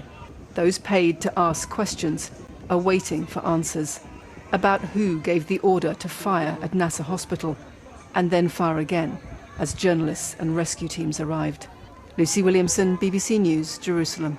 Maybe a question that I don't think's been asked yet. Putin was asked 2 weeks ago if the war between Ukraine and Russia would have happened under Trump. He said, no, it wouldn't have happened. So for you, would the war and the Hamas attack have happened if President Trump was president? This report said that they accidentally killed journalists, while the media followed it with a clip of an Israeli official saying, we killed the journalists on purpose because all the journalists in Gaza are terrorists. Yes. Bro, they can't even get their fucking idiotic narrative together. It doesn't even have to matter. What matters is there's no accountability. That's it. There's no accountability for Israel whatsoever. And therefore, there's no need for them to actually tell you exactly why they shot and killed a group of Palestinian reporters.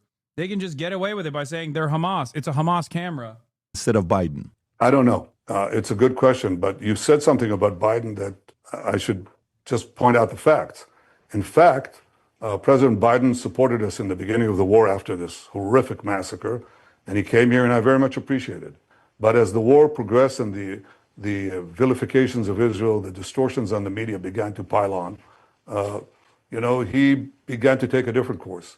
And when we were just 2/3 of the way, 3/4 of the way in Gaza, I said we have to go into that last position that they had where they had organized battalions. It's in a city called Rafah in the southern part of the Gaza Strip. This is one of the craziest parts about Biden's unconditional loyalty to Israel. This Satan spawn didn't even turn around and it never, not even for a moment, defended Biden. Like, so you didn't even get that from him. I've been meaning to watch this Patrick Bet David video, but I can't get myself to do it, man. I can't. And he said, don't go there. It's fucking ridiculous. It doesn't have any motion whatsoever. Nobody fucking cares. I'm just going to move on to bigger and better things. Cracker Barrel is now telling millions of customers. We'll do the Adam Friedland one after this, okay? Don't worry. I can't do it. I can't do it to myself. I can't do it to you guys. Let's talk about Cracker Barrel. Why are you scared of the truth? No, I'm scared of what I'm going to say. Every time I watch Satan Yahoo on camera, I get into an uncontrollable bout of rage, and I'm worried I'm going to say something that's going to get me banned. It's also unproductive because he is just as arrogant as every other Israeli envoy. Anyway. Forget about it. The restaurant chain says that it's scrapping the new logo and sticking with the old one. They are crying uncle. That follows severe backlash on social media, including criticism from President Trump himself. Nicole Valdez is outside a Cracker Barrel near Nashville, Tennessee. Nicole, good morning. Tony, good morning. The 55-year-old Tennessee-based company is now reversing course just a week after they plan to adopt a new logo. It all happened so fast, they didn't even have time to change all the signs on all of their restaurants. But customers are all for this reversal, shares jumping 7% by last night. Here at the Cracker Barrel, a familiar face is here to stay at Cracker Barrel. The restaurant chain now says it will keep its old-time logo with that iconic barrel and image of Uncle Herschel. Cracker Barrel's all about more.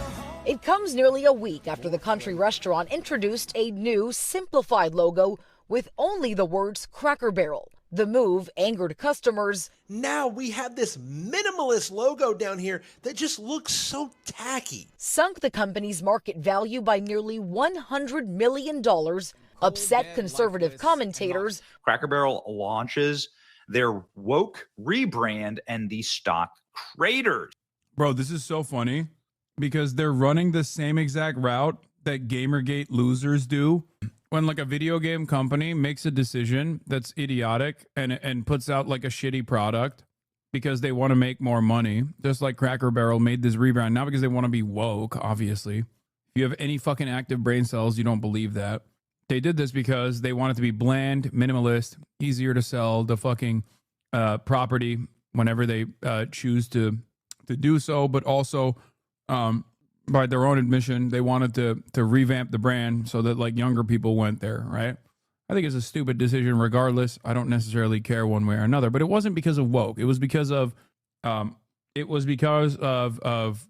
profit incentives. They thought that this would be a better endeavor for them. Okay? But just like the Gamergate Andes, these guys literally will always say, "Oh, this is just woke." Companies make these sorts of decisions for profit.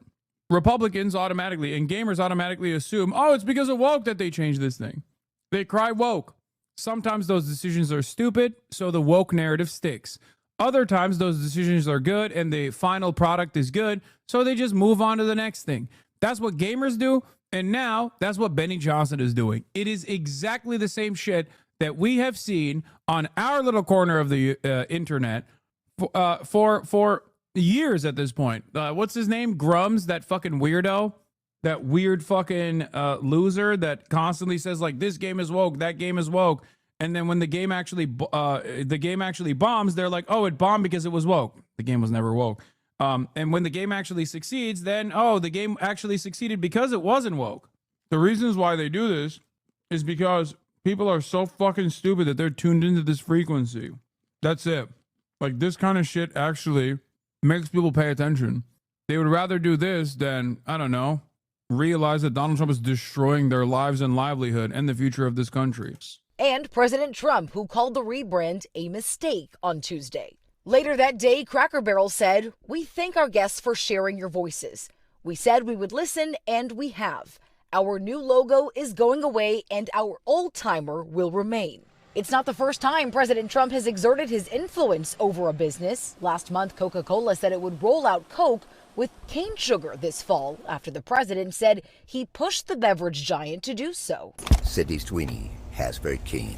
You see what I did there, right? And American Eagle stock prices jumped more than 23% after President Trump praised the company's controversial ad featuring Sydney Sweeney. If Sydney Sweeney is a registered Republican, I think her ad is fantastic. As for Cracker Barrel, the president also congratulated them on keeping their original logo, saying, "Make your customers happy again."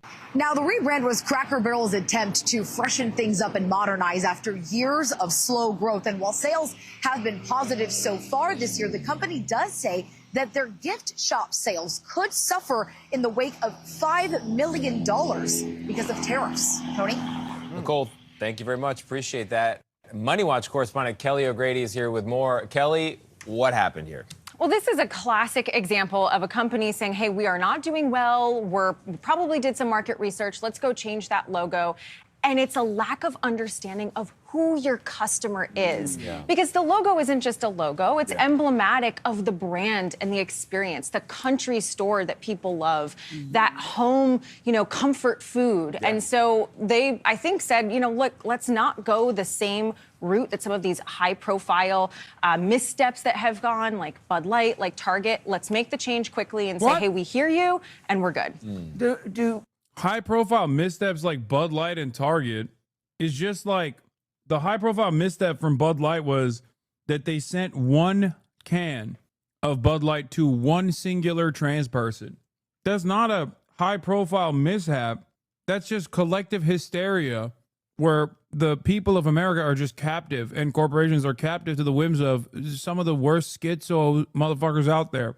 Don't you think they should get, or should they get credit for, or kudos for listening to the customers and changing it back? Because they hadn't even had time to take the old one down and put the new one up. Absolutely. This is an example of let's test and learn. It didn't work. Let's not lean in. And let's also listen to our shareholders, because remember, the stock price took a hit and it's back up. And you can tell, look, at the end of the day, it's a company that needs to make money and they need to serve their existing customers. Somebody within Cracker Barrel is writing some apology emails, though.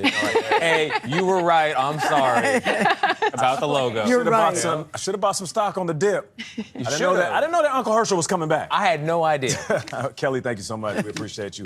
Mr. Beast just exposed and humiliated himself, but that may actually be the least of his worries after these new docs came out. The truth about the Taylor Swift-Travis Kelce situation and why we didn't cover it yesterday, why this Trump-FEMA situation is really terrifying. With information still coming in, the suspect in the Minneapolis shooting has been identified. We're talking about all of that and even more on today's brand new Philip DeFranco show. You daily dive into the news, starting with this. Mr. Beast just got humiliated, though that might be the least of his problems right now. Because yesterday, he actually was the one humiliating himself because he crashed out over a smaller creator getting ranked higher on the Rolling Stone's most influential creator list. But then also, as if that wasn't bad enough, it got revealed that his company is grossly unprofitable, like somehow losing over $100 million a year unprofitable. But starting with Rolling Stone, the list that they have features a wide variety of influential creators that produce essentially every type of content you can imagine. But also, obviously, with a title like most influential creators, it begs the question, well, what is the criteria? And according to them, for the list, we defined it as someone. Philip asking that question because he's not on the list. He's like, what defines the criteria? Philip, you deserved it. You deserve to be on the list. You got robbed, King. Let me tell you, you big, beautiful bastard, you skinny king. Aren't you under Mr. Beast's talent agency? No. My agent used to be at WME, and he switched over to management to go to Night Media. And when he went over there, he asked if I would follow him, like if I would still be his client. And I said, yes. At the time, Night Media was not as big, nowhere near as big. It was just like me, Mr. Beast, and like a couple other people. Since then, Night Media has grown, expanded massively. And Mr. Beast left Night Media. So he's not even part of Night Media anymore. So the long-winded way of answering your question is no. I am not on the same talent agency as Mr. Beast. He's no longer rep by them. I think he does his shit in-house now. Born from the internet, not a celebrity who jumped on after gaining fame in a more traditional way, who uses their chosen platforms to push conversations forward. So kind of, if you think about it, a super vague definition that gives them a lot of leeway, which is then why you see a kind of a range of names like Dave Portnoy, Iron Mouse, Hassan Piker, Miss Rachel, iShowSpeed, and many, many others. And then with all that, you had Mr. Beast coming in at number 7, which you might think would prompt a tweet like, oh, that's cool. Or hell, even if it was negative, maybe, how many views do I have to get to be number 1? But instead, he decided to take aim at someone on the list above him, writing in a now deleted tweet, according to this list, a guy with 1 million followers is more influential than me. What did I do to piss off the Rolling Stones? Which one, I will say, I don't know if Mr. Beast thinks Rolling Stone magazine is actually the band, the Rolling Stones. But either way, 2, the guy with 1 million followers is Caleb Hero. And he actually responded to the tweet on Instagram in his own way with a post that showed the tweet and the caption saying, Thank you, Rolling Stone. It's been an honor. You know, this was such a dumb, petty tweet. My favorite thing wasn't even watching people like writing funny tweets and reacting to it. It was actually seeing some people realize in real time that this wasn't like a parody account. This was actually a real thing that he posted. Okay, dude. There's no way Mr. Beast posted that. That's so funny. No, Mr. Beast didn't actually post that, chatters. Calm down. It's Caleb is making a joke. Wait, he did? Oh my God, he actually did. Oh my God, he did. Oh my God. Are you real, dude? Why would you post that? You sound so bitter. You're Mr. Beast. Why the do you care about where you landed on the Rolling Stones influential list? I genuinely thought that he would have the wherewithal not to post some shit like that. You also had creators that have had a past with Mr. Beast, like Rosanna Pansino, writing things like, Mr. Beast's mask slipping this much in less than a year has been fascinating to watch. Sorry, Jimmy, Caleb has something you'll never have, a personality. In that, as there were just countless other popular tweets reading things like, Mr. Beast, I cannot respond directly because you blocked me, but I wanted you to know that Caleb is a comedian who makes many laugh, and you are some sort of Willy Wonka marionette being... God damn, Philip. Bro, what did Mr. Beast do to get on his bad side, dude? I think it might have been the Aiden Ross collabs, maybe. Because Philip is some of the best liberalism has to offer, okay? And he's usually not the type to just like actively put the crosshairs, put the beat on someone like Mr. Beast. So I guess he just did not appreciate the Aiden Ross collab and the kick deal. Because I don't think he would cover. I'm surprised. Like, it's lighter stuff, but Phil, it's lighter stuff, but I think like Phil normally doesn't he just like kind of shies away from like drama shit, you know what I mean? Like drama adjacent shit, especially if it's gonna like bring a bunch of hate his way. But he seemingly has made an exception, and I suspect it's because it's I assume it could be because it's like the fucking the Aiden Ross stuff. Maybe that might have been a bridge too far. Puppeted by the algorithm. But also, hey, I'll say it wasn't all hate. But some, including creators like XQC, reacting to the list while reading it and saying, seventh place, Caleb Heron. Yo, chat. If I'm Mr. Beast, I'm suing them. I'm just shut up. Imagine being the guy that has the biggest analytics on the internet for the longest time in a row. I'm not trying to delay it, but guys, he's dominating the internet. To be beaten by Caleb Heron, a guy. My juicer. I mean, dude. Obviously, if that was the only metric, then Mr. Beast would win every year. Like, what? That's insane. That would be the most boring list of all time. Every year, it's just like every year, it's just the top most subscribed content creators. Every year, if there's a little bit of change, then that's reflected in the quantitative assessment. That's it. Should have been you, Big Haas. I am on the list. Thank God you're behind him. Less drama. No, I saw he said I deserve being on the list. So the juicer war is at a ceasefire, a temporary ceasefire for now. He loves you, bro. No bots. Yeah, I know. This past week has been interesting because for once XQC is actively defending my honor as a non-botter, and even went so far as to say I deserve being on the most influential list. That I've never seen in my entire life. Appearing on a photo with Aiden makes you lose 5 points off the top 10 is what it is. But either way, there you had Mr. Beast eventually deleting his tweet, and when replying to someone about the situation wrote, not gonna lie, after this I watched some of his stuff and it's actually good. I deleted the tweet, I don't want the smoke from the shooters, spare me please. So then he also got blasted even more for not apologizing and instead fearing the backlash. As far as Caleb, it appears that he's just taken the whole thing in stride and joked on his Instagram story that he's in peace talks with Mr. Beast right now. Right, and also... Caleb's the GOAT.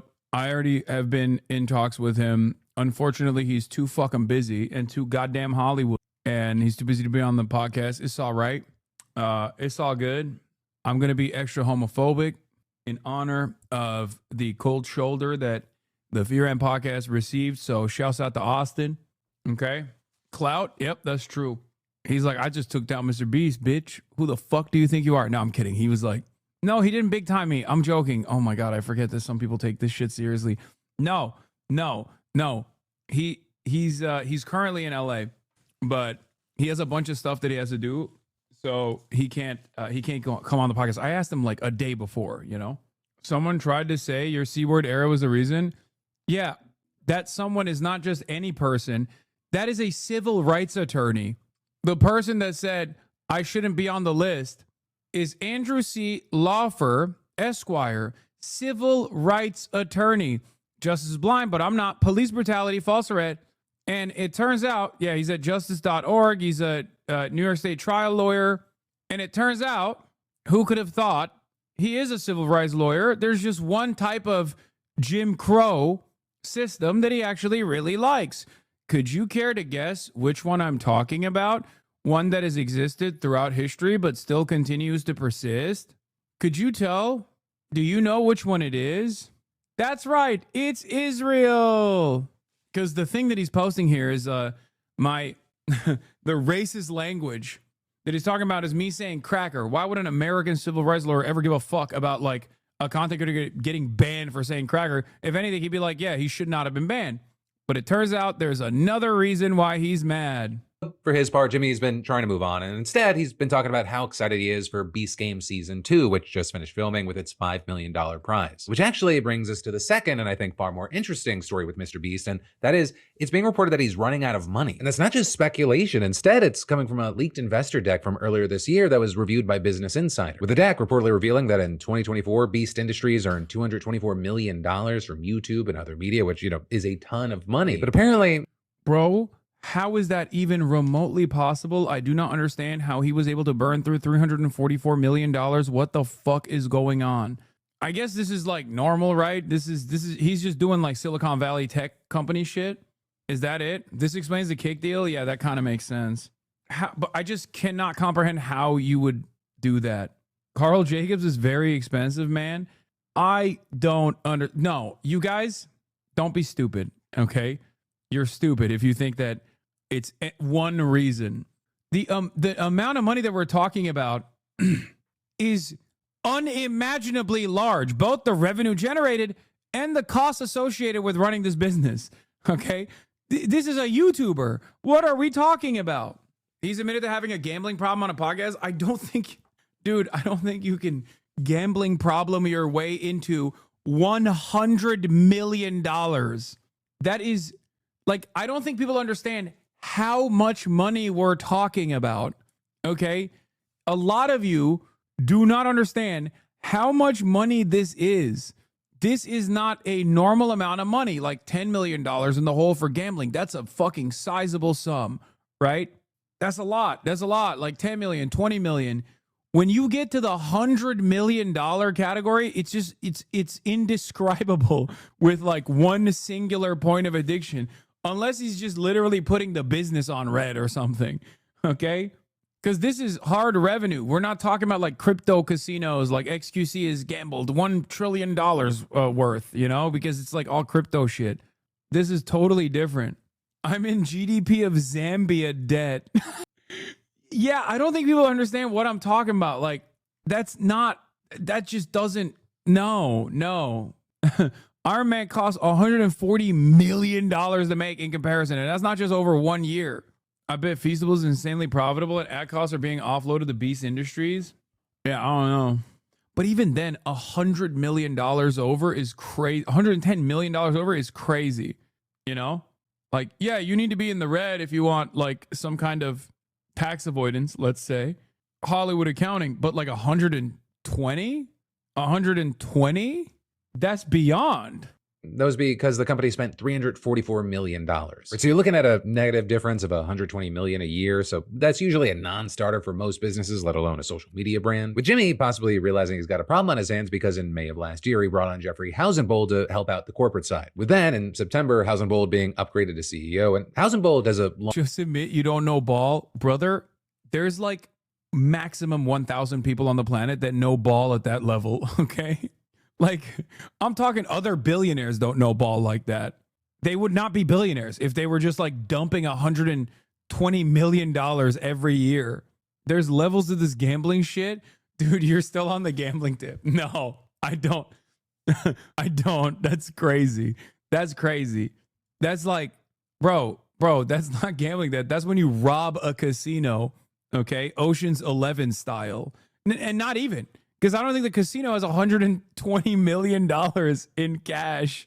long successful resume as the former CEO of Shutterfly and a venture capitalist that led SoftBank's $100 billion vision fund. It appears he has tons of ideas for tackling the insane costs that Mr. Beast has run up with his production, some of which seem obvious. Things like, for example, Mr. Beast apparently pays retail on like everything. So let's say it's like a video that features gym equipment. Jimmy is apparently buying that for full value, which for a creator of that size doing a production that large, it's almost unheard of. The scene is any amount of branding in a Mr. Beast video just being worth a ton for companies. No, none of this makes up for 100. No, there's something else going on. I don't know what it is, but there's just something else going on. That is not enough. That's not $120 million. That does not make up for $120 million. No, that's crazy. Oh, he pays retail price. Okay. What the fuck? And he should be working out deals for those items. And so in the case of gym equipment, it'd probably be easy to get that stuff for free or heavily discounted for just mentioning it in a video. What's even crazier to learn. You're talking about 10 million, okay? If he's over by 10 mil, fine. Maximum. Even then, that's too much. Okay? Nope. No shot. No fucking shot, dude. No, again, not 12 times the amount of 10 million. No way. Is that Mr. Beast reportedly didn't even have a fully dedicated brands team, like the people that would negotiate those deals. And so HasanAbi's new 8-person brand team, they're trying to score these kind of items for free or even have Mr. Beast paid to use them in videos. His company also appears to now be renegotiating advertiser rates by as much as 65%, with HasanAbi saying, "We select partners that are authentic and will resonate with our loyal viewers, so we will never work with a cringe product." Sometimes Jimmy has a personal preference, but we have a choice in who to work with, and the economics must pencil out too. But then even with all that, you have things probably not turning around if Jimmy gets to continue spending crazy amounts per video, which appears to be why there is now a buzzkill squad that'll have to force budgets on videos and make sure they stick to those budgets. And so that means, no more spending $29 million for just the sets of the first 2 episodes of a Beast Game season and losing tens of millions of dollars on the project. A mistake so massive that even Jimmy said, "I'm an idiot." And reportedly, according to one ex-staffer, these changes over the past few months have meant that it's getting more corporate, saying people were used to the Wild West and now you can't run a company this size that way. Now, with all that said, I think it is hyperbolic to say that Mr. Beast is running out. The I reviewed 400 Ferraris video was probably a mistake. Dude, there's just nothing that makes sense there, okay? It just does not make sense at all. That is so much money. That is an incredible amount of money. What did he buy every Ferrari on the planet? Like, what are you talking about? Money. Because when you look at it, it appears that the media side's really just the side that's bleeding money. Things like Beastables. Yeah, the height of a stack of 300 million $1 bills is over 20 miles, which is kind of a strange way to try to describe how big that number of money is, because no one understands what 20 miles looks like stacked high in the form of $1 bills. So that's like, he bought a tank. Okay, a decommissioned tank is like maximum $1 to $2 million. What are we talking about? Probably cheaper than that. Like, he didn't buy a Merkava straight out of like the like fresh off the rack. You know what I mean? He's not dumping like 20 onto it. He most likely rented it. He did not buy tank retail, okay? Mr. Beast products, they're actually very profitable for the company and accounted for about half the revenue. And so to a certain degree, you could argue that all the videos, they're essentially just big ads. So that said, they obviously want that side to also be profitable, and HasanAbi's confident that by this year, things will turn around. In fact, in that same leaked investor deck, it claimed that the company is projected to make $317 million in media revenue and spend just $292 million. But for now, we'll have to wait to see how it plays out. Though I'll say, it really does feel like Mr. Beast is too big to fail. Obviously, those could be famous last words, but his weird, petty reaction to the Rolling Stone thing aside, there's really just never been anyone like Mr. Beast in our space. Like, his bad view videos are 62 million plus. But yeah, whether it be the Rolling Stone of it all or the business side, I'd love to know your thoughts and reactions. Yeah, that's crazy. Mr. Beast paying Pentagon prices. Yeah, no shot, man. That's crazy. 1 million seconds is 2 weeks. 1 billion seconds is 31 years. I don't know how you spend that kind of money, man. I genuinely don't know. But speaking of spending money to make money, we got Adam Friedland, ladies and gentlemen. That's right. We got the Adam Friedland Show on a banger episode. Speaking of spending money, Israel, the nation state that we spend a lot of money on. And some of that money comes back to the pockets of our earnest politicians. Some of the greatest, some of the best and brightest. One might even consider an op of mine, Richie Torres, went on the other op of mine, the center-left podcaster, the millennial Jon Stewart, Adam Friedland's show. I have not seen even snippets of this because I've been holding myself. I've been purposely avoiding any leaks about this because this is probably the most exciting episode that they've done so far. Let's take a look. I'm sorry, dude. You're bummed. Your consultant told you not to do it. I like this guy a lot too. I'm sorry. I appreciate your time. Listen, Sure. I don't get to talk to someone in the government that's. See you, Jez, but for the longest time I thought he was out to get you and you hated him. Who, Adam Friedland? No, he's my friend. Richie Torres, on the other hand, it's not a joke. He is my op. I wouldn't know who Richie Torres is. I wouldn't care who Richie Torres is. It's just that he is such an attack dog for the state of Israel that he has literally demanded right before the general election that I get banned by using the congressional letterhead to deplatform me, to demand that Amazon deplatform me for all of the mean things I was saying about the state of Israel. Richie Torres, of course, is a supposedly quote-unquote progressive Democrat. It's taking part of these big decisions like this, and well, only one of 535. So. Which one would like me? Virginia Fox? I don't know. Do you have her number? I don't have her number. No. All right. Yeah, poorest district. He is the congressional representative of the poorest district in the United States of America, and only tweets about Israel. Think about that.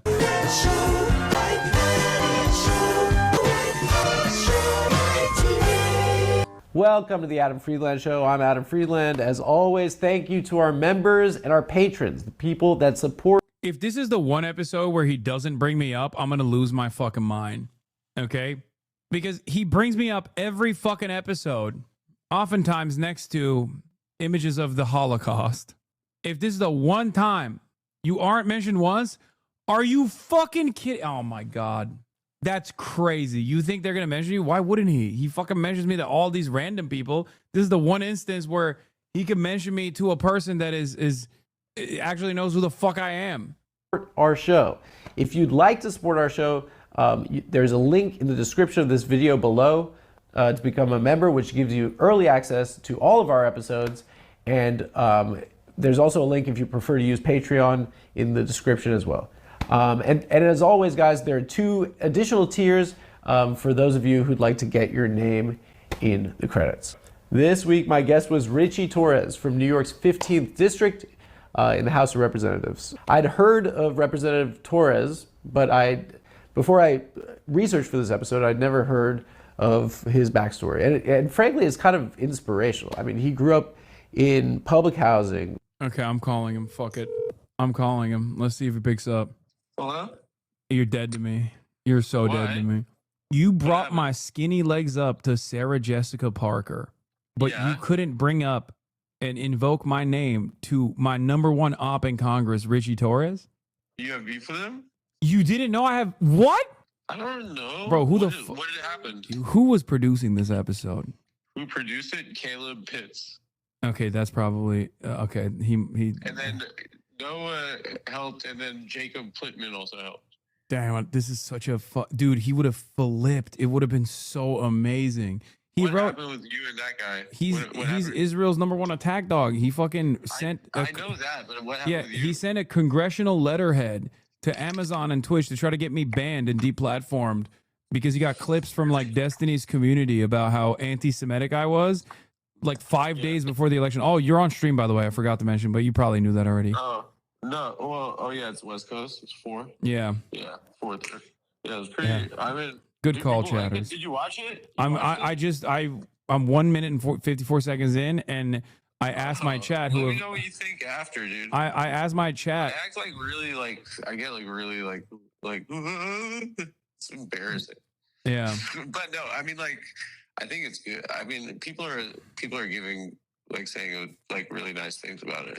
Yeah, I can't wait. I mean, he's a character, so it's going to be... Let me know what you think. Let me know what you think. Okay. Enjoy it, dude. All right, we'll do. Bye. See, you know he wants me to immediately react to it. That's why he hung up. Normally, he would take the next 25 minutes to describe something happening in his life. You know, single mother, a minimum wage. You know, he realized he was gay in elementary school. He attempted to take his own life in college, and he came back from a mental health crisis and became a member of the New York City Council and a member of the United States House of Representatives. He's the first gay black man in Congress. I mean, it's kind of like a movie. This is like I don't know what this is. It's kind of like it was unexpected. Representative Torres has been referred to as Israel's loudest advocate in the House of Representatives.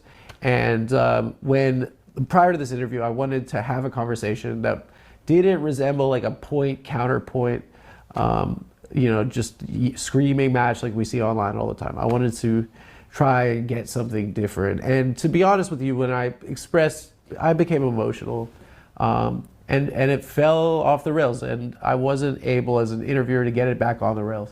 I mean, there were like multiple topics that we didn't cover at the end. It was frankly exhausting for both of us. I think he's bi. And yeah, he felt like it was a gotcha, and I'm an activist, and this is how this conversation goes nowadays. I never trust a word Adam is saying. Lamau, anti-Semitism, alive and well in this community. Ethan Klein was right. And so while I didn't get what I was initially, looking. Adam's bi? No, man. No, Adam's gay. No, I'm kidding. He's not gay. Richie Torres is bisexual, I think. Before. I kind of still feel like it's important. I stand by what I said.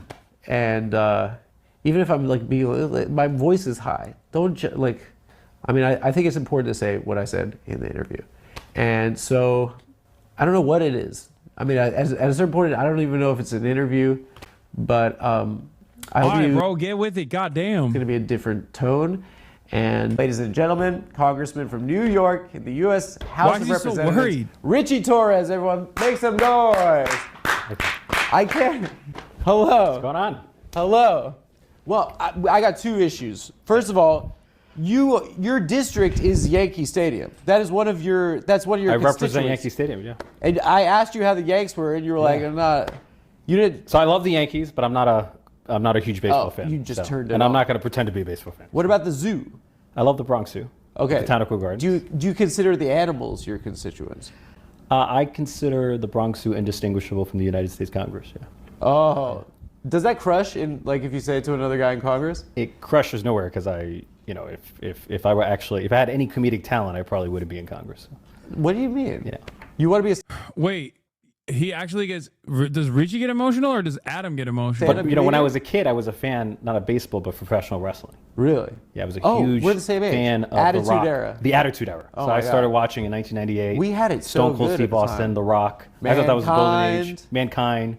Mankind. So was I. Yeah. Yeah, that we were And I watching did Raw. a huge Rock impersonation when I was a kid. Like I used to. I knew of you as a congressman, but I didn't know your backstory. And I mean, goddamn, wow. I mean, it's an incredibly inspirational story that you have. And unlike George Santos, I have a true story. That's your op. That's I the have enemy. no OnlyFans account, but I do have an actual. Did he have biography. an OnlyFans? Oh yeah. In Congress. I'm not sure if he had it, but certainly it was generating income. He for would him have been after. the first. I mean, who knows? I mean, I'm not He would have closely. been the first I'm not member of closely Congress- following the OnlyFans accounts of every it member of sounds like you Congress. can't stand this guy. No, just No. I want to. Do you miss him? He was pretty funny. He was endless source of comedic enjoyment. Yeah. His tweet right before jail was amazing. Yeah. He's like, the curtain closes, like she walks off stage. He was a real ham, George. Yeah. Yeah. But he was a complete fraud, right? Total fraud. Yeah. Yeah. Because he bought like Birkin bags with campaign funds. And also he fabricated every aspect of his biography. It was not like he told one lie here or there. It was like the whole story was a complete fabrication. I feel like in this day and age, that's kind of like that's in play. I feel like you could do it. No, it's I've never. I feel like it's such a chaotic time. Like, yeah, like I went to Harvard Law School, and I used to be the coolest guy in my school, and I'm also Brazilian and Jewish. And what did he say? No, he said that he had. His parents were Holocaust survivors. And I he like was that. Ukrainian That's because of good. the war in Ukraine. He was also Ukrainian. And he had, he had friends who died in the mass shooting in Orlando. He's amazing. He incorporated Mother every in current event 9/11. into his life story. Pathological liars are great. But he took it. Use a bill that Yes. has, I think it's the greatest acronym in the history of What is it congressional called? legislation, the Santos Act. And what was it? Stop another non-truthful office seeker. Santos. Am I sensing that there's the like Santos Act. that the two of you guys as like young New York gay, like Latino congressman, he's naturally like your foil. He's your Darth Vader. Let's assume like after he was expelled from Congress, I became the most prominent Jewish gay Latino congressman from New York. How's that? You're Jewish? No, I'm Jewish. You're Jewish. I'm lying. Oh, come on. I wouldn't wish this upon my greatest enemy. You don't want any part of this, my friend. You never heard this comment? He's Jewish, not Jewish? Yeah, I've heard a lot of people say that, but you don't. I'm just. No, but he invented the term. About you? I don't. He invented the term about himself. It's just a word with it. Yeah, about him. When he was confronted, why did you lie about being Jewish? He said, "I never said I was Jewish. I said I was Jewish." I would say that I'm. But you're actually Jewish. Yeah, unfortunately. Yeah, it's tough. Yeah, I can't quit. No, I wrote a letter to BB and they rejected. They don't let you out. It's like the mafia. You know that. You know how you join is when you're a baby. Yeah. Your parents have a party, and then this like old wizard walks in, and then he pulls your diaper off. Yeah. Oh, God. And then your whole family looks at your beautiful baby penis, and then he cuts the part that I guess gives one pleasure later on in life and during sex, and then there's like a deli tray there and stuff. That's how you join the club. Yeah. But we've been doing it for a while though. I don't know. I don't mind it. You really didn't like my crude humor. I mean, you've endured for thousands of years, so something's going right. I guess so. It's definitely the wizard and. At first, I always thought like maybe Felix was exaggerating when he says like some of these guys are just like Philo-Semites. Like some of the pro-Israel Christian congresspersons are like doing it for money. But there is definitely a bunch of them that are just like straight up obsessed with being Jewish and Judaism in general. Like even though ironically enough, Israel has fucking very little to do with the thousands of years of Jewish history and the accumulation of all of that culture. But these dudes like unironically, like Richie Torres unironically is a fetishist. Like he is a Philo-Semite. Love doing Felix like Hebraphiles. It's crazy. They're competing for head Philo-Semite with you. I'm not a Philo-Semite. I just, I have a lot of people that I look up to that happen to be Jewish comedians. And then also a lot of, revolutionary figures and the like, and many friends who are Jewish. I wouldn't say I'm a Philo-Semite. I cringe when he was talking about the penis in the tray. The baby's penis part. Yeah, well, I know. I'm being crude with a member of the legislative. These are important branch. decisions that parents have to make. What's rude is that we're in an era where talking to someone in the legislative branch is it's a privilege because it's so fucking crazy. Well, the privilege is mine. You're the one with the massive following and audience. You were in the New Yorker. You know I know that because you told me. Not because I read the profile. But you told me you were in the New Yorker. So congratulations on the profile. You would be considered young in the United States Congress? Yeah, I mean, I've only been able to be president. My dating profile says I'm congressionally young. Congressionally young. And congressionally attractive, just in case you're disappointed. That gets some action. Is it a plus? It's not clear. It's not clear. It has to be. I mean, I work 7 days a week, so that has a crowding out effect. But yeah, and you're with the worst people on earth. Well, what are you doing to yourself? It must be tough. Yeah, one of my colleagues said to me that Congress is the best university in the world. Really? And because you just have access to some of the brightest minds, you can learn a tremendous amount. They're the smartest guys? Yeah. We certainly have access. It's like the Sorbonne or something. Yeah. In Congress. How boring is it, to be in the government sometimes? What's the most boring part of it? I mean, I love it. Dude, Richie Torres is such a soulless husk. Like the first 10 minutes are supposed to be before it fucking falls apart. It's supposed to be the most personable you're supposed to be. And I don't know, I'm biased. That I'm going to admit that. Okay. I fucking despise him. So maybe that's the reason why I'm not reading what he's trying to put out, but it just feels like he is a robotic individual. It just comes across like he's going through the motions of what a human being that picked up a copy of How to Win Friends and Influence People and downloaded it, what they're supposed to do. Yeah, Anthony Weiner was more personable and he's a pedophile. How is this possible? You love it? Because of the variety. You like parliamentary procedure and stuff like that? I feel like no position has more variety than a House member because one day you get to be local, state, national, and international at the same time. So one day I'm receiving a pothole a complaint about a pothole on Fordham Road, or pressuring the mayor to crack down on an open-air drug market in the South Bronx. And the next day, in Congress about that? And then the next day, I'm receiving like a briefing from the CIA about rising tensions between the United States and China. So, what do you do about the pothole in D.C. though? I'm just sorry. I mean, I use my platform to pressure the mayor to solve problems, or the governor. Adams. Yeah. Can I guess who you were in school growing up? Sure. You were like were you student government? No, not student government. You were like a debate club, or? I was the captain of the law team. Law team. Yep. Oh, so you wanted to be a lawyer? Yeah, I had dreams of becoming either a lawyer or a teacher. So you did mock trial, right? I did moot court and mock trial, but I was like a master moot court. And what did you like? You liked like the Atticus Finch style, like closing argument. So that was mock trial. Yeah. Moot court is modeled after the Supreme Court or an appellate court. So you deliver an argument before a panel of judges who interrupt you with questions. Worse speeches. The one that's less no, because it teaches you to think on your feet. It's less theatrical. But that was your prep for the game. Yeah. You went to the show. It was the first time when I discovered I had a talent for public speaking, or I thought I had a talent for talking. Early on, you grew up in a single mother home. You have a twin brother? Twin brother.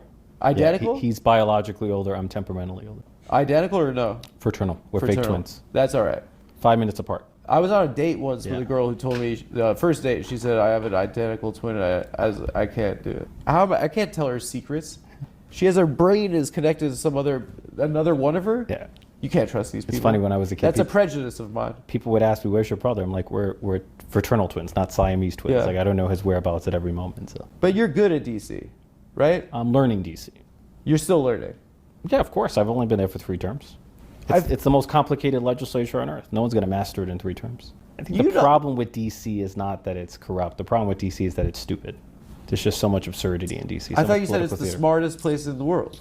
Or you have access to some of the brightest minds. So like if you want to learn more about artificial intelligence or quantum computing or energy, you can reach out to some of the best minds. Yeah. You can call any CEO right now? But call Zuck right now. People generally will take your call. I'm not calling him now. So I don't know. Your boy's is Zuck. You said I'm not calling him now. You have his number. Well, I don't know. So never met him. What CEO is your best friend? What's the best one? Mention who's my best friend. How many CEO friends do you have? I don't have many CEO friends. Well, you said you could call anyone. He pulled that shit out of me too. He's like, call Mr. Beast. Put on the phone at any time. If I had a question about like AI policy, I probably could get a meeting with a CEO. Yeah, that's true of any member of Congress. Yeah. Did you grow up in the district you represent? My father's from Mott Haven. I'm from Throgs Neck Houses. So I grew up in a public housing development in Throgs Neck Houses, right across the street from what was formerly Trump Golf Course. Yeah. And I kid you not, as the golf course was undergoing construction, it unleashed a skunk infestation. So I tell people I tell people I've been smelling the stench of Donald Trump long before he became president. But it was infested with skunks. You grew up in New York City, so born and raised in the Bronx. Our president is an outer borough New Yorker, effectively. Yeah, from Queens. Yeah. Right. He wants to present that he's like Mr. like Goldman Sachs, but really he's a New York City real estate guy. Yeah. Is that correct? Yeah. He was never respected in the real estate industry. He was known to like rip off his contractors, and he was seen as a joke within the industry. Yeah, he figured out that if you keep someone in a lawsuit, he was more you don't have to pay them. He was more known for his self-promotion and marketing. Yeah. Than he was for his actual effectiveness in real estate. Yeah. Have you ever? What have your interactions been with the president? No interactions. You've never met him. I have no desire to meet him. Let's practice it right now. I feel like he's the worst person on earth. You don't want to meet him once? You're in the government though. You got to meet the president. He's the devil. He's the devil? Yeah. You got to have a good burn for the president. Let's practice. I'm Trump. What's up? I'm Trump. Nice to meet you. Yeah.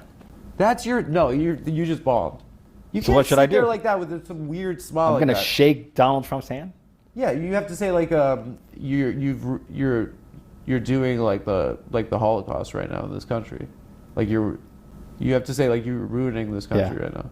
Like seriously. Why don't you say something like that? You're an asshole. You sent the Marines into... Okay, well, we'll practice. Okay. Okay, go ahead. Okay. Let's get it. Come on, dude. Mr. President. Yeah. How are you? He's so soulless, bro. It's crazy. I'm looking for... Hopefully you can release those files. The Epstein? Yes. That's your... No, come on, dude. First of all, you guys already lost on Epstein. You think we lost on Epstein? You guys lost on Epstein. He's obviously in the files. Well, half of the files is your guys too, right? Yeah, so but half the files is your guys too. So that's why you guys didn't do this. My view is release the files and let the dice fall where they may. You guys lost on Epstein. Why did we lose? His crappy excuse, like everyone, his whole base doesn't really care. Yeah, they moved on. What we found is that they actually don't care. MAGA didn't really care. Yeah. You guys really are having a rough one right now, I think. What's your advice for us? I don't know. I mean, you're one of the guys, so I'll tell you.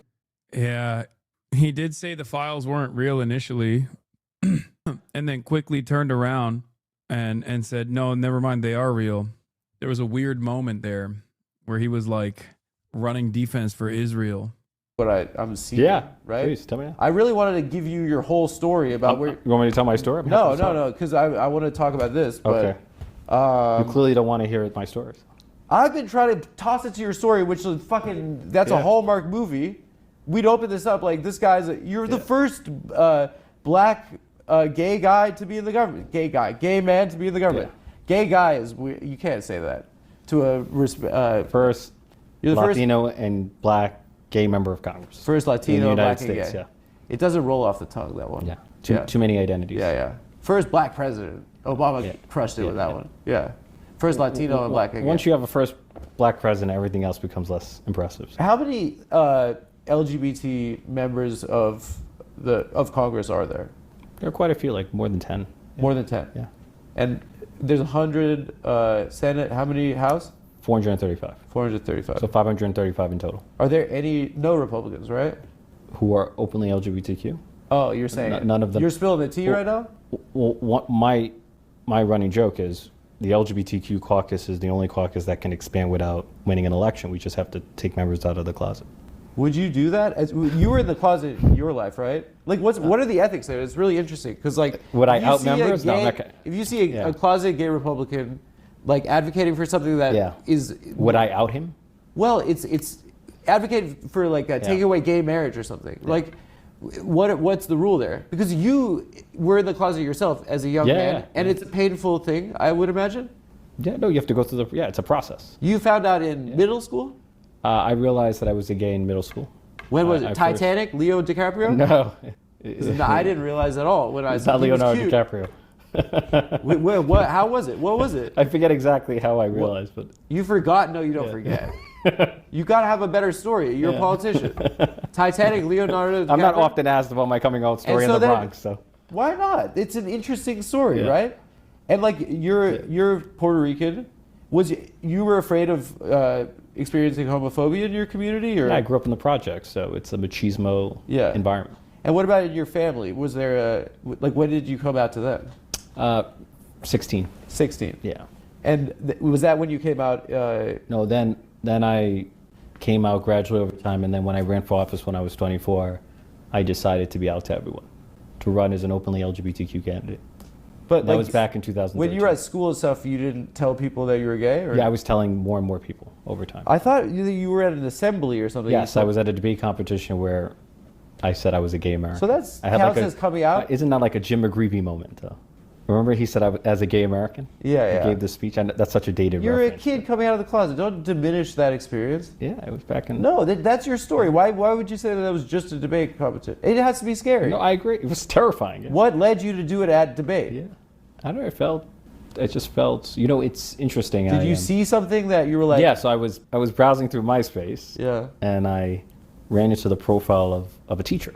Who identified as gay. And it was the first time I knew of a person in my... The Republicans were right. The gay teachers are making our children gay, but also pro-Israel. So I guess that's all right. You can be a gay Israel defender, and that's fine. Social universe, who was openly LGBTQ, and so I approached him. And your social universe? You chilled with your teachers? Or people in the world I knew, I guess. You hung out with adults. I did not socialize my teachers. Yeah. No, so it was the first adult or person that was openly gay. Yeah, because I grew up in a world where no one was openly gay. Yeah. And I just spontaneously came out. It was the first time I ever had to acknowledge my sexuality to someone. Do you feel like sharing your story, and making it all the way to Congress, that has to be an inspiration to people that grew up in a place like that? Yeah. No? That must feel good, no? It does. So why are you diminishing it on the show right now? I'm not diminishing it, but I feel... You should be proud of that. I was in the New Yorker yesterday. You were. I was in the New Yorker as well. Oh. Back in 2016. Oh, okay. Well, I was in it profile. yesterday. So both of us are probably the same. Yeah, but you're at a much higher level than I am. So. No, you were 2016. You were a Bernie delegate. Yeah. I was 2016. Yeah. So wait. So go back to that because it's interesting to me. So like, you had this mental health crisis in college, yes. right? And did it stem? It stemmed from being gay. Is that what it was? Not only from I had a sexual identity, but I had a severe struggle with depression. Yeah. Which began in high school. Yeah. But then became worse in college, and I dropped out of college, and at some point even thought of. Yes, he was a Bernie bro. Richie Torres came up as like a gay Latino black congressperson who was progressive. It's not even that's not a joke. Like, that's how he started off as. And then once he arrived at a seat of power, he just basically farmed out as much. Take your dog out for a walk, you cruel man. She is so fucking passed out, which should clue you in on how much she works out in the mornings. She literally has not moved even a little bit. She's been sleeping the whole time. Committing suicide. Yeah. Underwent hospitalization, felt as if the world around me had collapsed. But then I began taking an antidepressant, going through psychotherapy, and it just gave me a fighting chance to God, another John Fetterman archetype. Rebuild my life. So after... Yeah, he has Fetterman brain. This is Fetterman brain pre-stroke. Maybe the common denominator is the suicidal tendencies. I don't know. When unlimited, unbridled ambition... Because there's hella fucking suicidal people in my community, okay? None of you guys love Israel like this. So I guess you have to combine it with a constant power grabs. A few years of hospitalization, I rebuilt my life and became the youngest elected official in America's largest city. I ran for the council and then ultimately ran for the United States Congress, and here I am. And it was a few years that you were going through that. Yeah. Yeah. And what did you do once you got out? How did you restart your life? Well, instead of going back to school, I went into politics. So I was a housing organizer. I was a housing organizer for a New York City council member, and then I ran for public office myself. I would have moved to France or something. No, I couldn't afford to. I couldn't afford to move to France. Yeah, I grew up poor. You could figure it out. Yeah. You get a ticket. You get to France. I don't know. You busk. Do you know guitar? No. You get a guitar, put the I don't know. Obviously, to run for office, you have to have a call to public service. Yeah. You guys all say that. But you have to have an ambition as well, right? There has to be part of it, right? I want to do. I think an ambition to make a difference. Yeah, but you want to be. I want to be the president of the United States. Come on. I have no desire to be president. Is your ambition purely just to make a difference? I mean, it's a very abstract term. Yeah, make a difference in how many babies Israel gets to kill with American weapons, as in more babies, of course. That's the difference that he wants to make. He has zero personality. He's actually so impressive. Yeah, when I see stuff like this, I actually think maybe it's not so hard to be a congressperson. Because, I feel like you have to be a real shark, but you would assume that someone has to be, a little personable, right? And then you see guys like this and you're like, you're just a fucking sociopath. You can't even string sentences together to convince the other person listening to you of your humanity in a situation that is designed to make you look human regardless. What's your dream? My goal is to be the best elected official I can be. And then let the rest take care of itself. Yeah, that doesn't work for me. Works for me. You could say I want to make sure that. I would love to be. Say a better thing. I want to make sure that kids in my neighborhood could have a better life or something. I'm saying the best that you could be is so abstract. You could vote for anything. Yeah. No. I can tell you why I ran into public office. So. Which is what? It was really about public housing. So born and raised in the Bronx, spent most of my life in poverty. And raised by a single mother. We raised three of us on minimum wage, which in the 1990s was $4.25 an hour. It's ridiculous. But the most formative experience of my life was growing up in public housing. And in New York City, there's an institution known as the New York City Housing Authority, NYCHA, which manages the largest stock of public housing in the country. It houses about 500,000 people.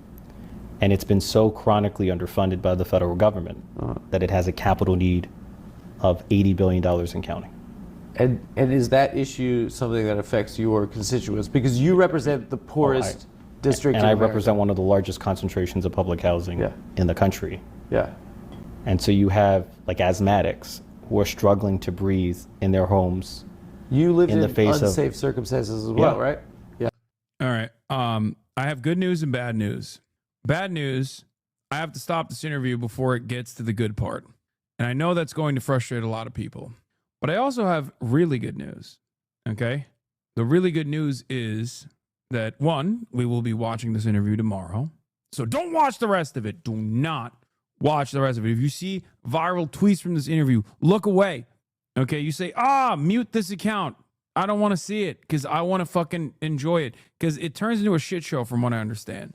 But the real good news, I'm watching. I'll ban you.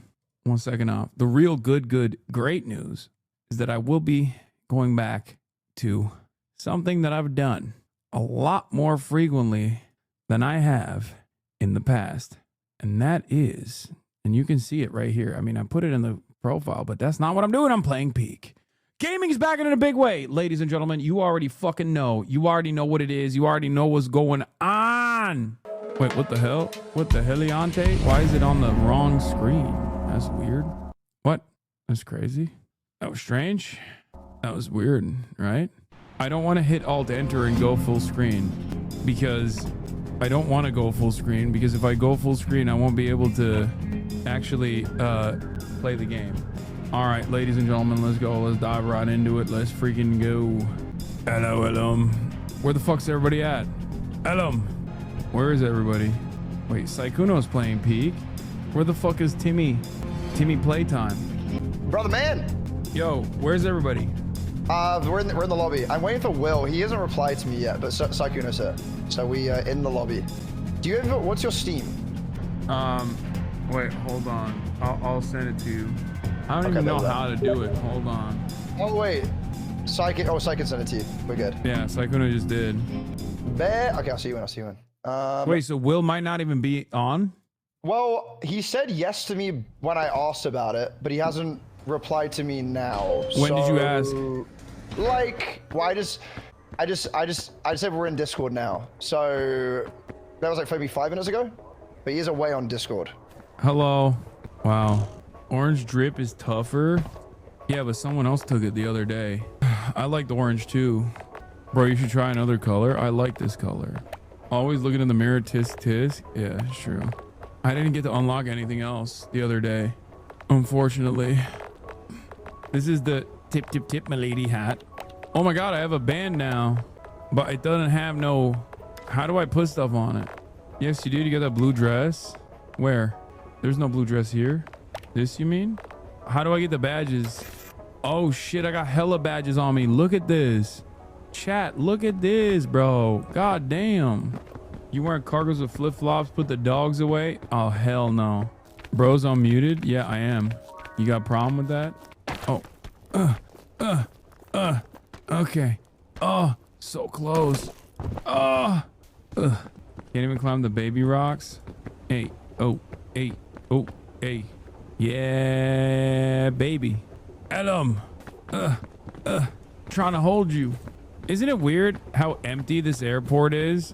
Dog, this is Roblox. You are predatoring right now. Elum left the expedition. What the fuck? This isn't Roblox, chatter. They can't hear Hasan. Isn't it weird how quiet your friends are? It is weird, yeah. Their planes crash every day. Their planes crash every day. Makes sense that the airport is empty. Wait, what? The planes crash? I'll restart my game. Invite again, please. Get to me or we riot. Okay, chatters, don't be fucking weird, okay? And don't be annoying. Already like 6K left instantly. Instant wipeout of 6K viewers, which is why I tell you all the time, this shit is not for the weak-hearted, okay? Remember your sound settings were wonky last time? Yeah, you know what? Maybe I won't play video games any longer. Daniel Art, thank you for the 10 gifted subs. Okay, well, we got some Oilers in the gifted. You fucking falling off, man. It's true. It's true. It's so goddamn true. Ban the 6K to the left? I can't. Come on, it's not thinking about Atlantic Tuna. Thank you. Sakura Gore, thank you for the 10 gifted. Would you ever go back to your GTRP time? Yes. When the next No Pixel comes out, probably. There's something that happens with the bots. Like, obviously, I'm a botted viewer, as you guys know. I'm a botted streamer. But when I play video games, it like breaks the bots. I'm doing Vulkan, right? I'm using Vulkan to load up the game. Flashbang. Hasan? Hello? Oh, hello? He lives. I'm here. Okay, thank God. Okay, so Will's gonna join in like 20 minutes. So we'll start, and then he's gonna jump. Wait, we're gonna do a threesome? Oh, we're gonna do a threesome. What? Whoa. And you're gonna be in the middle. Oh, Let's go. Whoa. That's payback for the TikTok. Oh God, guys, I sent her the Thai version. Dude, what is with your green shitty sash, bro? You see that? So bad. Golden. I don't want to be. How do I get a golden sash? Ascent 7. How do I get a golden sash? Okay, this is gold, kind I of. could probably get away with it. Oh, yeah, that's a. Yeah, no, that's a lafufu, bro. Oh, that's fucked up. It's not. They Oh, you're making me angry, as indicated by my face. Angry face. Oh, I'm just No, really no, bold no. now. Oh, he's role playing now. No, no, no. I need more of a deranged look, I think. I have the people's sash, the proletariat sash. No, shut the fuck up. None of your sash. None of your ridiculous bourgeois sash. You got the type of sash that only rich people have. You could never afford this sash. Yeah, you're being quite classist right now, sir. You don't know what it's like to be me, all right? Fuck you and your fake Gucci flip-flops. Fuck you. When our time comes, we won't make excuses for the terror. That's right. And by that I mean eat him, the rich. Dude, I messaged Ray see if she wanted to join, and she just goes, "I can't. I gotta run the water park." There's just no way. She's addicted to it, bro. Okay, let me. Lollipop, balloon. Let's go. Balloon. Okay, I don't want to cook myself. Why is my character bald like you are? Okay, buddy. Okay. Oh, I got a blowgun. Blow him. Here, I'm putting it in the backpack. Okay, nice. Wait, should I carry this? All right, we're back. All right, Sykkuno, let's get it done, baby. Ascend 1. Wait, there's a lantern. Do we need a lantern right now? A compass? Wait, yo, Ellum, let me hold on. Ellum, let me send you a video, a TikTok. Can you react to it before we? Is this good? Is this good? Yeah. Is this compass good? What does the compass do? It'll show you where north is. Yo, Ellum, pull that thing up. Pull that thing up. Okay. What is this thing? Wait, we need to bring this. Audio, but let me. We need to bring this for Timmy. Let me see his reaction. No. What the fuck is this? Dude, he's cringing so hard.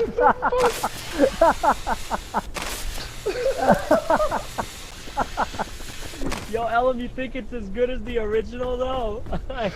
No, this is great, man. Yeah. Wait, it hasn't gotten to the main part yet. Wait till the end. Wait to the end, man. You gotta wait to the end. We can listen to 5 seconds. Hold on. Watch this, chat. I can't. I wish to see again. How dare you? Yo, Ellum, what do you think? No, that was way better, man. That was free. Wait, you thought that was better? No way, bro. No way you thought that was better, man. Okay, let's roll out, boys. We got mountains to climb. Oh man. I'm so sorry, son. Would you also like to see the video? I didn't want to make it awkward. My mom doesn't let me watch. My mom doesn't let me watch TikToks because Really? My mom used to not let me use my microphone on Xbox. Yeah, I dabbed on her too hard. I said skibbity toilet. Skibbity. What even is a skibbity toilet, bro? I've only seen the meme, but I don't actually know what it is. You're not Sigma, so you don't fucking know. Wow, bro, you're too old, bro. I'm only 24, you know? So, do you know what I mean? Here, put this first aid kit in your backpack. Yeah, go on then. Wait, we're not gonna fall. We don't need that thing. Oh, Hasan might. When I push him off the cliff and I have my What scar did I just listen moment. to? That was straight ear pain. I mean, it wasn't that bad. Yeah, then you made me go through it as well, guys, bro. I'll link in the Discord if anyone else wants to listen to it. We left the bandages behind. Let me link Oh no, I got that two of them. thing I got to two. you We're guys good. in the Discord chat. But of course you won't need it, right, man? You ain't gonna fall. No. Yeah, You ain't gonna fall. We don't need it. No, it's good for you to have, you know? Okay, you bitch. Yeah, I'm just looking out for you, man. You know what's crazy, bro? He says this after dodging me for basketball as well. Crazy work, That's bro. insane that you're lying to your audience, you fucking fraud. Crazy fuck that this guy dodges me playing basketball after his horrible defeat to me last That's crazy. I demanded a recount. Well, I'll see you tomorrow, man. I'll see you tomorrow anyway, you know? Yeah? Will we? Bright and early. No, I will actually see you tomorrow. I swear to God. I doubt it. No, I won't have a migraine this time. I swear. Tomorrow. Wait, where the fuck are we going? I don't know. I was following you, by the way. I don't know. I was just going towards the peak. Brother is truly a mountain goat. Hang on. Come on now. Sykkuno, where are you going? You can't keep leaving us. You're just gonna get us killed. And then hoover up all of the loot. We've lost him, man. We've lost him. What are you doing? Did you just try to do a running jump? I am doing running jumps. I'm parkouring. This is the other reason why my mom doesn't let me go on TikTok, because I see parkour. I watch parkour videos and then.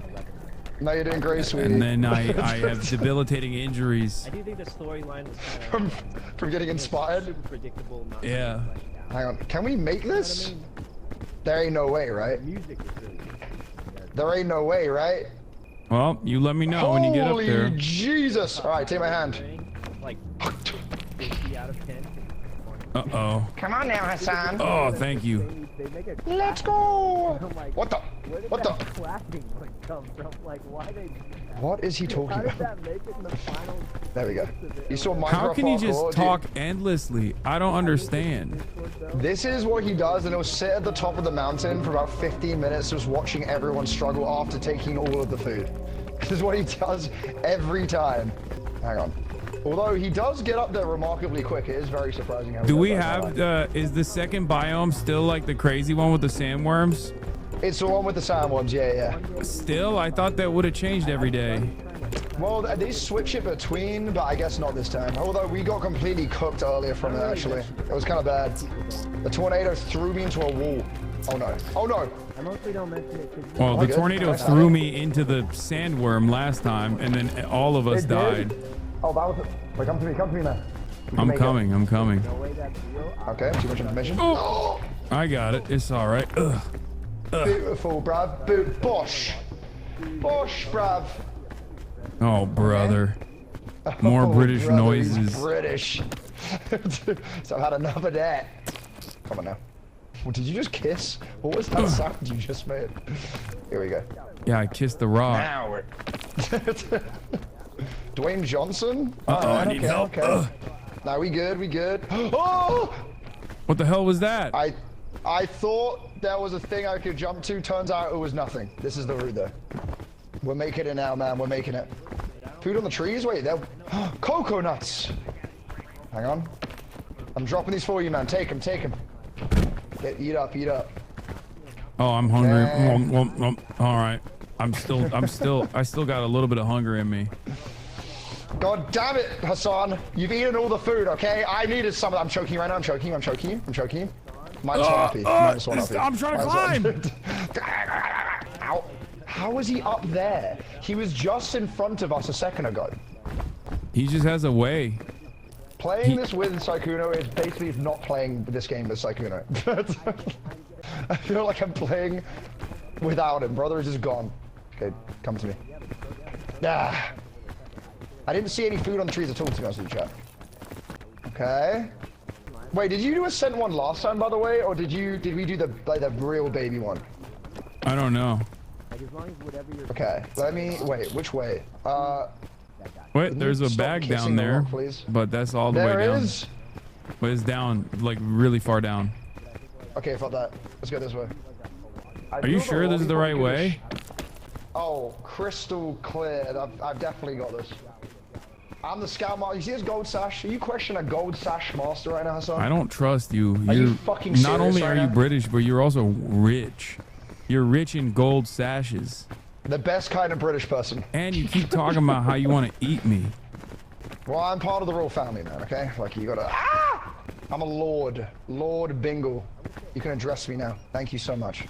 Well, now, let me... And...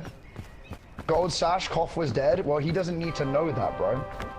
Okay, my hand down. What is that noise? Well, that was the sound of my people. What the hell? What the hell? Wait, can I get in this crevice? No! It's bad. Oh, God. It's really bad. Wait, what? Ella? Don't worry about it. I'm coming back up. All right, I'm not worried. It didn't really work out in my favor, I'm gonna be honest. Oh, a bag. Multiple luggages. I got a granola bar and a sports drink. Wait, that's kind of big. Wait, how did you get up there? Where did you go to? I just climbed up, big dog. Fuck you mean? Yeah, I might need your help, Poppy. You're gonna have to grab my hand. Where are you? Oh, you can get up that. What the fuck? How did you... Oh, I see. I see the problem now. We can just go... I think we go to this one. Yeah, there's more bags up here. Come up here. Oh, there is? Yeah, I'm coming. Here. Shit. Oh, God. Here, get the, Yeah, see, there's another one. But hold on, there's a granola bar in here. Oh. I'm just gonna eat it. Yeah, you can eat it, yeah. Okay, let's get this one. Yo, thick mints! Let's go. Wait, this is actually big. Okay. No. I caught it. Okay, we get it. Wait, how the hell did I get Bing Bong in here? All right, I put the rope in there. Well, okay, how much do we value Bing Bong here? It's for Timmy. You know what? You make a valid point. We don't need these bandages anyway. Be gone, bandos. We gotta bring him for Timmy. For Timmy. We gotta do it. I get on my back. All right, brother. Where is this going? Where does this go? Wait, did my eyes deceive me, or is that a chubby mushroom? It is a chubby mushroom. Oh my God. Elam, are you on a fucking mushroom hunt again? Oh, you know I am. Oh God. Bro, I still don't have the damn hat yet. I need to get it. I was one away last time and Sakuna ate my mushroom. You're out of your freaking mind, son. Eat we a gotta chubby go up. mushroom. Eat the chubby mushroom. Wait, what does it do? If you get all four, then you get the mushroom hat. And trust me, you're gonna love that. Your head will look like the tip of a penis. Now, come on, climb up to me. I'm good on that, I think. We made it, man. Why would I want to look like a knobhead? Well, because you're a bit of a dickhead anyway. Yeah. Oh, yeah? Yeah, you're a bit of a dickhead, I don't want to look like a Bobby. Hello. Yeah? Oh, Melum. I need to look like a knobhead. It's, you're being a bit of a Richard, bruv, yeah? You big dick. Yeah. Don't do that. Hello. Hello, bruv. How's it going, Bosh? Hello, is there Sykuno? Hello there, bro. Fancy seeing you. Hi, Sykuno, it's me. Hello. Come on now. Oh, God. Yeah, get me out of here. Don't I sound just like Ellum as I do? Get out of here, you tourist. Come on, what the? You British tourist, I'm walking. Hey, sound like a true British person. Hey, who wants a fucking energy, Bev? You guys, there's a lot of coconuts up here. A lot of coconuts. Oh, there is. What's it do? What's this do? Take this. You should cook it first. What, the energy drink? Yeah, and then it'll give you bonus energy. What the hell? Cook this as well. Yeah. This doesn't look edible. What the hell? It's super edible. Oh, I'm drinking It's got it. some microplastics. Oh! That's gonna go straight to your. I'm energized. I'm fucking energized, bro. All right, let's go, everybody, to the peak. I love hot Gatorade. All right, guys.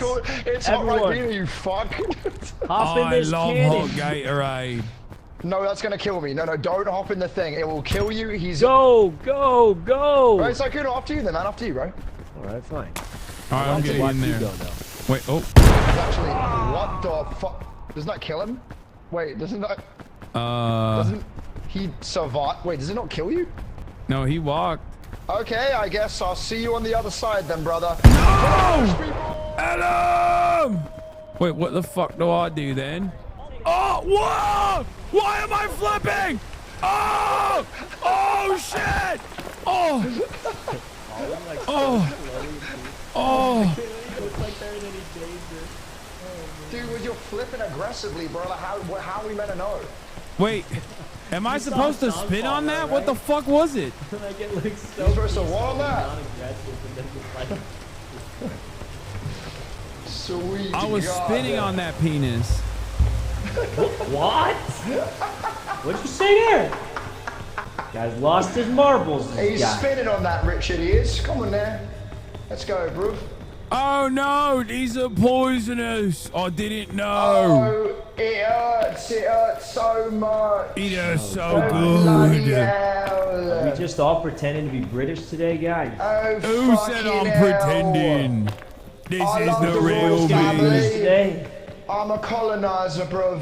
Hold on, let me steal some of your stuff and put it in my museum then.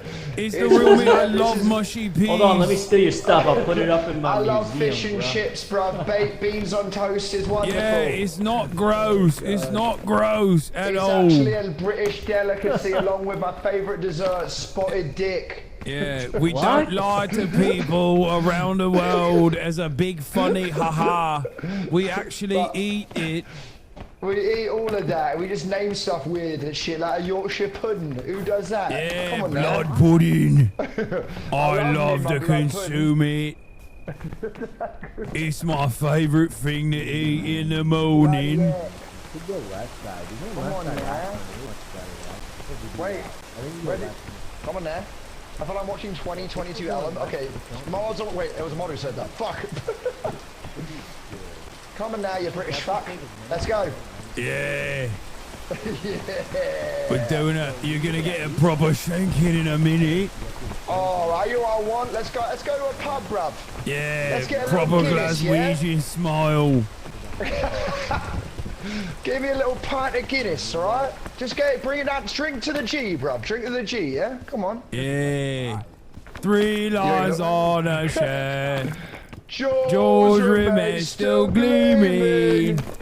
30 years of art. Now he's 60. 60 years of art. We are never stop me dreaming. Make it notably. Wait, can I get this banana? Wouldn't quite say it. You're a banana, bruv. Come on there. Wait, why am I getting fucking poisoned? Because it's a poisonous banana. Now get in your gob and come on. Why does it look so tasty? If it's poison, it reminds me of home. It reminds me of the beautiful food that me nan made. Oh, I loved it, bro. Bless her heart, bro. Except me nan's food didn't look too good, and it was poisonous. That's because she was blind, Hassan. Don't worry about it, yeah? Don't shame her. How dare you call me nan blind? You one-eyed bastard. Don't. Shut up, yeah? Come on now. Shut up, bruv. Give me a 24-karat gold Labubu. Yeah. Yeah. What about the Labubu that came after that? It's raining, Ellen. Why are you jumping? Oh, bloody hell. You're going to give yourself a proper gash. Oh, you said, what do you say to me? You're going to give yourself a proper gash. Come on. Stick him up, bruv. Come on, I want some. Give me a good scrap, hey, yeah? Hold it. Give me a fucking scrap, bruv. No. Give me a fucking scrap. Oh, shit. Oh, shit. Oh, what the fuck? I fell. I fucking fell. You what, mate? I was trying to play dead. And I actually died a little bit. You fell off the damn thing, you plonker. What you doing? Oh, I gave a proper plonking. You're a fucking plonker, you are. Come on now. Yeah, it took a proper tumble in it. How many you did that shit? Oh, fuck! Yeah! Look who's fucking falling now, Come on, lad. bro. I'm about to push you off a big bed if you're not careful, Oh, bro. what the right? fuck? Fucking hell. Fucking hell, bruv. Climb a little bit higher and then dash off, you bumbling fool. Come on. I can't get up. I'm fucking stuck here, mate. Fucking hell, bro. Hassan, mate. Can you Wait, I'm actually stuck. What the fuck? Brain, mate? Get in here, your fucking brain, and get over to me, man. Alright, I'm from fucking Liverpool. Don't fuck around, mate. Come on. Give me a can of coke into the fucking predicament, mate. Don't get.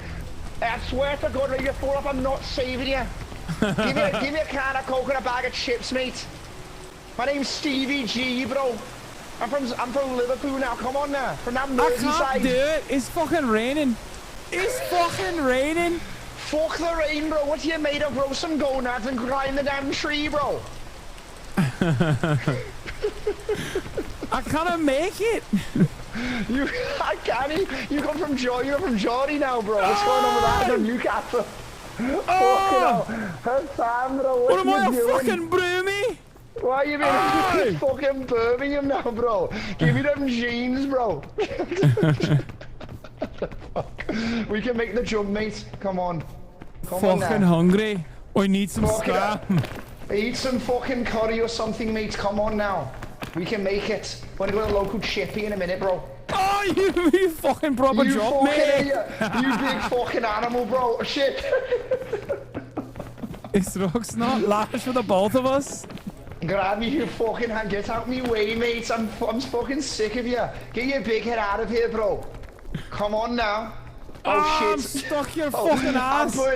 I'm putting this P-tone down, bro. Oh, I don't know why I did that. I see you later, can't mate. fucking make it. Grab the P-tone on the way down. I dropped all my fucking stats. Jesus, bro. I lost all my stats. Wait, it's kind of weird hearing you become American again. I can't lie. It's sort of. Come on now, wait. I'm not fucking American, lad.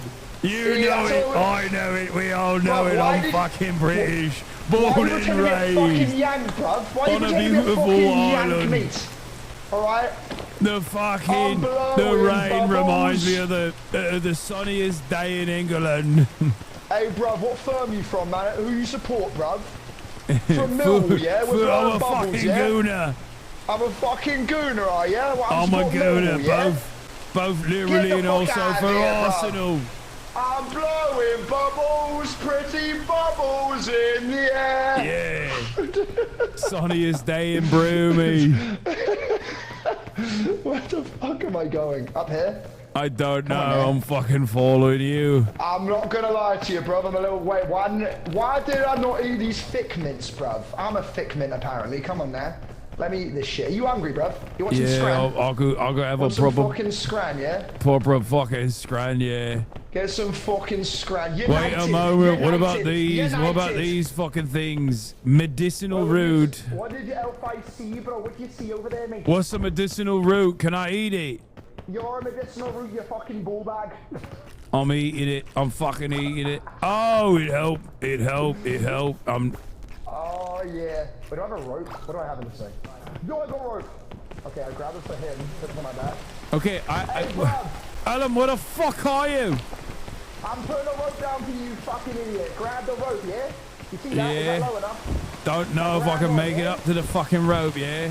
What do you mean? I just said, was it low enough, you absolute fool? Yeah, you need to go lower. You absolute fool, why didn't you tell me? United.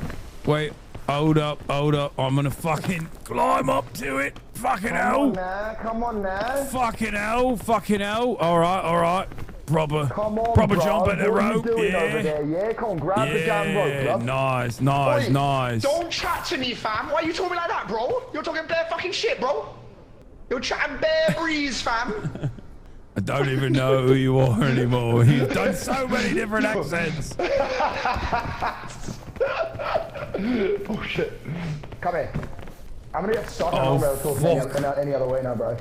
Brev, bet here. Oh, you trying to be like that, Brev? Yeah? Don't talk. Grab me out, what the fuck? Grab me out, Brev. Beautiful. Bloody beautiful that was. Now, where the heck are we going? You've led us astray, Brev. Oh, this way. I led us astray? I don't know where the fuck we're going. I'm following your ass.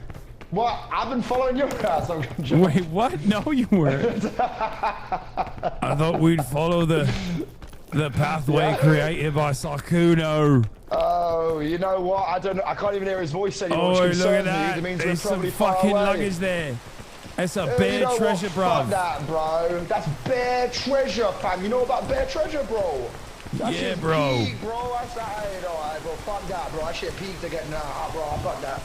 That's just calm, bro. You know what I'm saying? Oh, fucking hell. I don't know what you're saying, Alan. What ends you from, bro? What ends I'm from? Run your pockets, mate. What's your postcode, G? Run your pockets, mate. You don't mess with me, bro. I got shank, fam. Yeah. Don't make me bust out the fucking the button off. Make a proper peas and mash out of yous. Get that fucking shit away from me, bro. I'm scared of a little knife, bro. Yes, that's my... It's the biggest knife in Birmingham. Fucking hell, bro. I haven't seen that a knife that size in my life, bro. It's crazy. Must be a real one. Where am I going? I'm lost. Where the fuck am I going? Like, I can't... Oh my god. Oh, what the fuck? Bumbling fool. I can't fucking see. You what fucking the idiot, fuck bro. happened? Yeah, What no the fuck happened? I'm the poison. I've taken so much poison damage. We're hotboxing this, bruv. Wait, I got an idea, bruv. We're gonna no, I'm gonna fucking fall of you if you dart me. If you fucking dart me, I'll fall. I'm sorry, bruv, alright? Salute the Queen, God bless her soul. Don't do it. Let me fucking... I got a marshmallow and a lollipop. There is no... Wait, you've got a lollipop? Yeah, I got a fucking proper lolly. Climb the fucking wall, brother. I don't want to know about your lollipop, brother. I don't have the energy. I need to fucking sit through. Well, maybe if you didn't stand on the fucking hemorrhoid, bruv, we wouldn't be in an issue right now, would we? You led me astray. You led me right to the fucking...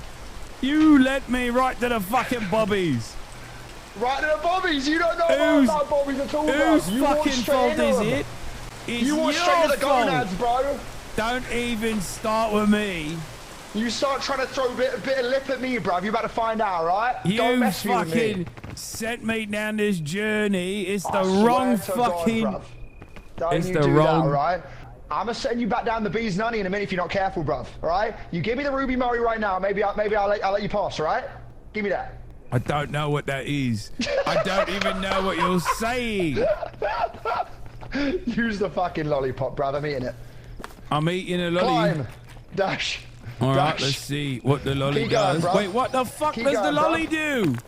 Keep dashing. Grab the wall, you plonker, and dash up. Wait, what the fuck is the lolly doing? It gives you unlimited stamina, bruv. Something you wouldn't know about. Oh, it's sleepy. I'm so sleepy. No, you got 3 lines on a shirt. No, why am I so fucking sleepy? Because you ate the lollipop. You were some 5-year-old had a sugar rush and fucking Skittles. No, I got a fucking sugar rush. Come here. Oh. Now put down the Skittles, bruv, and climb the fucking wall. I can't do it. It's fucking wet. You plonker. I'm a plonker. All right, bruv. All right. Okay, come on now. Come on now, you fucking colonizer. Come on over. Who you calling a colonizer? I'm from Birmingham. I'm from fucking Birmingham. My people were colonized by the Danish. It was Danelaw. Accent, yeah? Yeah, they had to fight back. Have I heard about those Manchester accents, bro? Oh, there's a first aid kit and a rope spool. Yeah, you're probably going to need that, bro, because you don't know what the heck you're doing. Come on now. Here, take it. Take the fucking rope spool. Throw it to me. You stupid. Threw it down the map. Come on now. 0161, bro. Put money on the map in that, yeah? From Manchester. United. Like, I knew a guy who kept ripping 0161. Yeah? Had a lot of gambling debt. Oh shit, what happened to him, bruv? Is he alive now? Yeah, I think so. Played a formative role in changing the dynamics of streaming website called Twitch. Oh, wait, I haven't heard of Twitch. What's that, bruv? What do you mean? What's one of those? Twitch? What's a Twitch? Platform for booby streamers. For booby streamers? What the heck? I don't know. I don't know about those websites, bruv. I don't do all that. Oh! I don't do that. I do YouTube. What the fuck is this? Come on now. Let me go over here, grab me 24 karat gold Labubu. Oh shit, I'm dead. I don't think this is the right way to go. As evidenced by the fact that you fucking fell. Oh! Fuck! Oh God! Fuck! Oh, fuck. Wait, why did I fell? I died. Oh, he died too. Well, the weird thing is Hasan's meter is not moving very much either. Like neither of their meters are moving at all. Like it's like maybe it's just raining. I think it's probably raining, so they can't climb right now. How's it going? Oh, hey, where's Hasan? Fucking hell, bro, we both died on the way up, mate. Okay, you're gonna have to revive both of us because Where could I be? Where could I be? I wonder where I'm at. I made the mistake. Ellum did this 15 minutes ago. How do you not know the path? This fucking idiot, bro, made the mistake of following the fucking 24 Wait, he pushed you? Boo man. Well, maybe you pushed use him your off? fucking eyes, bro, and then grab me. You said a fucking med. You gonna revive me scaling down the wall, you idiot, bro. I said you. Oh my god, guys, I used Ain't the no revive fucking because I way, thought you bro. were gonna live. Wait, what? We gotta reset. We gotta reset, guys. Wait, what? What does I'll that jump mean? off. I'll jump off. Wait, no. I'll jump off. I'll jump off. No, don't. Wait, what? Why would you? Wait, what? Ellum, we did this 15 minutes ago. All you had to do was take the same exact path we did 15 minutes ago. Why would you use the revive? I didn't think you were gonna before die. we I made mean, it? we just did this. I'll jump. I'll just jump, guys. I'm gonna jump IRL. I'm alive? That's crazy. I'll jump again. I'll jump again. I'll just. Actually crazy. Let me just jump again. Maybe let me climb up this thing. I'll just jump again real quick. Don't worry. Yeah. I mean, Will's not even here yet. Will's not even here yet, so it's no problem, right? This is crazy. I'll just jump again real quick. I mean, Will's not here. It's fine. It's fine. We were waiting for Will anyway. Jump! I think this time it did it. Oh wait, do you keep healing yourself? Oh, it did it. Why do you keep using the Pandora's box? What the fuck is the Pandora's box? It keeps like randoming his stats. He's being weird. Wait, Why I are you took no being so damage. kooky? Let me just jump again. Where are you? Where am And I? I'm so sorry. Dude, what's going on? Where am I? What the fuck are you doing? I'm lost. Can you see? Yes, because you glitched it with random stats. Fuck, what do you mean? No, I'm lost. Where do I go? Where do I go? I don't. Where's Will? Where's Will at? Well, he was gonna join for the end of it, but I don't know where he is. He said he's gonna be 30 minutes, but that was 40 minutes ago. So How am I not taking damage? Well, thank God Will's gonna be here this time. I just missed. You're so stupid. Why would you use the revive thing without us actually already being there? Well, I mean, Will's not here yet, so I mean.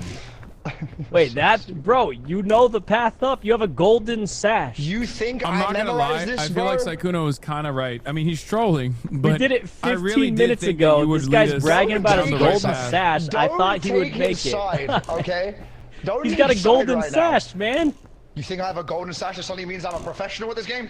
You beat it on Ascent 7. I got carried up. I got the Oh golden my God, sash he as just a said ghost, that. bro. You can't. Finally, he's dead. Sweet God. Okay. Overestimated. I overestimated. Okay. Let's go, guys. You think Will's here? You know, Ellum, that was my bad. I had high. I just overestimated, you know, the gold sash. There is. You shut your bitch ass up. What do you mean? I'm apologizing. I just, you know, I wasted the rest because I didn't think you were backhanded gonna apology. die. You said I expected more from you. Well, you got a golden sash, man. Welcome to the club. You hit me with a.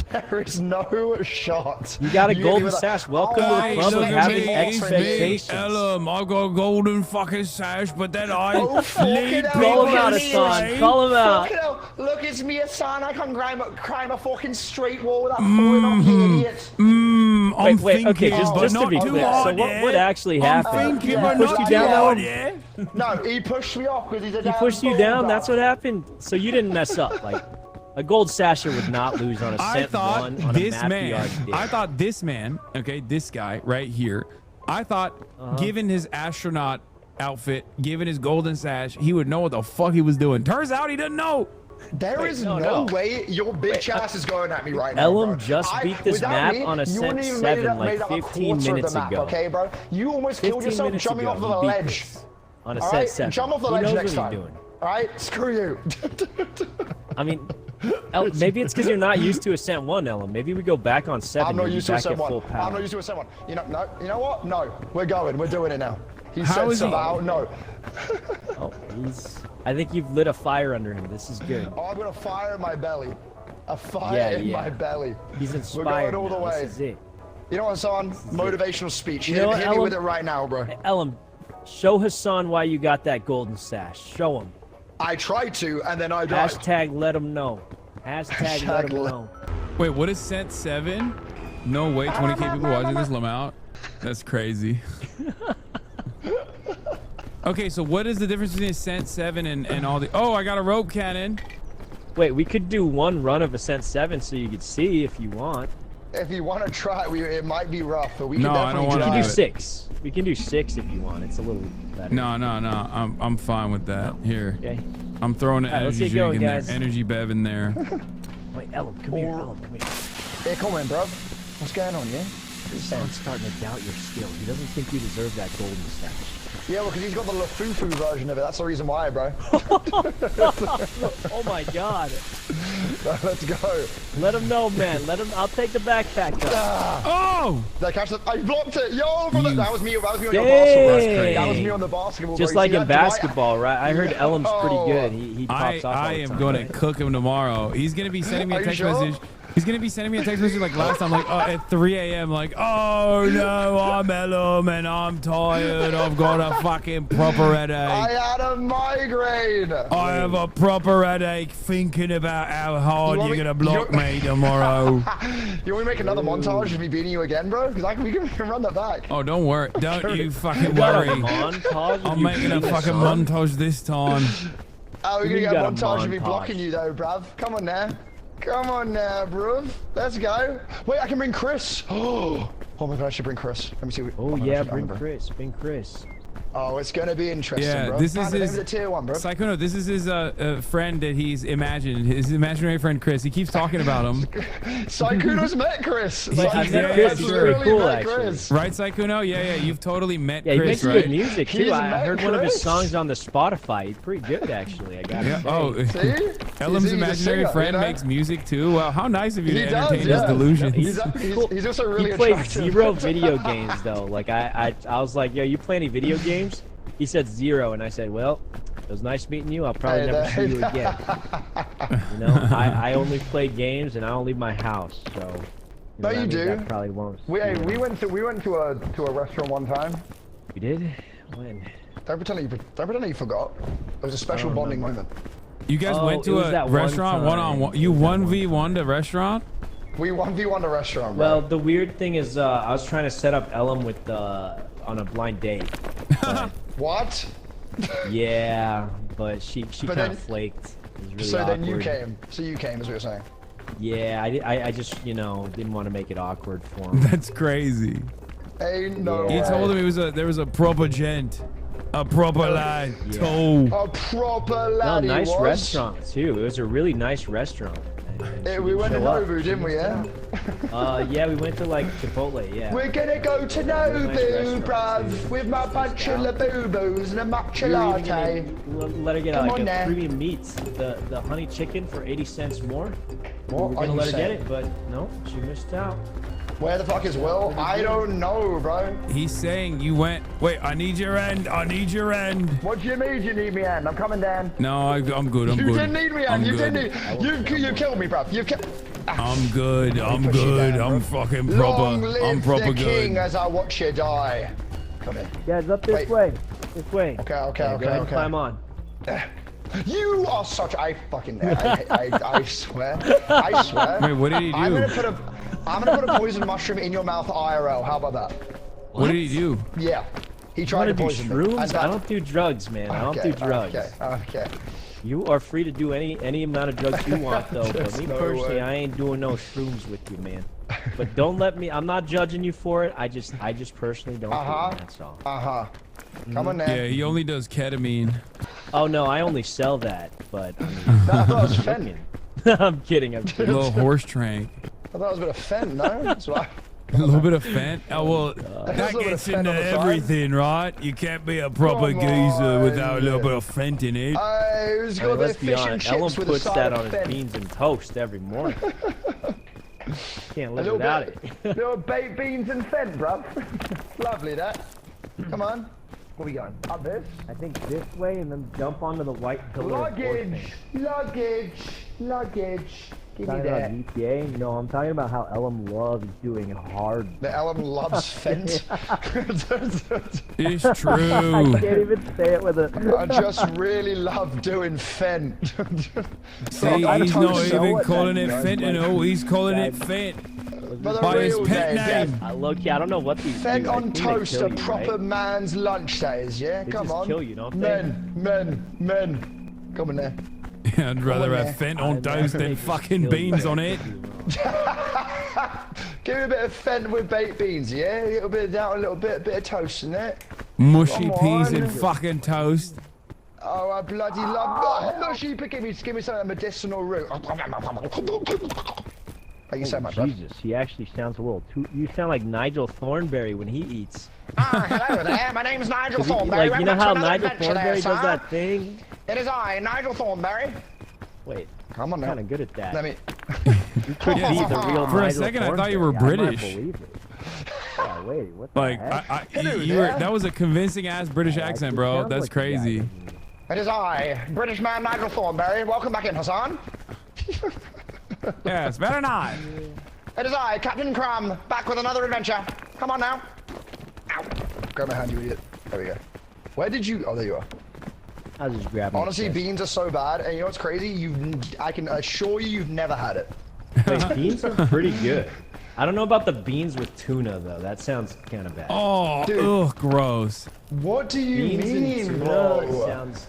Beans, tuna, and cheese. It's sounds beans, like a bad tuna, cheese on a jacket potato, bruv. Jacket potato. Oh my god, that It's sounds lovely. terrible. That sounds so It's terrible. so good, That bro. sounds so terrible. British people do beans, deserve the tuna, and jokes. I cheese, swear to that God. combo already You sounds said, kinda- you said we deserve death?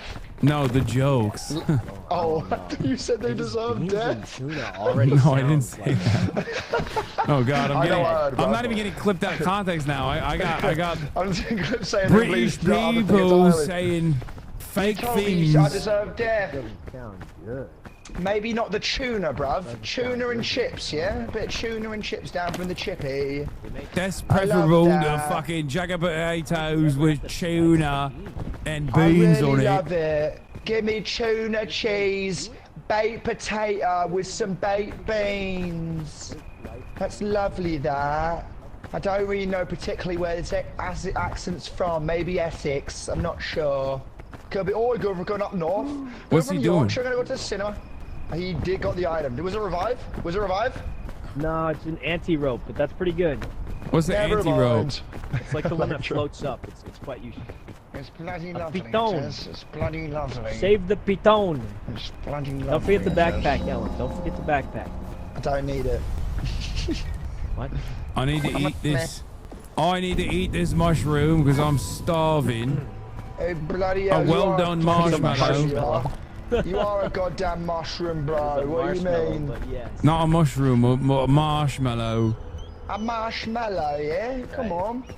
Yorkshire, I'm trying to think of the Yorkshire one. Yorkshire? Jamie, bro. No, let's go. I want to go up shop real quick, mate. I forgot to cook the... So Ellum, chat saying you got bad food recommendations. What do you think about And that is racism. Wait, where did race come into that? This is food. It's anti-British. It's the most acceptable form of That's 8 bigotry. grand. What is he saying here? I can't believe... Wait, he forgot the backpack? There was a backpack? I've got one on my back, no? Oh, right here, bro. Ellum forgot the backpack. No, he's got a My backpack. back, you fool. Not Hey, very up, gold lad. sash of you, buddy. I'm going up shopping that, yeah? Come on there. Hey guys, I'm going to give you a tip. The right side on the jungle is much easier than the left side. I feel like you're The lying right to side? me. Why? Okay, just follow me on the right side then. I mean, I'm gonna just don't follow you believe because I have something. no other options. I'd rather follow you than Ellum. What do you take that back, Sabao?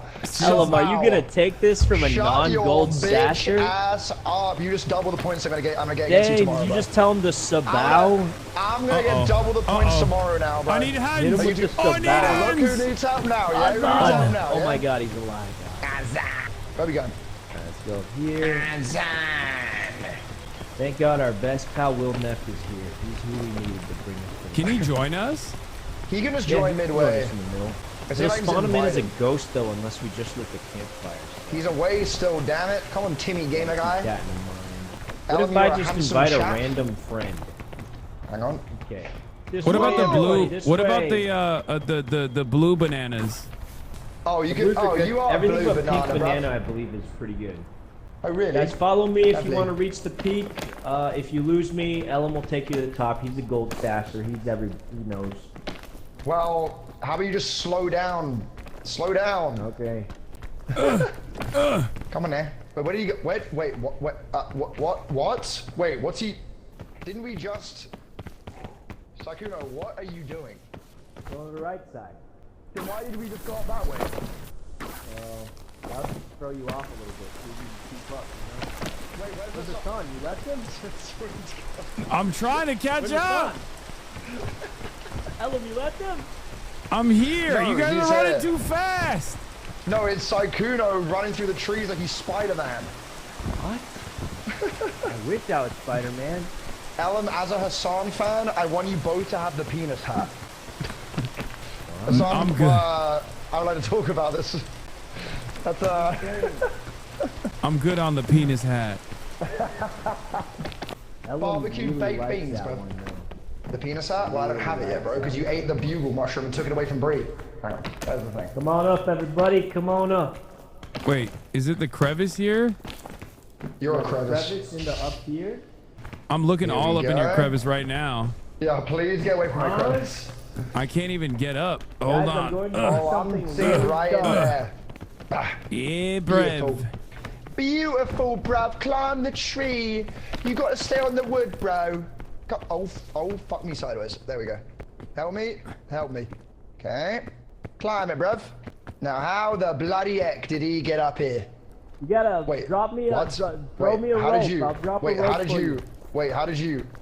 He How did probably you- had energy, no? Climb up. Oh, I'm sorry. Yeah, I had to use some bonus energy. Oh, it's raining! It's raining! Hassan? No! Hassan, grab my hand! To me! To me! I'm got him! I got him, I got him. What do you have in it? I have a rope, a gun. Bakari sweat. Wait, he's got bandages. Oh no, wait, I can get him, I can get him. And I got oh, he can't hear me. I got Ellen, throw me up a rope, man. I'll drop it down. Subal. What? Okay, there we Okay, you're good, right, man? Ellen, throw me down the rope. Wait, who is the rope? I have a rope gun. You have a rope gun? Okay, we just climb this tree back up. This is fine. Wait, I can't. I have no. Oh God, I have no health. What? I can't even make it up this thing. I have such little health. Wait, hang on. Grab my hand. Okay, wait. What? Okay, let me grab the backpack. Wait, is there anything inside that or not? No. He needs bandos. Here, I dropped the I don't have backpack. it. This is 127 Okay. hours. Go up this way, everyone. This is like my favorite movie. I can't even go I up. actually haven't seen that shit. Oh, let me.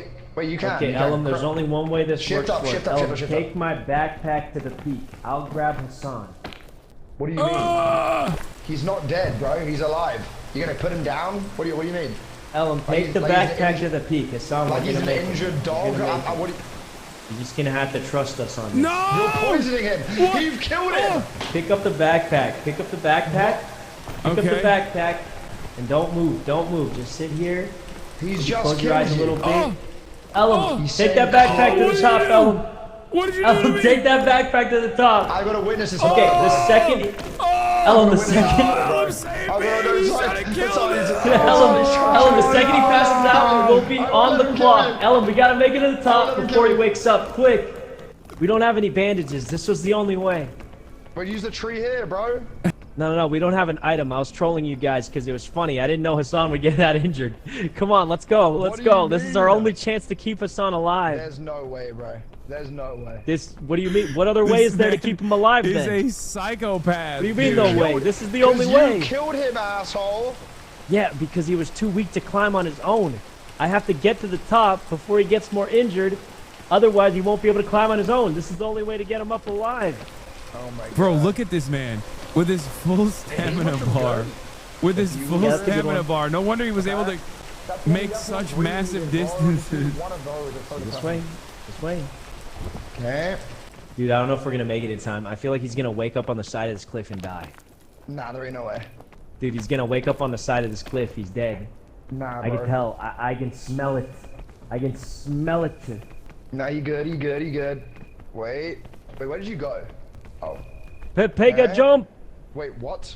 Then why did we go? Oh man, if Hasan wakes up on this vine, we're dead. We're dead. This guy? What is he doing?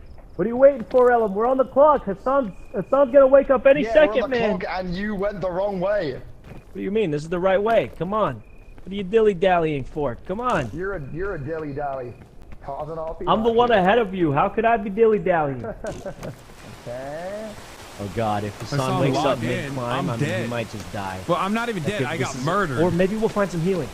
If we just find a med kit, he'll be fine, right? One med kit would kill him. Okay. Wait, oh! He woke up!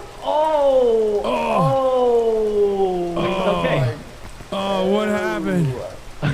Hasan, What how happened? injured Where are am you? I? How injured are you? How bad is it? Oh, I got one sliver of health because I feel like somebody poisoned me. I still got poison in my system. Come this way. Come this way. I know how to fix this. I know how to fix this. He's gonna try and poison you again.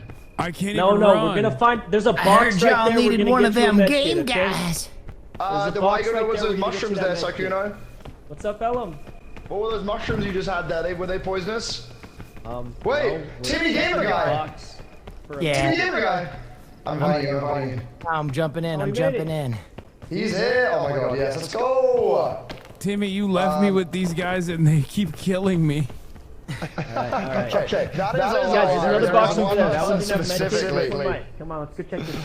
You know, mushroom fuck. Fucking mushroom. Over here, guys. Quick. I can't go up that much. You've got to pray this has a med kit. Hasan, over here, you fool. Come down. Wait, down? Yeah. Yo, guys, come over here. There's a med kit for Hasan. Yes, sir. Hey guys, I'm dead. Oh, fuck, I got poisoned again. Hey, Timmy Game Hasan, there's a Guy. med kit. Quick. Hey guys, I died in the desert. I fell to my death. Oh my god, you actually fed it to him, you psychopath. You said that was the only way. Wait, what is this? It's a little campfire. Timmy, hey. Lego. We're gonna make it to the peak, everyone. Come on. Hey guys, today's the day. Hi, Timmy Gamer. Why is Timmy so loud always? That's crazy. I'm sorry. I got ADHD. My teacher says I'm loud. Timmy, they killed me. They had to do it. They keep poisoning me, Tim. trying to tell you about them. Oh wait, Elam, you can. I can hold Timmy. the backpack again now that it's on. Look at them in their space uniforms. I mean, you could hold. Wait. They're so cool. You guys look so cool in your space Timmy, uniforms. I've got a gold sash now. All right, I've got a gold sash Or now. am I forgetting? You jealous? Wow. I thought I had something in the bottom right. You little fuck, you jealous now? You have to act now. Take their lives. I don't know what to do. I can't. I have no strength. I'm in so much pain, Timmy. I can't even climb short distances Fine, without come on, having to guys. lunge. Up here. We're all gonna make it. Everyone. Come on, bro. We're all good. Pull them up, Elam. Pull them up. I'm trying, Pull 'em man, up, I'm Elam. trying. Come to me. My guy seems to be bleeding from his eyes. Is that normal? Oh, enjoy that sandwich, mushrooms. I Elam. can't hold on. Come, climb the damn wall. Climb it, damn it, climb. I'm trying. All right, guys. This is going to be a difficult one. If you don't have stamina, What? But you know he doesn't. Here, Elam, you're gonna have to boost him with your head. Yeah, Elam, Come give here, him a son. boost, and I'll stick my hand out. I need you to jump on my head. Okay. Go. You got this, Hasan. There he goes. There he goes. I made We're making it. Come up here. Watch it, Nancy. It's actually a very, very easy climb from here, guys. There's absolutely nothing to worry about anymore. I don't know if I believe you. Oh God, I need help. Oh. Very We easy good. climb We up here. Come on good. up. Hasan, behind you. Beautiful. Okay. Wait, Yeah, we're gonna almost make there, it. guys. We're almost there. And the campfire will heal you some of your health too, so it's kind of a Only 2-for-1. some. I mean, how injured are you? I'm Elam, so Hasan needs help, man. He needs incredibly help. injured. Where is he? He's hurt bad, and you know I'm gonna ditch him. What? This way, This way. Right up here, and then right out here. Okay. Very good. Oh, Very good. I can't tell if he's going up or not. I'm good. I'm good. Oh, he's okay. Okay. I can't even make this Come short on of a up, come on up distance. here. Come on up. You can do it. You can do it. Wait. Oh god. Nice. Yeah, I'm come on going up. Yeah, bruv. That's wonderful. And then, yeah, we'll just go that way. That way seems good. Wait a second. Wait a second. No, that's the right way. This is the right way. I've been here before. It is. Where does Follow Don go? them, Hassan. I'm trying. It's like you gotta jump and grab this thing. Oh shit. What the fuck? Ooh. Don't stand in the smoke, boy. Oh. Oh god. I'm gonna die. I'm gonna die. Can we? What do you mean you're gonna die? Uh-oh. Oh, wow. He went quiet. You breathed a lot of that into your lungs. There's no way, right? You know. Saikuno! Elam and Hassan, are they alive? Yeah, we're alive, man. Oh, there's a little crevice here. Someone's gotta grab Saikuno's hand. Oh, there you go. Wait, I need someone to grab my hand as well when I get up. Yeah, yeah, Elam, I'm really poisoned, man. I'm really, really poisoned. Oh god. Where do we go from here? Where do we go from here, man? Oh god. We go up. What do you mean? I'm gonna have to Hassan, I got bad news for you, buddy. Oh god. I don't know if you're making it home today. I'm getting so hungry. What the heck? Oh, his head Why blocked would you it. do that? Oh, I was Wait. trying to throw it there, but it hit your head, I think. Oh, that ain't good. They don't even have enough. Oh, we gotta help Hassan. I'm trying. I need to go underneath your damn mouth. Oh no, Hassan! Hassan! Just go into the light. Your grandma's waiting for you, Hassan. I'm giving up. It's I'm okay. God. I'm dead. There's no way. Hassan! No way. No way. That was not. Oh, water. Bro, I had fucking a quarter health. I had a quarter health the entire time. It was not happening. I went to save you. Okay, well, Get his backpack at least. Timmy whispered into my ear that I should follow the light, and I immediately took it. God Listen, Elam, I could assess his injuries a little bit better than you could, and let's just say he had 8 spiral fractures. What? Yo, Elam, you gotta make it to the top, man. Wait, you're not. Wait, is Saikuno also dead? Believe. Wait. What? Oh yeah, Why can I hear? it's looking grim, guys. Well, guys, Elam does have a gold sash. He does I have a do gold have a gold sash. sash. I have a gold sash. So I'm not too worried about the second ascent. Yeah, He's already done it before. I mean, yeah. I mean, guys, this is because like if he couldn't accomplish this, I mean, this is the second module, then he must be carried the whole way through, right, to the gold sash. You know what's crazy that you're actually thinking I couldn't do this. I'm about to prove you wrong, bro. All right, you see this? Expert level climber. Boom. Look at that. Staircase up to the top. I'm basically already there. Locked in. Yeah, you got it. And you just res us and we're all good. Wait a second. No. Okay. Ow. Come on now. Timmy, I need a motivational speech. I'm not gonna make it. Ow. All right, let me try. Come on, please, Timmy, please. Listen, if you make it out of this, Elam, I'll bring you to the United States where we have real human food that you can eat. Not just beans on toast or ears on toast. He's British. He's gonna experience refeeding syndrome. Like a North Korean defector. You can do this. Wait, you guys have seasoning? Ooh, I needed that. Thank you. Did you just use a full healing shroom on a fraction of health? Timmy, shut the fuck up. You're a child. Wait, there's another one. There's another one. Where? Elam, go back right behind you. Where? Same place. What do you mean same place? Right there. Wait, did it not render? It's Hold a on. visual bug, you big nerd. Son of a darn it. Ding dang darn it. Damn it. God damn it. Scammed again. You got it. Wait, I'm basically there, aren't I? I think I am. Come on now. Wait, Yeah, hit I us have with done that it. res, man. Hit us, Did you kill yourself? What happened? What do you mean? I had a bad fall. What do you mean, man. what do I had a mean? bad fall. You're an idiot. Oh! You sir, a damn fool. Food! Oh. And then the boys are gonna be back in Mesa Biome. We're gonna take it all the way home. Solid Snake. You just jumped in a landmine. Wait, Snake? You crazy? No, I'm fine. Trust me, everything's gonna be fine. This could be bad. Oh fuck, there's another one. There's another one. Wait, what died? Sorry, did my ears deceive me or did I hear Solid Snake? Otacon.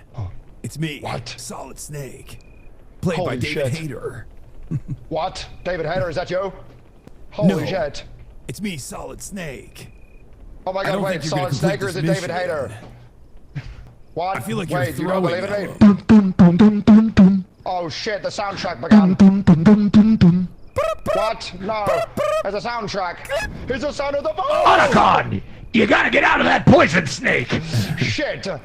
Ella, you He's did it pretty again. much made it here. He's You pretty much exploded made it. yet another landmine. It's literally unlosable Fuck. unless he does something ridiculous. No, I wouldn't die. Solid Snake's in my ear. I can hear the soundtrack. I've got to do it. Bum bum bum bum bum bum. Must have been the wind. Shit. Where the bloody... Timmy, are you a part of the Timmy, is that you? Lolly Low? I'm a member of Shadowhide. A weapon to surpass I think you just Metal gotta go Gear. around right side. Oh, he's falling. Oh, God. Fuck. Everything's fine. Everything's fine. I think it's actually unlosable though, right? Like, I mean, I'll find a way, man. Don't You worry keep about it. I'll saying find that a like way. you're I'd be trying to more curse impressed him. that you lost. He is trying to curse me. Oh, Sakuno don't go into that Sabao. fog. That's Oh, I indicative of see the the end of the fog. map. Wait, Snake, have I made it? You made Yes. it. Your goal is clutched right it. ahead of you. Wait, I That's can a rely my real golden comrades. sasher right there. If anything, That's I feel a like there should be real some music golden right now. sasher. Don don don don don don don don don don. Bomb bomb bomb bomb bomb. All right, guys, if we make it next map, Bum, it's bum, actually bum, kinda bum, crazy, bum, bum, bum. 'cause the next one is not easy. It's the sound of the police. Woo, woo, Oh. Medkit. I've been Yahoo! resurrected. Wait, Haha. where's Gotta my get Good job, everybody. Where's my extra Sakuno stole the marshmallow. Sakuno? No, on this map, not enough spawn for everybody. That's not true. I saw you take it. That's not true. You definitely just No, took I only another have one. two. I saw Here, you I also can do give it. away one. I give one. Let me jump ball. Exactly, you Whoever have two. gets this gets it. Specifically the problem. I need food. Now. Ellum just grabbed it. You're an Which idiot. one's better, the red or Hasan, open wide. oh, red or green? Which one's better? Definitely red. Oh, All right. Timmy, it's a Take pleasure this, to see take you. this, Timmy. Here, take this marshmallow. Hey everybody, it's good to be back. You not These want it? visual bugs sure are difficult. Are you okay? What I'm visual seeing all bug are the you items having? twice. Huh. Wait, why can't I not move? Oh, I'm tabbed out. That'll be the reason why. Okay. I think he was having visual bugs. What are you saying Oh to me? God, we're back here. Oh We're God. back to the tornado level again. But surely it'll be fine this time. Luggage! We're at the messer. Let's go, Solid Snake and young Timmy. It's gonna be dangerous. Do, do, do, do, The do. most dangerous mission we've been on. Timmy, I've been wondering, how are you able to run with your arms out like that? Like you're a part of the weapons children. Oh God, it's hot.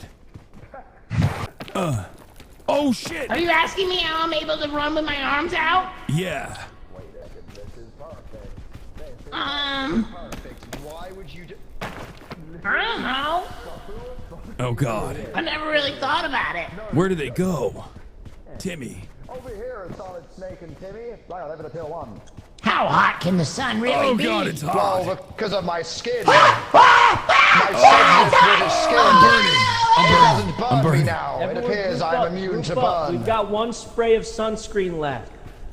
Give it to Give Timmy. it to- Oh no. Run into it. Run into it. Everyone run into it now. Run into Let's it. go. Did you Let's get go, it? brothers, through the sun. All right, we're good Wow. now. Yeah, a lot easier with the sunscreen, huh? That's right. Usually my mom puts on sunscreen for me, but she left. Oh! Oh, Timmy was... Oh! Oh, don't... Wait. Timmy? How long does this sunscreen last for? No, that's a mirage. Don't do it. Don't do Not it. a mirage. That's a It's mirage. not I a mirage, remember Solid you Snake. were all horribly murdered by a bug last time. That's right. Solid Snake, it's Yeah. not a mirage. How long? Oh God. Oh, sweet Jesus. That was close. Close, but Everything's no fine. cigar. We're going to make it. Where the fuck is the tornado? Last time I got pinged off by an F5. Ooh, right there. Saikuno, Antlian. I see you going for that luggage. You're a hungry little bird, aren't you? You could say so. What luggage? You know exactly what luggage. Which way is our It may have objective? been a mirage. There's another luggage. It was another fucking mirage. Over here. Over here, brother. Follow the big mountain. Was that luggage also a mirage? Everything around me has been a mirage. I'm not even sure you exist, to be honest with you. I'm following you. Everybody, quick. I don't believe you're here. How You're a figment of long my does imagination. this sunscreen last for? It's probably gonna run out. It's over! I'm on fire! I'm on fire! I'm on fire! Quick, come over here in the shade. I'm no longer on fire. Oh god. Oh god. Oh Jesus Christ. I'm following Saikuno. Oh god, I'm burnt to fuck. Jesus. Ah! Come on, brothers. This biome is unnecessarily complicated. Oh You need god. it here? How am I supposed to They're climb gonna die. here? They're gonna die. Get in, quick. Oh my lantern. We made it in the crevice. We must Yay! jump across before the tornado hits. Here you go, Timmy. This is a dance for you. Wow, is that CQC? Before the tornado hits. Here you go, Timmy. This is a dance for you. Wow, is that CQC, Snake? You're dancing in front of a child, Snake. I What are you doing? can't. There we go. I can't do CQC next to you. It's too Close deadly. quarters celebration. Quite a dangerous. Yeah, we kind of took them on the kind of a crazy route here, man. There we go. I mean, I don't think there was a much better one, to be honest with you. Do we jump this or we do it? Now, if we could get there, that'd be really nice. Or we go there. I've got an eye. Oh, that wasn't too bad. Yeah, you could just jump here. Just jump here. You say W gameplay Yeah, streamer. yeah, that's not too bad. I say this is my life. Save me your legs. Wait, you didn't straight jump it, did you? Yeah, they straight you idiot. You didn't It's straight okay. jump it, did you? It's shimmy okay. the What's I wall, wrong you to damn do? fool. It's you know, all it's right. all right. I was mean, able to it make probably this didn't hurt that distance bad. like it's nothing. These are my CQC skills. That is excellent work. That's excellent work there, Snake. I'll climb this wall and grab my hand. Here I come, Saikuno. Wonderful. Perhaps up here. Oh my god. Snake, where are you? I'm coming up. Wonderful. Wait.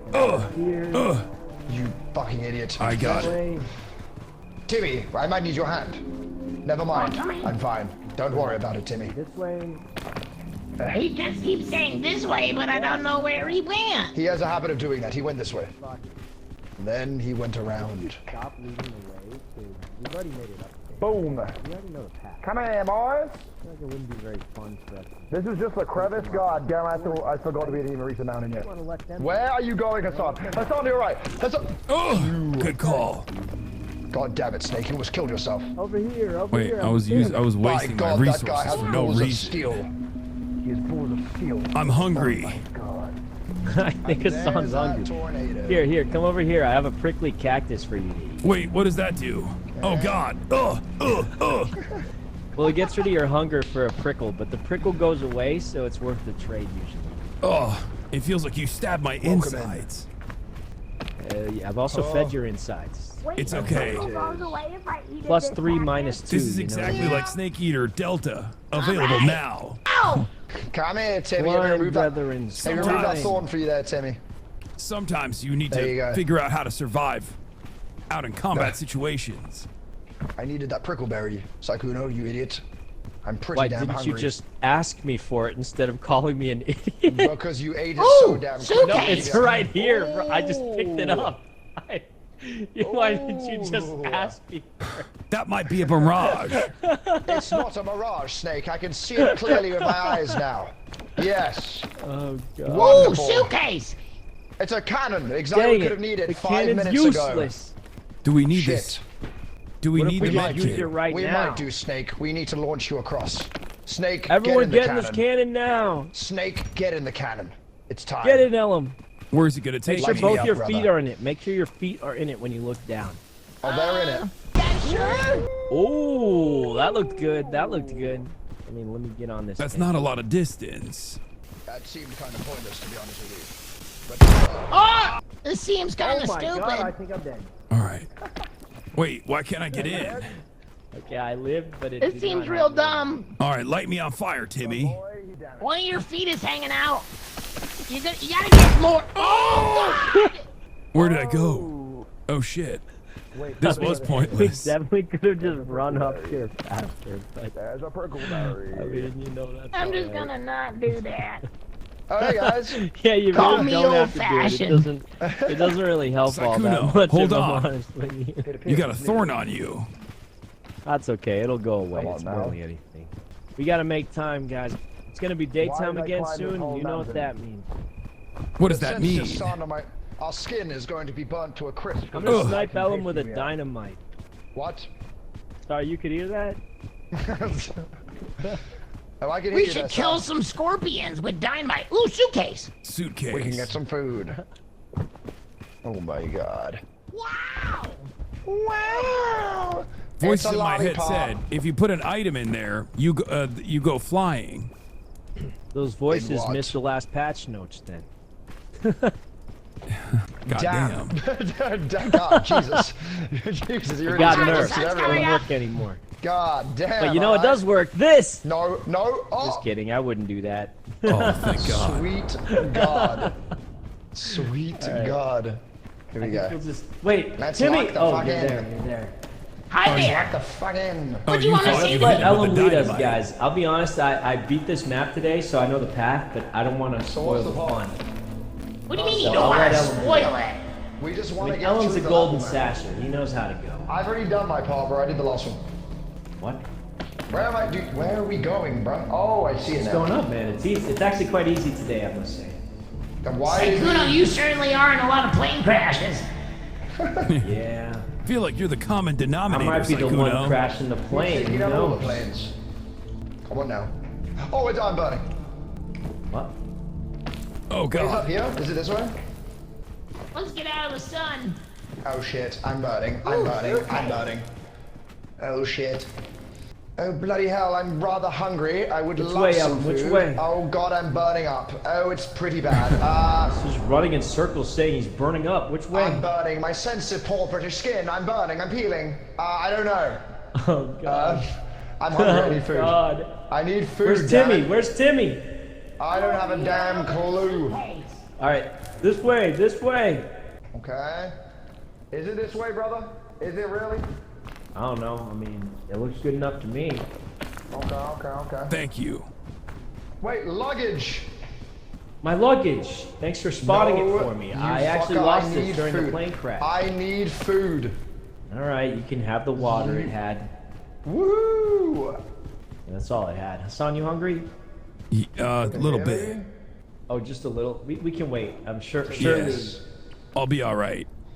Okay. Surely Oh, this Timmy, is the you're way. alive. Where's Ellen? I Elam. He's left us once again. What's up, Holy brethren? poop, you made it like Let's pretty go. dang far. Wait, How'd you I get see that my- far so quick? I'm quick, brother. I'm quick. Make the jump. Where? I don't even think Come it's on a now. jump. You can just kind of walk, but. I mean, there's like a little hop, but it's for the most part flat. I'm so hungry. This is really bad. How hungry? On like, what Like a percent of your third. bar is hungry? A third? Wait, that's not that bad. It's bad. It's bad. Oh, you're fine. What are you worried? Here, come here. I got some toast on beans. Oh, Timmy Gamer Guy. I think with the baked beans on toast and the jacket potato. Thank you so much, bro. Oh, Come on God. now. I got Where are we burned. going? Oh, So I'm how going. do they jelly the eels? Ow! Oh, it's Where are hot. you going? What, he just lured us into a just- trap. I don't know what I'm doing. I love jelly. Wait, Ellen, watch out. There's a Such dynamite. delicacy. Wow, don't worry, you fuck. Ah! This way, this way, this way. I feel like he's getting progressively more British somehow. I think he's lost. Oh, I'm very lost, let me tell you that. Where the heck are we Well, going, I bro? think we God. just go up. Ugh. Just try going up, maybe. Yes. I Oh wow, see. that looks like a difficult climb. Nope, it's good. Look at that. Oh, nice. Beautiful. Oh, thank you. And now Autocon. we're going to Seems good. Autobots Seems roll good. out. I don't know where the heck I'm going now. I'm going to be so honest. Where the heck are we going? Guys, I'm lost. Wait, Pega climb. to this. Wait, what? Ow. Wait. Hey, Sakuna, where are we going? Saikuno, how about a little fucking I don't him? know. I didn't take this route. I'm lost.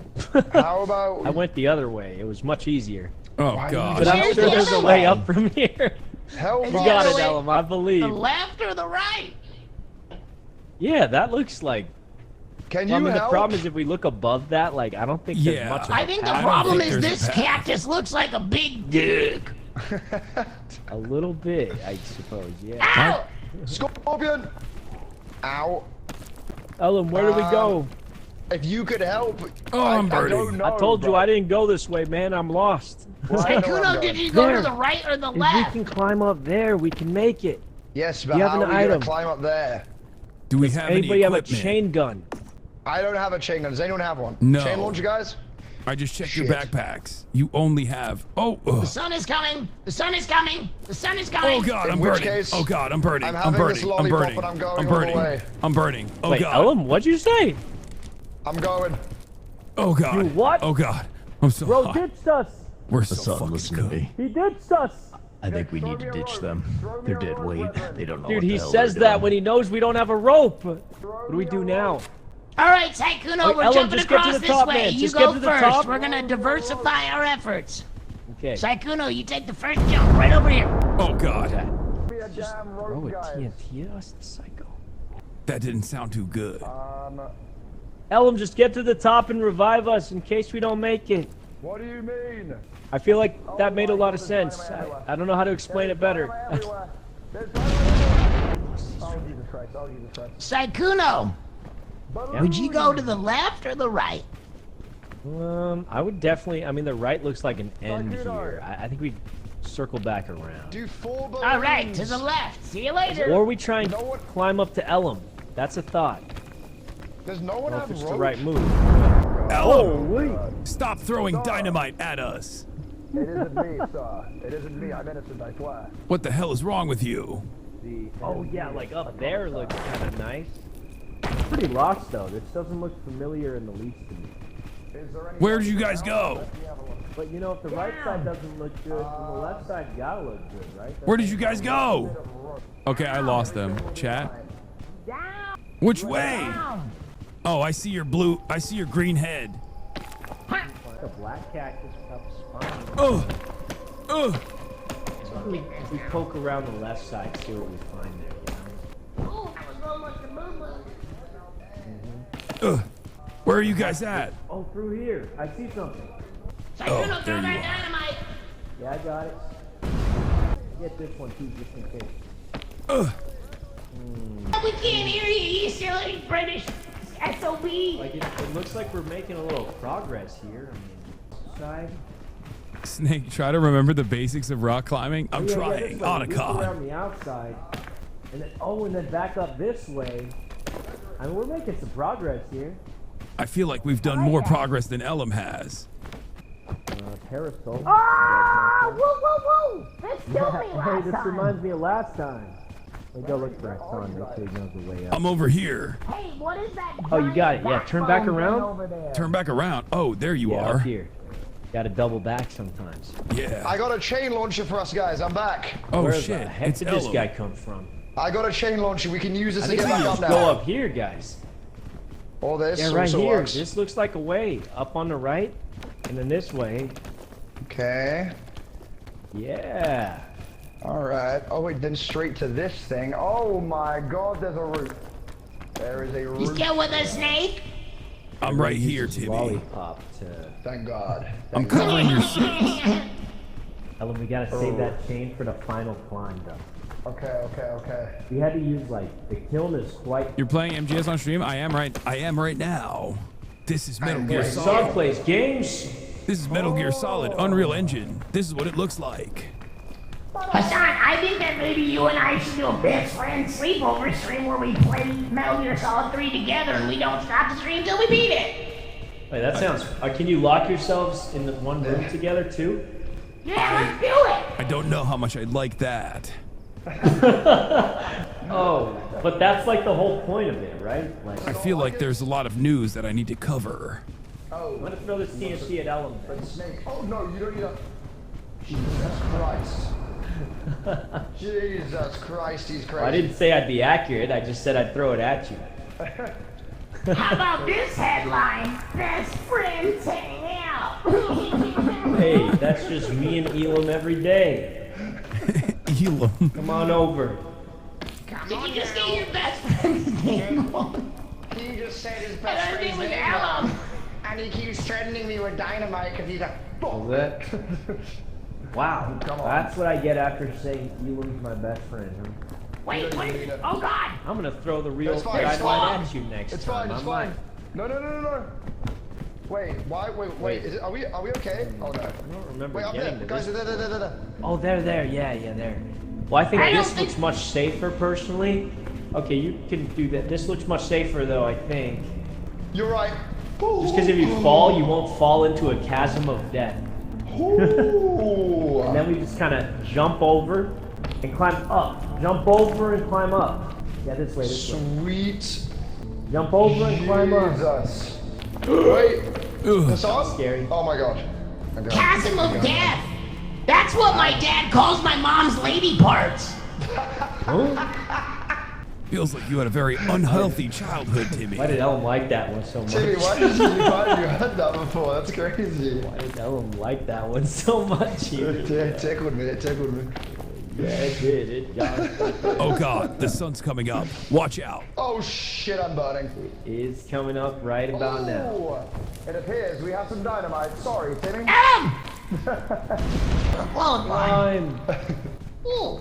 Maybe here? Hold on, Timmy found a backpack. Hey! Oh! Sunscreen! Sunscreen! Sunscreen, that could help. Let's go. Yeah, Come to me! Come on now. There you go. Wait, I didn't get it. I didn't get any. What? No, it didn't work. God damn it. Oh shit, I'm slipping. I'm slipping. Hold on. Here we go. Line it up. No, back up. Back up. What are you doing? Back up. Yeah. Run through it. Come get it. I can't carry it. I have too many items. Snake and Timmy, we don't need that. Come forward. We're gonna be fine. Alright. Guess I'll go fuck myself then. You just said we didn't need it! I told you I was full of items! I don't need to lie down! I'm a 7-year-old! I'm doing my fucking best! Which way? Over here, brethren. It's like that thing from Total Wipeout. Come in. Oh yeah. Follow Ellum. He knows the way. Wait, where the fuck is Sekuno going? Wait, where did he go? Wait, what the fuck? I'm setting a box. I'm setting a box over here. Don't worry. What do you mean you're going? He's lying. He's lying. He's lying. Cat's right up. He's literally lying. He's literally lying. What are you doing? I don't know if this is the right way. It's a dead end, man. I'm trying to figure out where to go. I'm lost, man. I'm lost. Right here. Over here. I think they're both green. Over there. This way, guys. This way. Right. There you go. Right over here. Okay. And then to this one. Alright. Then. Oh! You ready? Oh God! It's fine. Now. Oh, then to this. Okay. Oh God, I'm burning. I need the sunscreen, Timmy. Do you have any more? Oh wait, fuck! You threw it away. Oh fuck, We're gonna I'm make burning it, Timmy. too. Don't Even though worry, I have your the sensitive skin will be sunscreen. fine. What the hell? Wait, you've got sunscreen? Yeah, Oh, but fuck. I guess not. Well, don't worry about it. But surely we won't die right near to the top right now. Use your backpack. Use your oh fuck me. Oh fuck me, this is bad. We need shade. We need shade, boys. Oh we God. need shade. Over here, shade. I'm about to die. I'm about to die. Brother. Oh, there's shade in here. Oh! I'm down! Oh. Over here. No! Over here, I have a over med here. kit, don't worry! Timmy, no! Fuck, why is there no shade? Oh God, I died too! Did he die? Did it solve? Wait, why? I thought I was in the shade. Okay, we will help. Wait, I'm gonna make it myself. Oh wait, this is great. So I have this granola bar. Do this. Use my parasol. Snake. Wait, then put this in the Snake! Use Dun the dun parasol, dun put dun that on my dun back. dun dun. Do this. I can then go over to here. Fly in with the boys. Okay, use the I'm in the med kit. shade and I'm still burning. I don't know what is going on. Heal. Quick. Fuck. Boom. Hassan's got another med kit. Uh-oh. Which you can then use on... Oh, now I'm in the Wait, shade. is he alive? Wait. Why is he not alive? I don't know what happened. What? Did I not use it? Oh, I'm about to die. Why did you... Wait. Timmy? What are you doing? I'm here, you fucks. You know you couldn't heal us, right? Like I don't know why. I can heal. I made the same mistake. Apparently medkit doesn't heal burn. Wait, what? Ah, game's more complicated than Tarkov, I don't know. When was that a thing? Okay, I would have assumed, alright, well, okay, well, what the fuck? Okay, well, this is gonna be fine. Do you have another? We're gonna go this way, we'll revive you boys, and then we're gonna be back on our way. We're basically at the top anyway. Let's do this. Okay, now, as long as he doesn't do the stupid thing where he uses an item, then everything's gonna be fine. Can I climb this? I can, okay. Oh, I can make it. Hey, Ellen, I can't help but notice that, that sunscreen would have really fucking helped. Not Timmy, really. in hindsight, I may, well, the bun. Not really. I got hit with a sunscreen, and I still ended up dying to the sun. Well, that's because Snake, you're a pussy. Hey guys. What? You died? Oh, well, yes. What happened? It was bad. It was bad. Let's just say Ellen doesn't know what the hell he's doing. What do you mean? I'm a golden sasher, okay? Yeah, Ellen's I'm a golden sasher. What okay? happened, Ellen? Tell me the story. They killed themselves, alright? I couldn't do anything about it. Oh, why? Why'd they do that? Because they're crazy. Oh, Ellen is the Hunter Biden of golden sashers. Let's say that. I mean, if you say so, sure. I mean, it's believable. Are you saying he has a crippling wrong? crack cocaine addiction? I mean, he might as I told you well. this. I just love Fent. What do you mean? Oh, God. Wait, we got him back. We got him Get back. him, Ellen. Get him back. Come back, boys. Okay. All right. That wasn't too bad. I think we... Oh, God. I'm so hungry. I have a lot of extra food. Oh, here's a marshmallow. Take that. Thank you. There you go. Yep. Oh, Timmy, here you go. Timmy, Are there open any- wide. Guys, there's an extra backpack. Someone should take it for items. Where? I got it. Here's a balloon. Okay, we're almost there. We're almost there. Isn't that your backpack, Timmy? Okay. All right, let's go, everybody. We got places to be. Oh, God, The guy Caldera. keeps telling me about the sunscreen, even though Ellen said throw that away. We don't need that.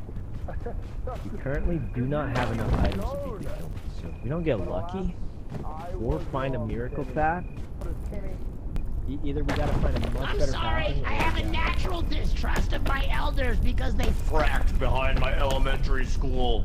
Oh, Bob. And now I have to do earthquake drills at recess. Oh my. Come on now. Guys. That's crazy. Go, Jesus. I did that fast. Brethren. Oh, fuck. Oh, God, I'm burning. Okay. You're alright, it's done. Saikuno, you're just gonna go, huh? Wait, what the fuck? Why can't I get up here?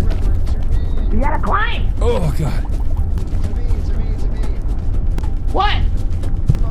Wait, how the fuck did they get there?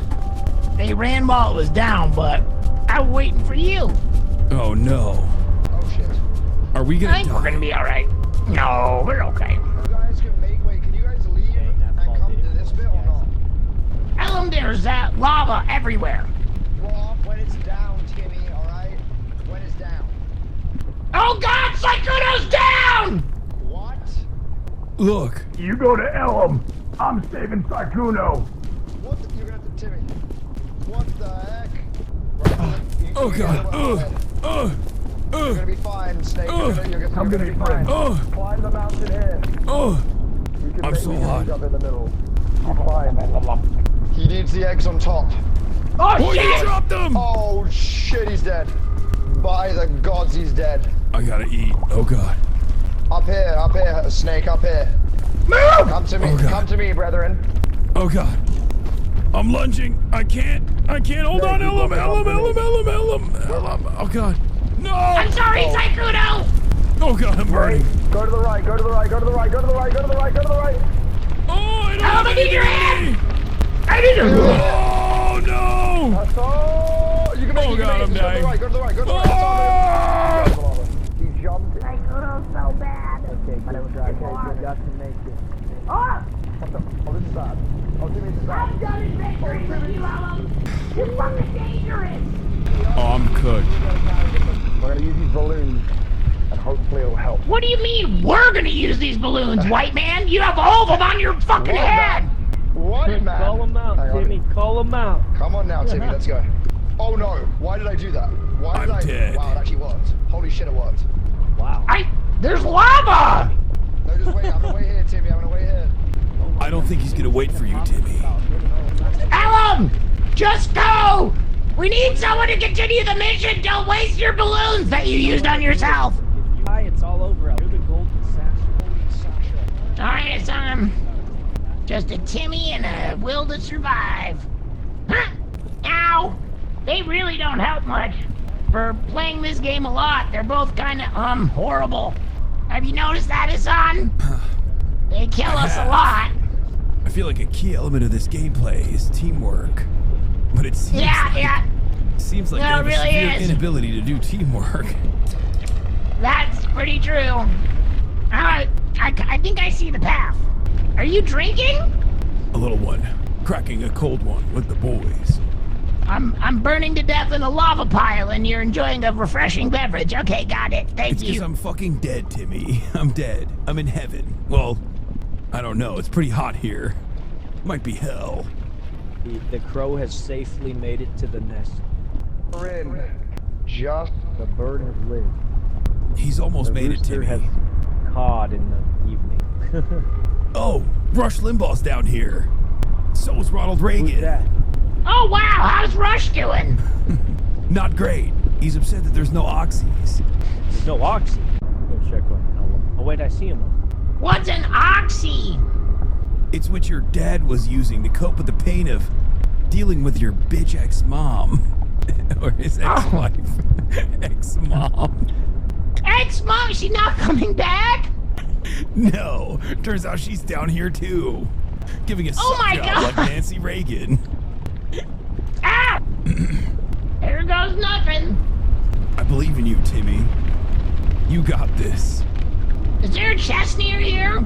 I feel like there is. On the other side of this rock, if you climb, it's on the other side. Oh, thank Club. What I would do for some beans on toast. Trail mix! And a chain launcher. A launcher to surpass all. Metal Gear. And some eggs. Oh! Eggs! A big egg. Oh, son of a biscuit. Wait, is that not edible? No, it is. You should cook it first, but I'm pretty hungry. Oh God, cutting it a little close there, Timmy. Yeah, well, you know, when you're 7 and you've been left to die by your parents and your friends, you just start to kind of send it sometimes.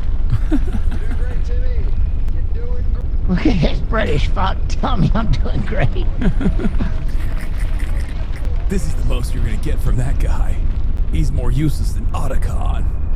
Hey, yeah, I see you, bud. I'm coming. Thank you for your help. Piece of shit, son of a bitch. Boston Tea Party your ass, you limey fuck. I'm coming!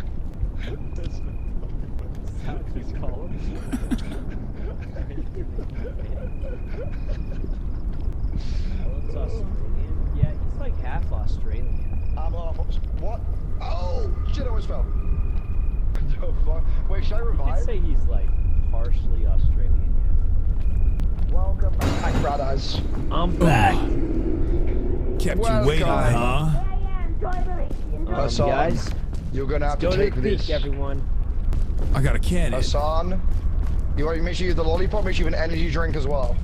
I don't have one. Take this, brother. Look over here, brother. Right there. Got it. Okay, you gotta I'm hungry. if it comes near. Don't. Okay, when it comes down to it, you combo the energy drink with the lollipop. Snake. What about the That's cannon? objective. Should we not use the cannon? Don't worry about the cannon, you idiot. We're gonna die. You can't be doing that. We need to make it to It's the a top. cannon I've never made it to to the top. Well, then surpass Metal Gear. Then put it down now. We can launch ourselves in front of them. All 4 of us are making it to the top. Let's do it. All 4 of us. Make sure you place it forward. Get in there, Snake. I salute you, brother. Get in there, Snake. I'm gonna light you up. Light me up and send me at him. Look down at your feet, brother. Oh! There we go. Needed that. Very good. Mission success.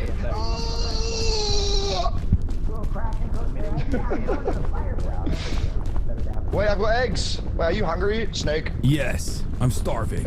In which case, I've got plenty of eggs for you. Okay, Let's let go me to get the one, fire because I'm first. starving right now. I just came back alive. Wait, you need to eat now, then here, have an egg. Oh, I was. But try and cook it before you eat it. You I'm already still ate it hungry. already, you hungry fuck. There's marshmallows up here, guys. Come over here. Up here. Meow, meow, meow, meow, meow. All right, this is it, guys. The final climb. Yes, sir. You must make it. And remember, if we die here, you do not get revived. This is the end. Oh, God. Can I cook the energy drink? Yes, you should. You should cook the energy drink. What about the lollipop? Cook it all, baby. Last trip. Let's go. Is he trying to kill us? I think so. But I could still make it. Oh, it's still fine. Sykkuno, are you trying to kill us? What? No, I just do what I did. It worked for me. Kill us, damn it. There we go. Yeah, just climb the same way I did. As long as you're pulling the lower. Nice. And then this way. Okay. Okay. Get to the crevice here. Little Timmy right here. This crevice right here. Oh, wait. What the fuck? Beautiful, brother. Beautiful. How did you guys do that? Right here. Right here. Oh God. You make it right. Okay, beautiful. Nice. Not this way. Over here, brother. Okay. Wait for my energy and do that. Oh God. Walk against the wall. Oh, look, empty suitcase. Sykkuno must have been You can here. make it. Are you fine there, Snake? Will you survive? I think so. Take my hand. Beautiful. Let's keep climbing. I don't know where Sykkuno went. We've lost him again.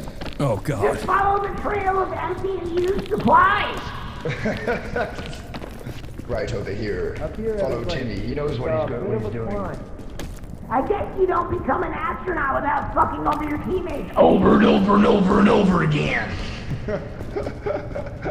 You want to get what I found in that chest? Here you go. It's a bandage. Well, where the heck are we going here, Sykkuno? You didn't show us. Climb up to where I am. It's the only path. Yes, I don't even know where you're I at, gathered Sykkuno. that, I you can't fuck. see you. I hear it. Use my head. Use my head. Hold My on. hand is out. I gotta reset. Yep. Get some help. Get some stamina. All right, jump on my head. 3, 2, 1, go. Oh no! I wasted so much energy. Ellum, I need your hand. Come on Oh now. God. Nice. Timmy, will you make it? Beautiful. Wait, why did I just burn? Oh, I'm burning. Oh, it's a hot rock. It's fine though. Don't worry. You climb to here and dash across. Come over here, brothers. Oh, Gotcha. thank you, Timmy. Beautiful. Oh, look, another open suitcase. Wonderful. I liked if you play the game better without any supplies. It's like expert difficulty. New game plus. Yeah, game's too easy without supplies. I mean, I'll give you what I found in there if you want it, but No, it's okay. Let's keep I going, didn't get any brothers. supplies. I got a scout cannon. You want that? Okay. Do this. Alright, well, we're Oh God, I'm hot again. staying over there for You've always been Snake. Now come here. Get in here now. What are you Why choking? can't I Staying jump over up there there? is the only Why are you What the choking? hell? What are you Snake? Snake, what are you doing? I'm getting the ick. Snake, I'm getting the ick right now. I can't get You're up to climbing. you. Sweet Jesus Christ, Snake. Come You're on up, embarrassing come on me. up. Alright guys, we gotta take this chain. Okay, this is a pretty good chain. I'm gonna watch to make sure that it's doable. It's extremely doable. It only used up like a fraction of my energy. Here we go after this. Oh, can you get up there? I don't know. I was hoping you'd just kind of fumble around and figure it out from here. You're burning to death. Oh God. Sykkuno? Okay, maybe What the go fuck back are you doing? down. Wait, this rock is hot. Oh no! Okay, there's gotta be a way up from there, because what just happened? I'm dead. Ellum? Sykkuno, He's why gone. did you send us to a hot rock? You What gotta the go fuck up is that wrong way. with you? Well, I mean, this is the only path. Do you see any other way? I think Ellum's not dead What yet. about over here? Maybe. I think, like, that looks kind of standard. I don't think Elam's dead. I can hear him. I have another chain gun. Oh, I see him. He's alive. He's catching up. Let me go, and I'll tell you where to go. I think left. Yeah. I think we go left, and then. I have another chain gun. I don't think we need it. I think we go here, and then. All right. Oh, left and then up. Okay, I found it. I found it. Wait, where do we go? Holy Christ! Maybe wait a second before you come here, though. No, he's dying. Oh God. Oh, dude, this is a crazy path. I don't even know how to explain it to you. You have to go left, then up, loop around back, and then up here. Wait, what? Get all that? Up, then left, then loop around there. You got it, Hasan. You gotta like go around. There's no way. This guy's fucking with us. Maybe I can drop a rope for you. How about this? Can you see this rope? Wait, he got all the way Yeah, up I can there. see it. How did he get up there? Is this good? Ah, fuck it. Let's go. Can you see this rope? Yes. Yeah. Okay, I'm going to drop it, and then you just climb this rope. There you go. There you go. Dude, that was a crazy path, and we could have kept this thing. I don't think we had to use the rope there, but I think it would have been way too. Oh God! What the? Oh. What the? What is happening? Why am I not standing? What do you mean? Get on the rope. Get. Where's the rope? I thought you said you could see it. Wait, this rope does nothing. The columns. What are the columns? You made it, Hasan. I made it. I don't know how. Oh God. This rope does nothing. Where's Timmy? Where's Timmy? I don't know. I don't know. Oh God. Timmy! You gotta keep going now. We're running low on food. Timmy! We're running low on food. Timmy! Listen, he'll catch up with Elam. He'll catch up with Elam and they'll be fine. No, you're right. I'll go back for him. I'll go back. No, Hey, Sykkuno, what the fuck am I Hold gonna on do? to this. Hold on to this. Okay? Wait, what? Just Where do don't I die. use it? I'll go look for him. I'll go look for him. You stay up here. We'll catch up. I'm so hungry. Grab this rope. Wait, Elam. did Timmy die? From where? How do I grab the rope from there? Do a psychotic jump and grab the rope. What do you mean do a psychotic Where's jump Timmy? and grab the rope? Elam, where's Timmy? I don't know. He died. Yeah, jump and grab the rope from there. Jump and grab the rope. What? Holy Sykkuno, shit. the rope didn't work last time. No, it worked. It worked. See? Where's Timmy, though? Where's Timmy? Snake, he's dead. I'm gonna go look for... Oh. He's dead, Snake. Oh, no, he's dead. Yeah, he's Timmy. dead. Oh, he's dead. Otacon! Let's definitely keep dead. going there. No! He is in No! fact dead. He is in What fact happened? dead. I didn't even see him fall. I didn't even... Yeah, I was standing on standable ground and then it just started sliding and I died. I don't know. This game's a piece of shit. Yes. Shit. Timmy, you know we don't talk like that. Oh God, I need help. This I way, need Elam. help. I remember. This way. Oh, Okay, where's Snake? Oh, there is. I have barely any stamina left. Oh, shit. Wait I'm a out of second. food completely also, but I we do just have gotta a- do you need a rope? You think you'll need a rope? I I've have a got little bit of rope. rope left. I do have, not a rope, but I do have a cannon. Wait. you don't Save need to that. use Save yet, that. Snake. Take this rope. Oh, don't worry about climb. Just grab the rope. Just grab. Oh my goodness. Snake, no, Snake, Jesus Christ, Snake. I don't know Here, how here, I drop did the that. cannon. I'll hold it. It weighs a lot. Sweet and Jesus, it's probably Snake. eating up your stamina. Oh, that's Yeah, why. I was just standing just on drop land it. like this and I started sliding and my stamina wouldn't come back. I was standing on the ground like this. It was just, I was just gone.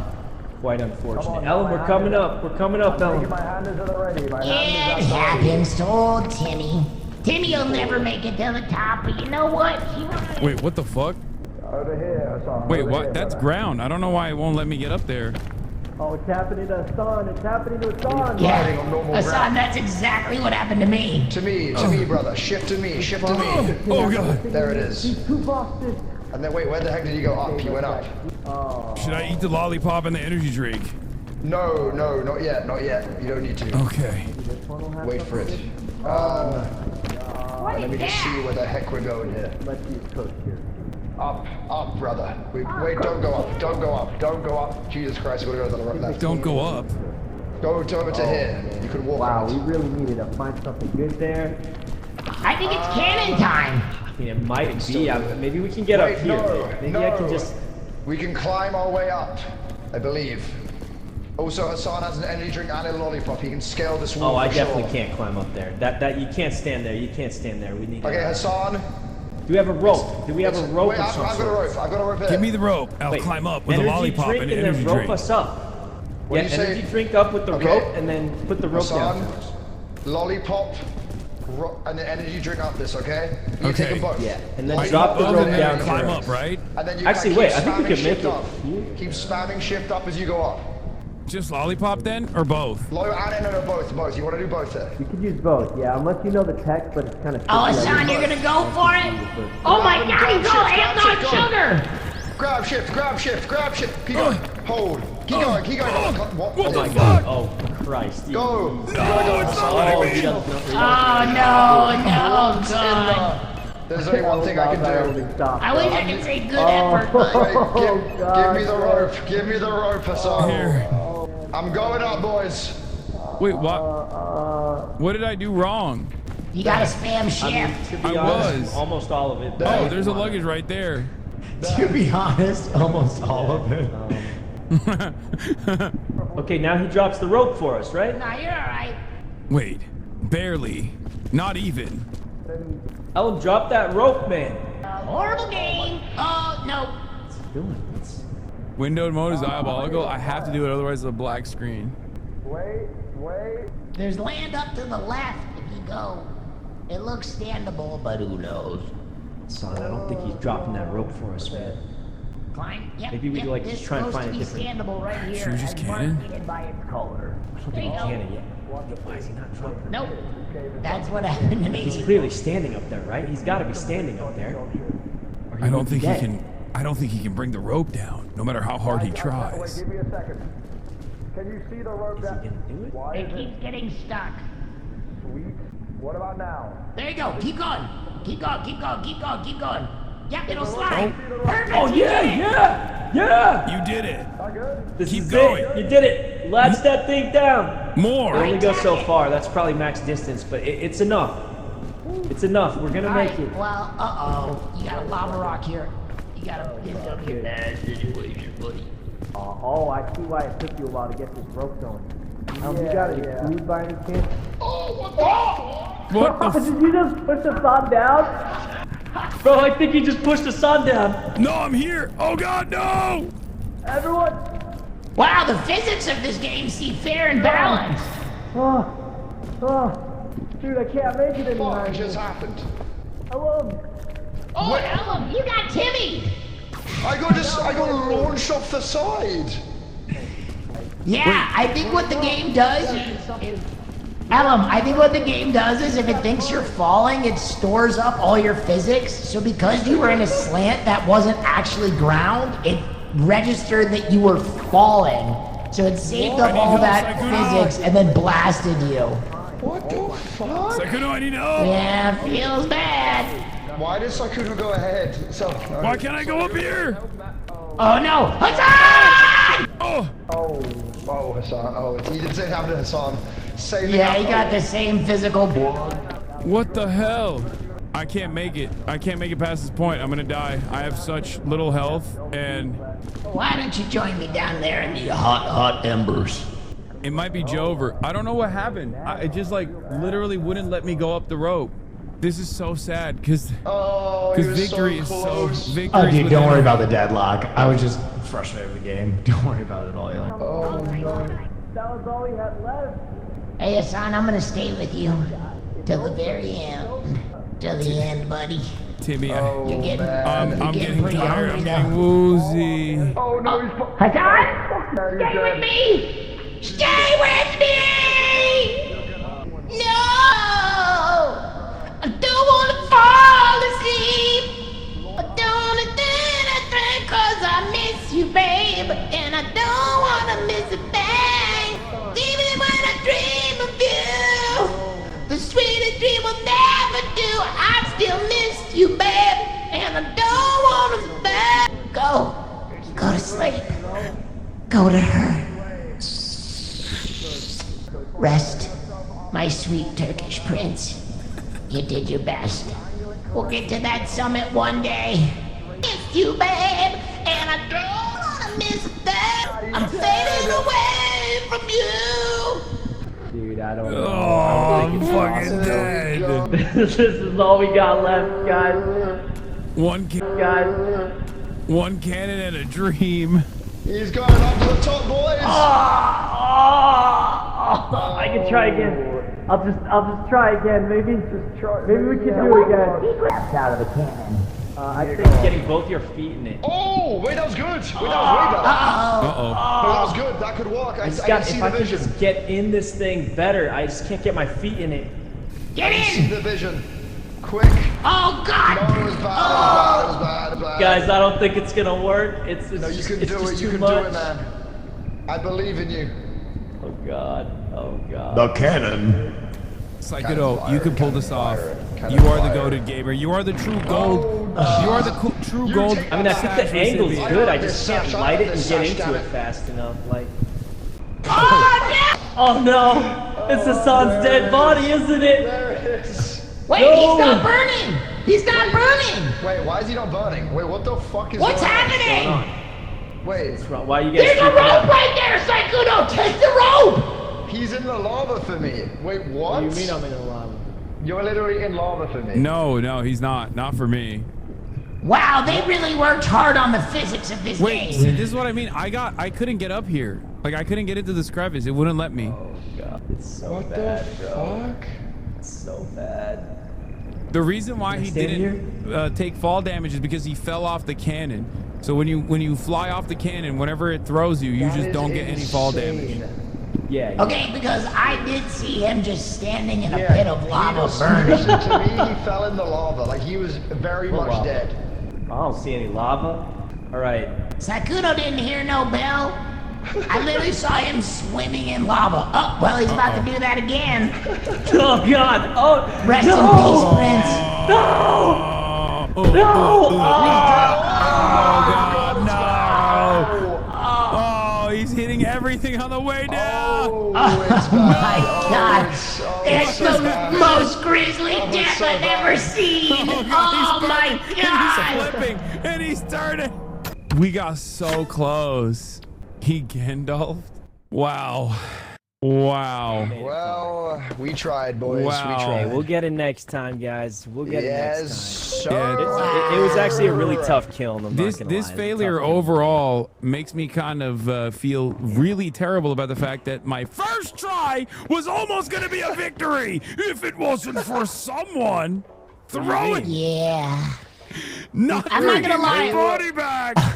All four of us experiencing broken physics on the last level is a tough way to die. Who could it be that did that? I wonder who could have done that. You. Well, I mean, I was also like one of the only ones that made it to the top. I feel like Yes, it's called being carried. +2, Why does this -1, fucker have a gold sash? Because you carried him. Wait, whoa. Oh, whoa. Wait, you saw that? This gold You saw sash. me do that? I earned this gold Me and sash, Goomy damn it. carried him, actually. It wasn't just me. Okay, well, I can put two and two together. It's like, it's not that difficult of a math equation. He's not gold sash material. I am gold sash material. I'm the gold sash pinball. What do you Hey, mean? you know, guys, next time we've got it. No. You're not gold sash material. Me? I'm the gold sash guy. What do you mean, bro? The GSG. You got that like an hour Let ago. me think. I mean, Who's you got gold it an sash hour material amongst us? Definitely not this guy. Sub I'm gonna say Timmy actually has it. He just got Nah, unlucky. fuck this guy. What? Yeah. Oh. This goddamn 7-year-old. I didn't even get Well, it. guys, next time we've got it. Next time it was a tough kill All today. right, put it in. I actually, Son of a darn like it. low key, I We'll never knew we were get dead that. before we went into the kill because we didn't have enough items. So Ah, farts and it was a tough kill ding-dongs. today. The map was random. All right. But next time 3, we got it, boys. 2, Next time we got 1, peak. Peak. Wildcats. Yeah. Wait, what? Peak. Yeah, this is See team you guys chemistry. Team next chemistry. time. Wow. We got it. Yeah, All right. next thanks. time we beat it, guys. It's Thanks, just a bad kill everybody. today, actually. Legitimately just a All bad right. kill. All right, Well, high five. I'm gonna be High streaming five. now. High five, Sykuno. See you guys next time. I'm streaming High now. five to you too, Sykuno. Good Hey, games, Ellum, you want one? everybody. You want one, Ellum? High fives all around. I see you at basketball, you fuck. Oh, yeah. See you tomorrow. See Wow, you you tomorrow. Good Peace. job. Peace. See you later.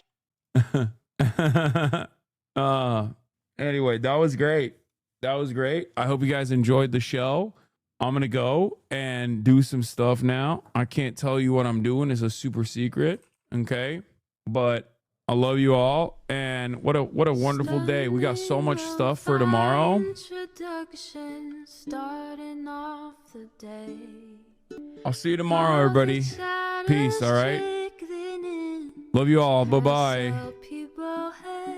Sunny Los Angeles, California, says Hasan. The starlock to the starlock to the topic just begun. There he is again. Hasan is streaming. Hasan is streaming. There he is again. Hasan is streaming. Hasan is streaming. Review in the P.O. box. Uncle Uger's face. Sat in Discord at your prop. Great names take on break.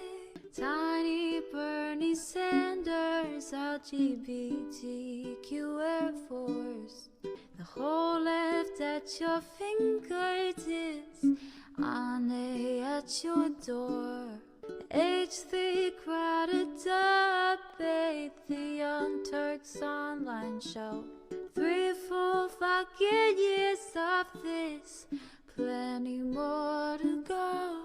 90-day fiance talks of champagne bourgeoisie. A Trump rally live reaction, a mass riot at DC. There he is again. Hasan is streaming. Hasan is streaming. There he is again. Hasan is streaming. Hasan is streaming. Reading a live stream, fair comments, Austin show chat advice, and all the ways the right-wing pipeline can suck you in online. JCS react, Lord frame gets broken, cover blown. A full-blown mass pandemic, monster streaming at your home. Total radicalization coming out to find. The system you were taught to trust in was broken the whole time. All these daily streams, whether big or whether small, have helped me and so many find the meaning through it all. There he is again. Hasan is streaming. Hasan is streaming. There he is again.